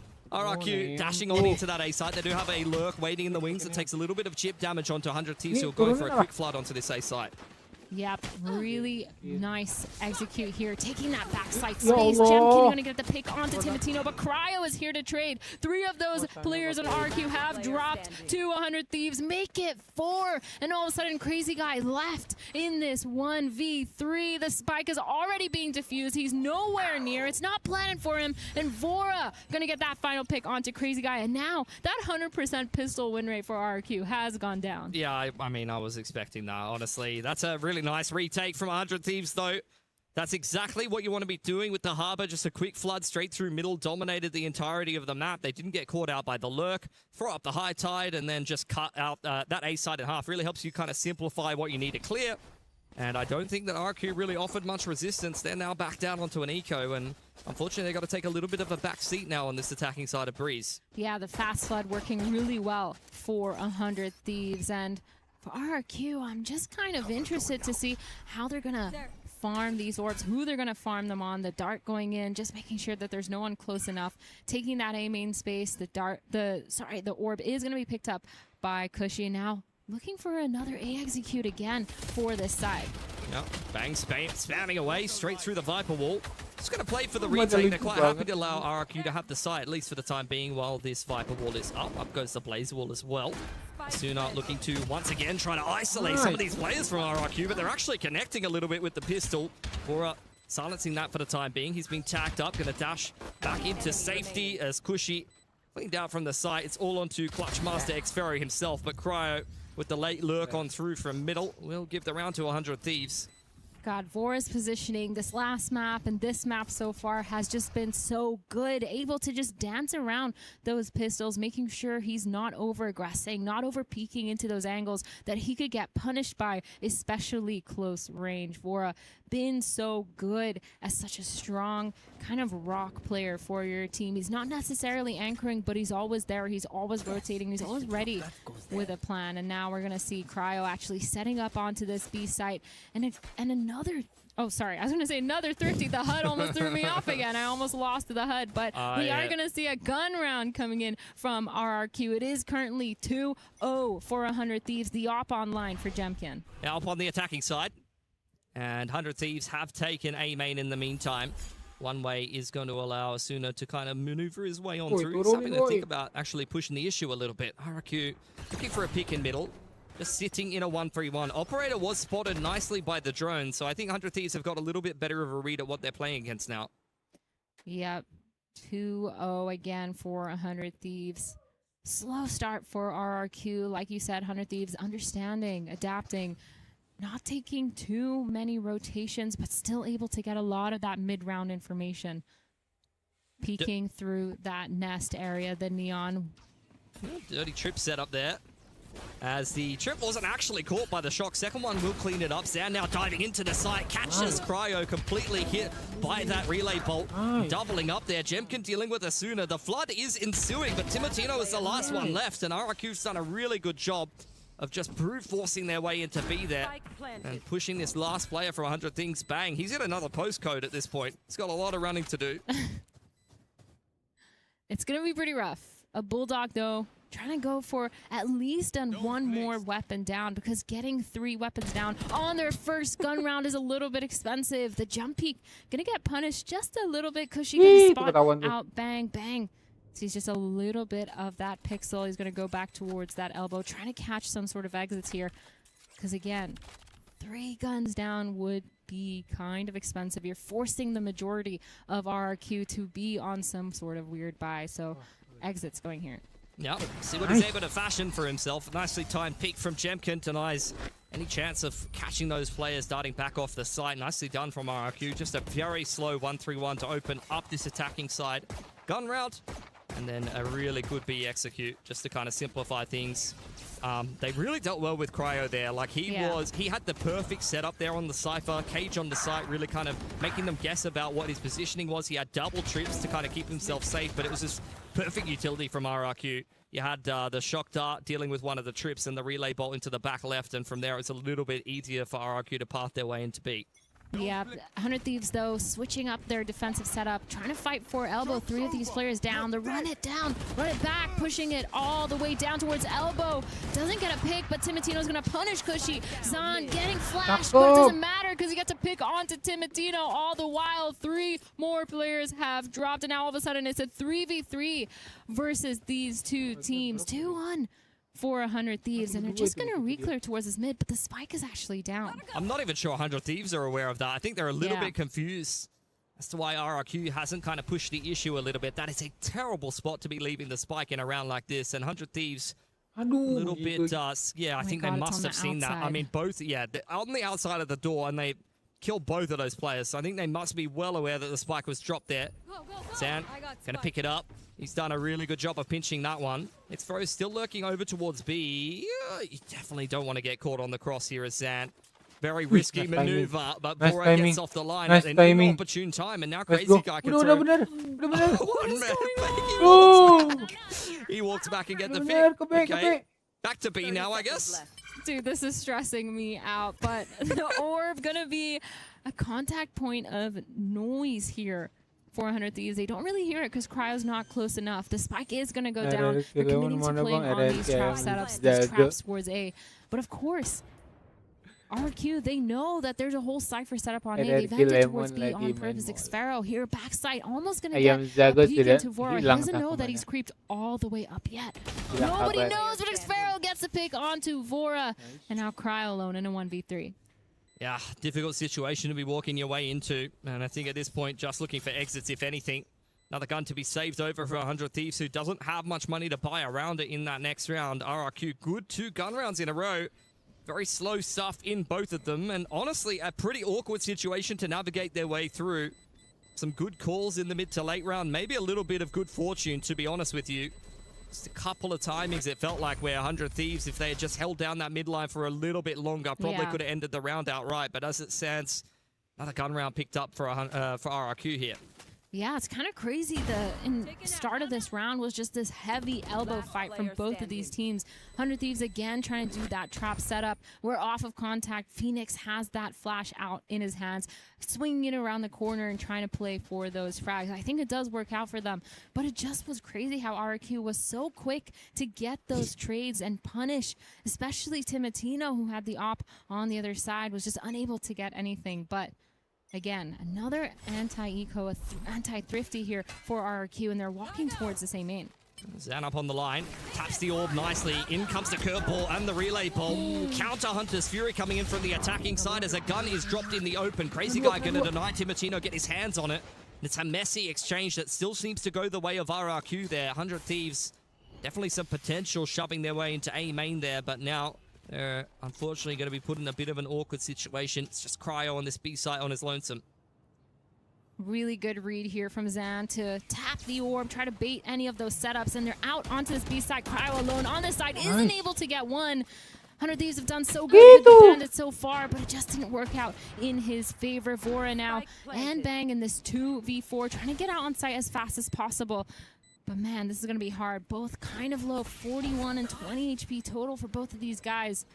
Using that wall to get some sort of map control, to get that space. Both drones coming out, but Xfero's actually creeping all the way up the side of that wall. Tap on that spike. The dart is down. Another dart coming in. Xfero getting both those picks onto Bang and Vora. Yeah, he was just waiting, seeing what the rest of the team could kind of bait out, but all of the guns kept on through for RRQ, who are starting to pick up a little bit of momentum on this attacking side now. Have pivoted into the double duelist comp. As I was kind of saying before, with Zan being picked up into this roster, they've kind of been playing around with playing double controller. They were playing Harbor KO for quite a long time. Now they're kind of leaning into Jet Neon because, as I mentioned before, Zan is a very comfortable player on the Neon. It's a bit of a specialist agent for him. And Jemkin quite happy to be back on his signature Jet. As RRQ looking into another gun round here. It's looking like a quick mid to 8. Super quick split, Zan. Stopping because of that molly, but being able to push all the way up. The drone coming in from A main, but they've put a hold on it because they hear Timatino coming back around through this mid doors, waiting with a judge. Zan gets the pick onto Timatino, gets that off of his hands, and Vora using that Sova ult, trying to get as much information as possible. But Cryo, he's still set up. He gets the information. He sees that the rest of the team is out on site. So as soon as it's going to go down mid, try to re-clear, try to get that information, and the retake wall has come in from this harbor. See RRQ just really slowing this down around down, waiting for some mistakes. In comes the Harbor ult though. Arson has found one. Great spam through from Cryo, making things very difficult for RRQ, and they're just starting to crumble. Crazy Guy trying to pick up the pieces, spotted out by the neural theft, and it's all down to Xfero. They know exactly where he is, and he's been flanked by Asuna. Nice little response there from 100 Thieves. It felt like RRQ were very much in control of that round. They found the first pick. They slowed things down. But credit to 100 Thieves for putting the pieces back together. Yeah, they did a good job at flipping that site. Phoenix taking that mid control, trying to get a pick onto that Zan while he was falling back. And it just felt like both these players understood the aggression on the site because they took their time. They waited for Asuna to just make some sort of chaos, pull some of that pressure, pull some of that focus, and use the timing there. But of course, also Cryo getting a spam through that harbor wall was kind of crazy too, because that was the spike as well. But obviously into this next round, 3-3, both teams able to get full weapons, but it's kind of crazy because if RRQ loses this round, they might be forced onto another Thrifty here unless they get those picks. See how good of a salesman Cushy is. Applies a little bit of util pressure to that B site. Drone goes through elbow, looking to try to fish for a bang here with the paranoia. Blazewalk goes up, and it's a disengage for 100 Thieves. Really quick rotate, but it gets punished because Cushy, he's walked all the way up mid. Vora unable to get traded by Timatino yet, but RRQ doing a good job at just waiting. Both these ops meeting each other. Timatino turning around at the wrong time, but as I say that, he gets the pick onto Jemkin, a 1-for-1 trade, and now all of a sudden, the numbers are equalized. RRQ really having a tough time at finding the clean opportunities and timings that they've been looking for in the mid-round. Once again, slowing things down. 40 seconds on the clock as the spike starts to trend back towards that A side to meet up with Xfero. 100 Thieves are very much in front of this, though. It's just Cryo being left solo. Retake on that B site yet again here. While the rest of the team is ready with reactive utility. You've got the Storm Surge and the Phoenix Molly. So I'd imagine that they're going to have a really good time dealing with this. Up goes the fast lane. Timatino finding that opening. Big bang inside of the bunker smoke is giving them a lot of problems. Cushy tapping the spike. Timatino able to deal with him. And Crazy Guy is so far out of position here. Panic TP into the site. He will have a little bit of space to plant, but Timatino should be able to just deny that spike. There's no time, even if Crazy Guy gets that pick. And RRQ, unfortunately, again in the mid-round, things are just really not coming together for them. Yeah, a struggle It feels like 100 Thieves so quick to collapse. Their rotations have gone a lot quicker here. They're kind of just walking around through mid because it feels like they haven't been pressured enough by RRQ either. So much mid space is given to them to the point where they're comfortable rotating. That being said, Bora did get caught off guard, so we're going to see a little bit of a change maybe towards their clearing that mid properly before they do those full rotates. And now, still able to buy, getting that operator on the side of Jemkin.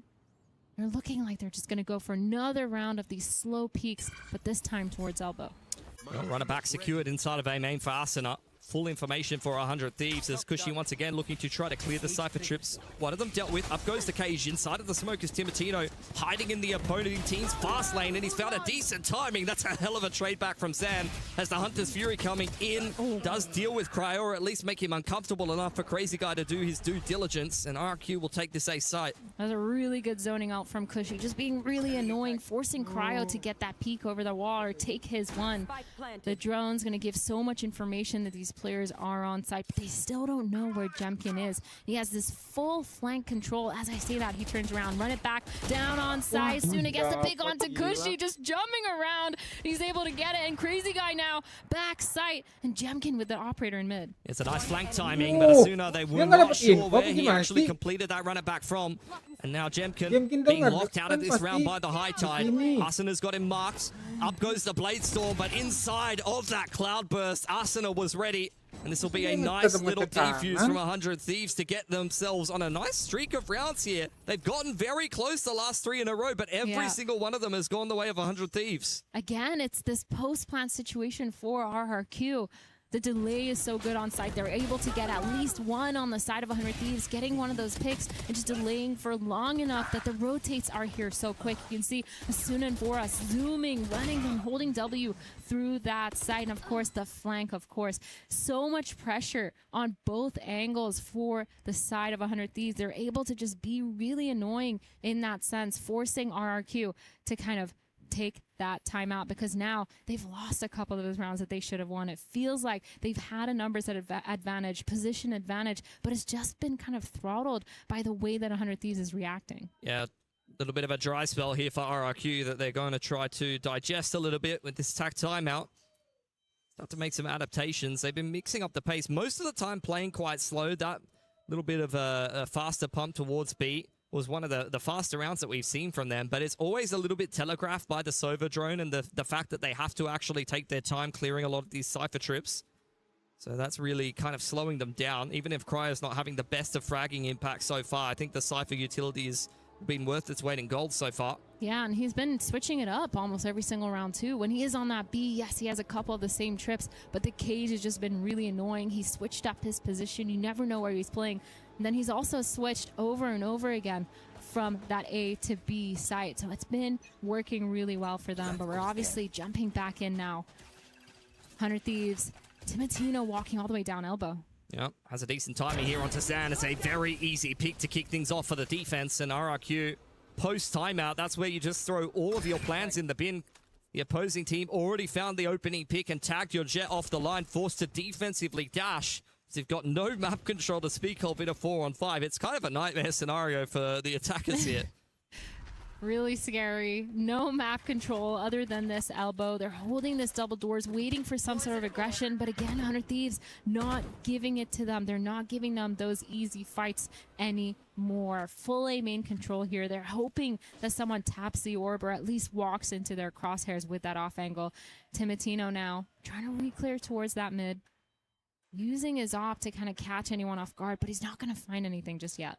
Contact play in towards mid doors, has to find some impact here. Xfero, if he plays this one in first, is in for a rude awakening. That's a brave TP for Crazy Guy, and we'll leave it at that. Vora turtling inside of the site, trying to play the crossfire with Bang. It's a beautiful little recon dart in from the Sova, and even if he's pinned into the corner and dealt with, Jemkin on only 50 HP has not much to do here. Timeout completely ineffective from RRQ, and 100 Thieves slapped them away with 4 alive. Crazy Guy living up to his name with that TP into Nest, huh?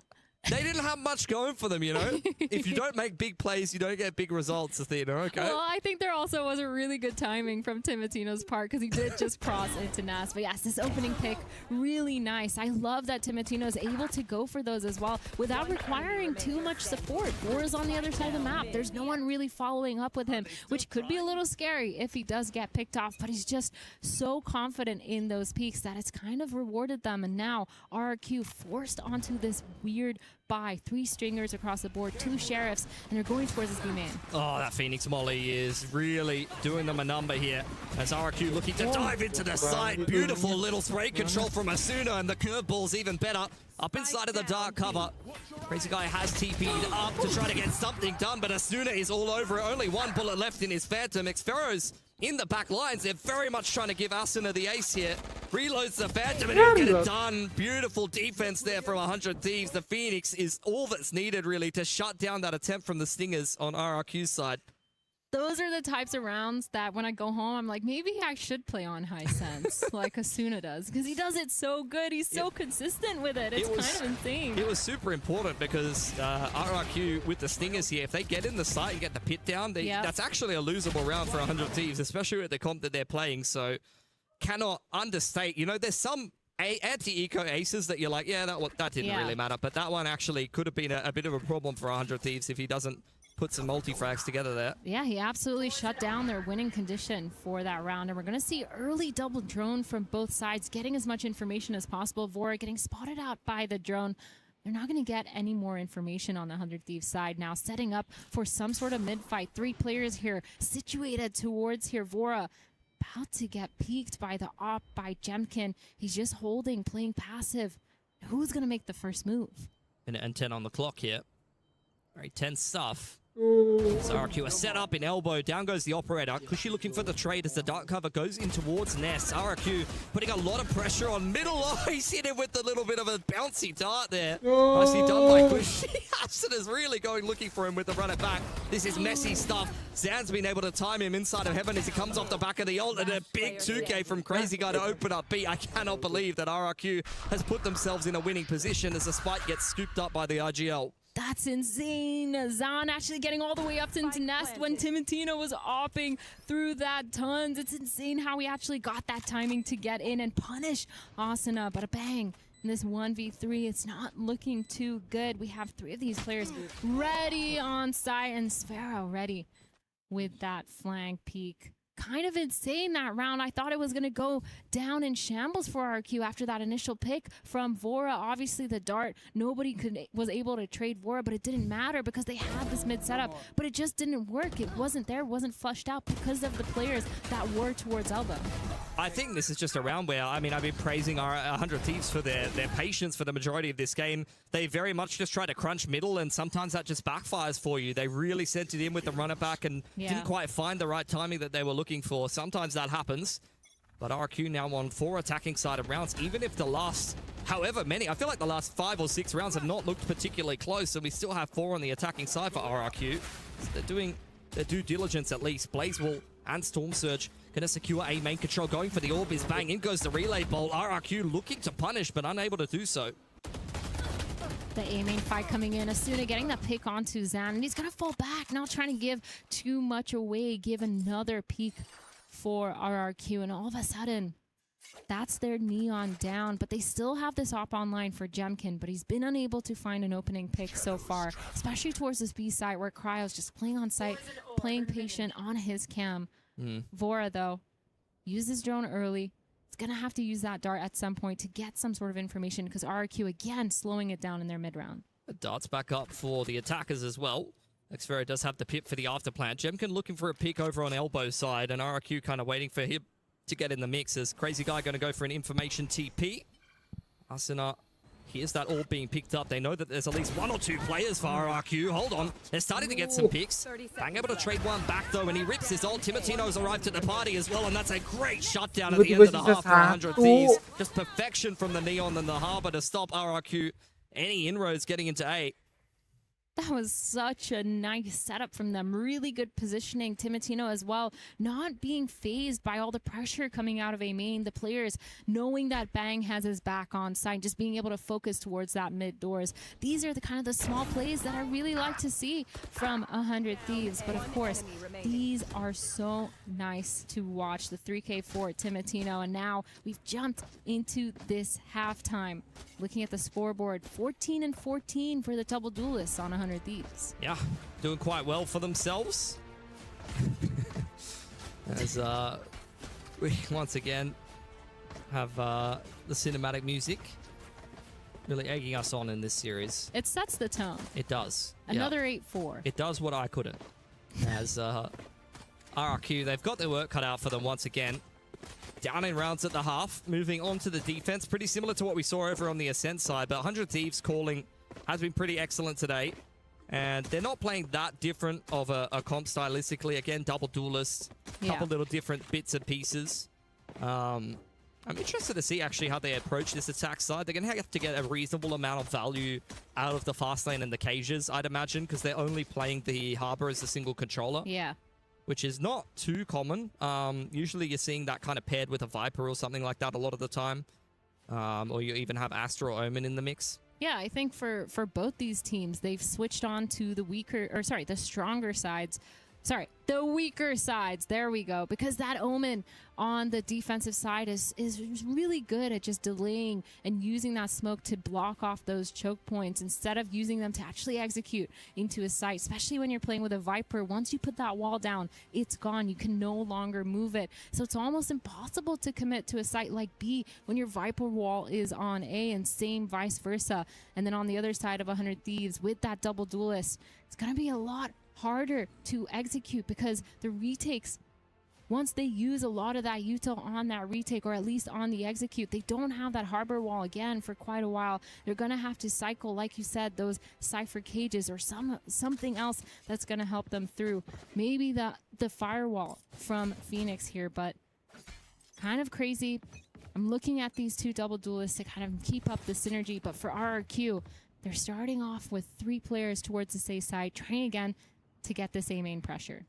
Xfera retake on B does have a wall to slow things down if possible. Spots out a couple of players on the side of 100 Thieves, but will just back his way over towards Elbow and play behind the Harbor wall. Cryo trying to keep Jemkin in check. He's having a little bit of a look in towards Elbow. That's fantastic from Cryo to shut the jet down, and now RRQ are very much under the pump. Post plant here for 100 Thieves. RRQ seeming to decide against the quick flank towards Elbow. They know Cryo's holding it, but they're walking up. Timotino pushed all the way up, gets a pick onto Cushy, but Zan gets 2 here, dropping 3 players from 100 Thieves, and all of a sudden a 1v1, Sheriff v Sheriff, Vora versus Xfero, holding it down, tapping the spike, but Vora gets that final pick, and another pistol going the way of 100 Thieves. It's a good way to start the offense. Dealt with Jemkin inside of Elbow, and despite some heroics from Zan, those were some very nice shots indeed, coming back in on that retake for RRQ. 100 Thieves able to win the 1v1 that was necessary. That's their second pistol here. 2-1 by RRQ at the first map, and 2 by 100 Thieves. Should give them a lot of confidence. They're already up 8-4 in the half. They're switching over to attack now. It's going to force RRQ to once again show their resilience. Something that we know they have. You know, when they're in really good form, they're great at these comebacks, but I don't know, I haven't seen anything too inspiring today from RRQ. I don't get really the sense that they're in fantastic form, but this is a nice B stack at least.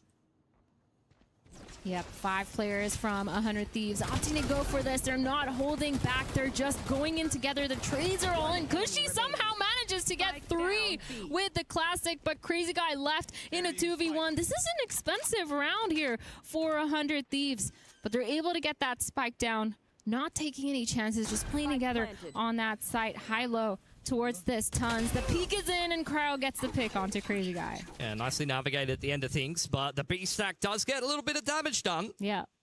So that's the first little test passed for RRQ. At least make the economy breakable as you head into your first gun round. See how much 100 Thieves are going to invest kind of buying around these 2 rifles, but you don't feel too bad bringing 2 Phantoms out of things, especially when Asuna has a run it back into the anti-bonus. You're still probably feeling quite confident as 100 Thieves to keep the good times rolling. Yeah, and they're grouping up once again. I think at this point, they're just taking that double duelist comp and running with it, trying to get aggressive, especially in their post plants, taking a lot of map control because, like we talked about, when you have just the harbor, it's hard to cycle those and prevent the retakes from flooding in. And now an A execute on the lines here. That firewall is going to go up first. The harbor wall is not the initial util that's being used to cross into sight. Asuna with the running back, trying to get one, doesn't find anyone, but Crazy Guy and Jemkin are the ones to stop the execute. I say that, but Cryo and Vora, good for their own.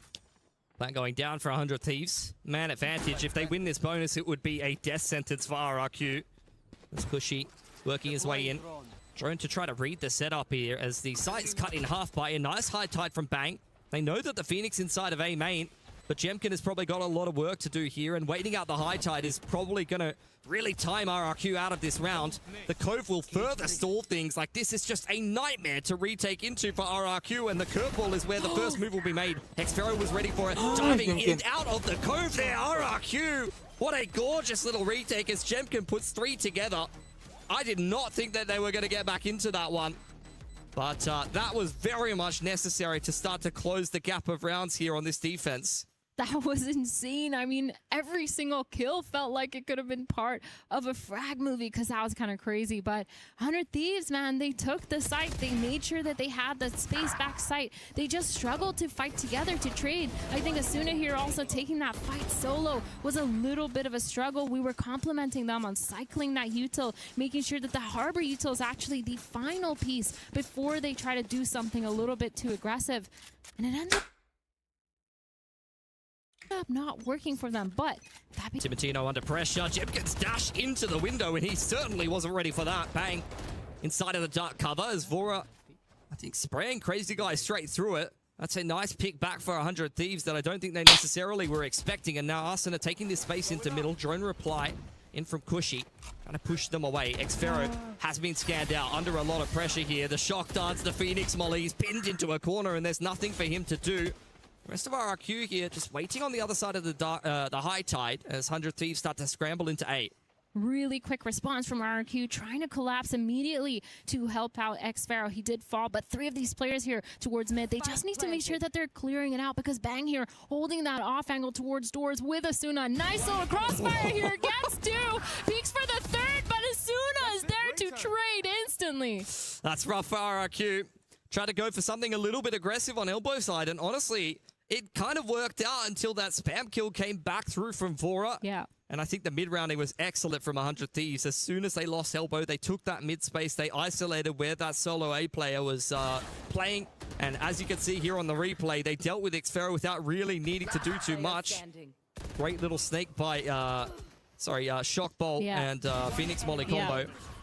And then just set up a beautiful crossfire across middle. There was not really much RRQ could do there. The util has been so good, especially when you're looking at a player like Asuna. We've been talking about him a lot, but his flashes have been great for trap setups. His wall being used on their executes, and that molly, of course. It's so nice to see a lot of these small little things, these micro plays that they're using that ends up making them just a tiny bit cleaner, makes everything look a little bit easier for 100 Thieves, like taking map control there and being able to trade and set up those crossfires. Really nice stuff, and I'm so excited to see how Asuna keeps playing on this Phoenix, especially for the rest of this competition. Jemkin on the op. Not sure it's something 100 Thieves will be expecting. Udah, Tailwind active. Cryo, beautiful little peek on in there. That definitely needed to be where RRQ found some success, and the neural theft to follow up. They can read this setup nicely. Hunter's Fury comes in. Sad trying to chase them down with the overdrive active, but 100 Thieves are punishing every little aggressive maneuver for RRQ. And now with the high trade across yellow and the spam through from Bang, this is looking like a serious point for 100 Thieves. They've taken all the space. They have the numbers. They're forcing Crazy Guy and Xfero to fall back. They have to save these weapons. This is not winnable for them. 2v5. They need to buy around these guns, of course, because now 100 Thieves is going to be on match point with the... And... man, if I was RRQ, I'd be sweating right now because it's looking so hard. They don't have any idea of how to stop this kind of force push by 100 Thieves. They're just running it down at some point. Still doing it with conviction, still doing it with strategy. They're not just holding W all willy-nilly, but they're able to get those picks. They're able to just trade off of each other so well. It feels like they're able to speed up no matter what. Yeah, I mean, that setup is just a bit of a domino effect. I didn't even mind it. I think the op was something that 100 Thieves running a bit of a slower round were not necessarily ready for, but Jemkin just goes looking for information in the mid-round a little bit too early there and gets caught on the timing. If he finds an op pick, dashes away there, that could be a completely different story, especially with the overdrive and the Hunter's Fury coming in on the retake, which was kind of just used in desperation after that. That is what Cryo does best, though. Just an instant headshot, even onto someone holding an op line, and 100 Thieves now on serious point. This has been a very convincing day from them.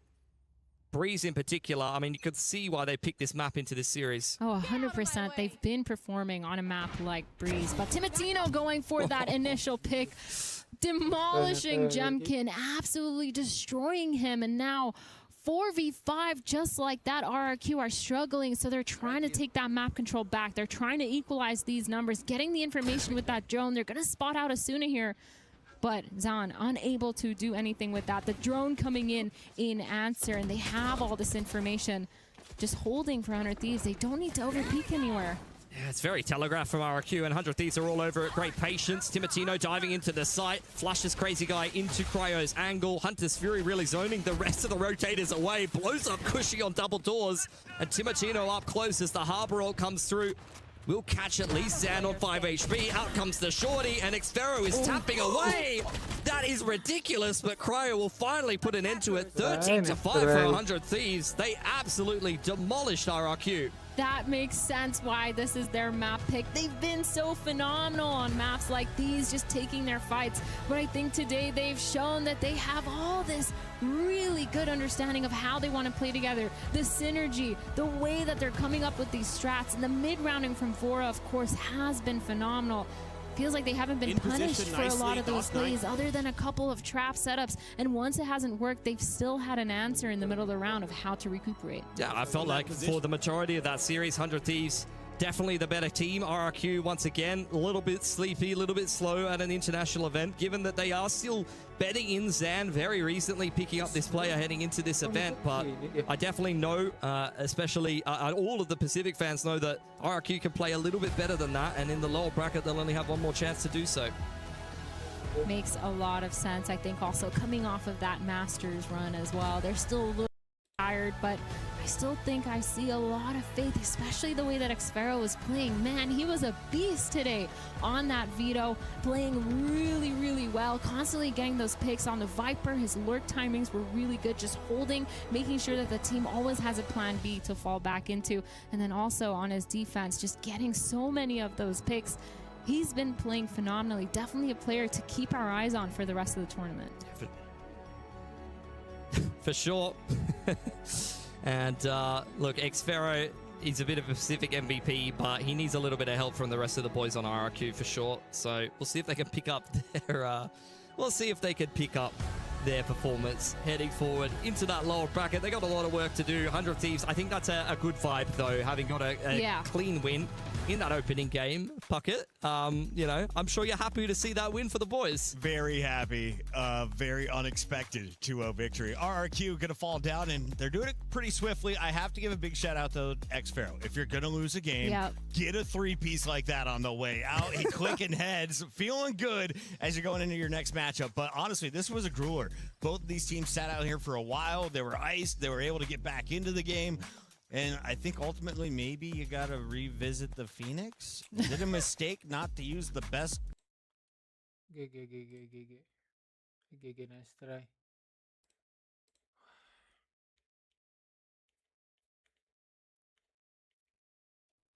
Tadi mau sekalian nonton PRX anjir lah. Gara-gara apa namanya? Technical issue. Kejadi dah.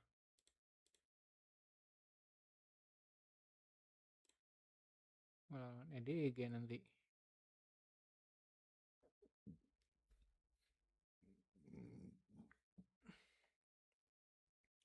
EDG tanggal 4 yang main besok tuh G2 sama NS. Berapa? Jam 8 lagi dia. Jam 6. Nonton Heretics saya kali besok ya.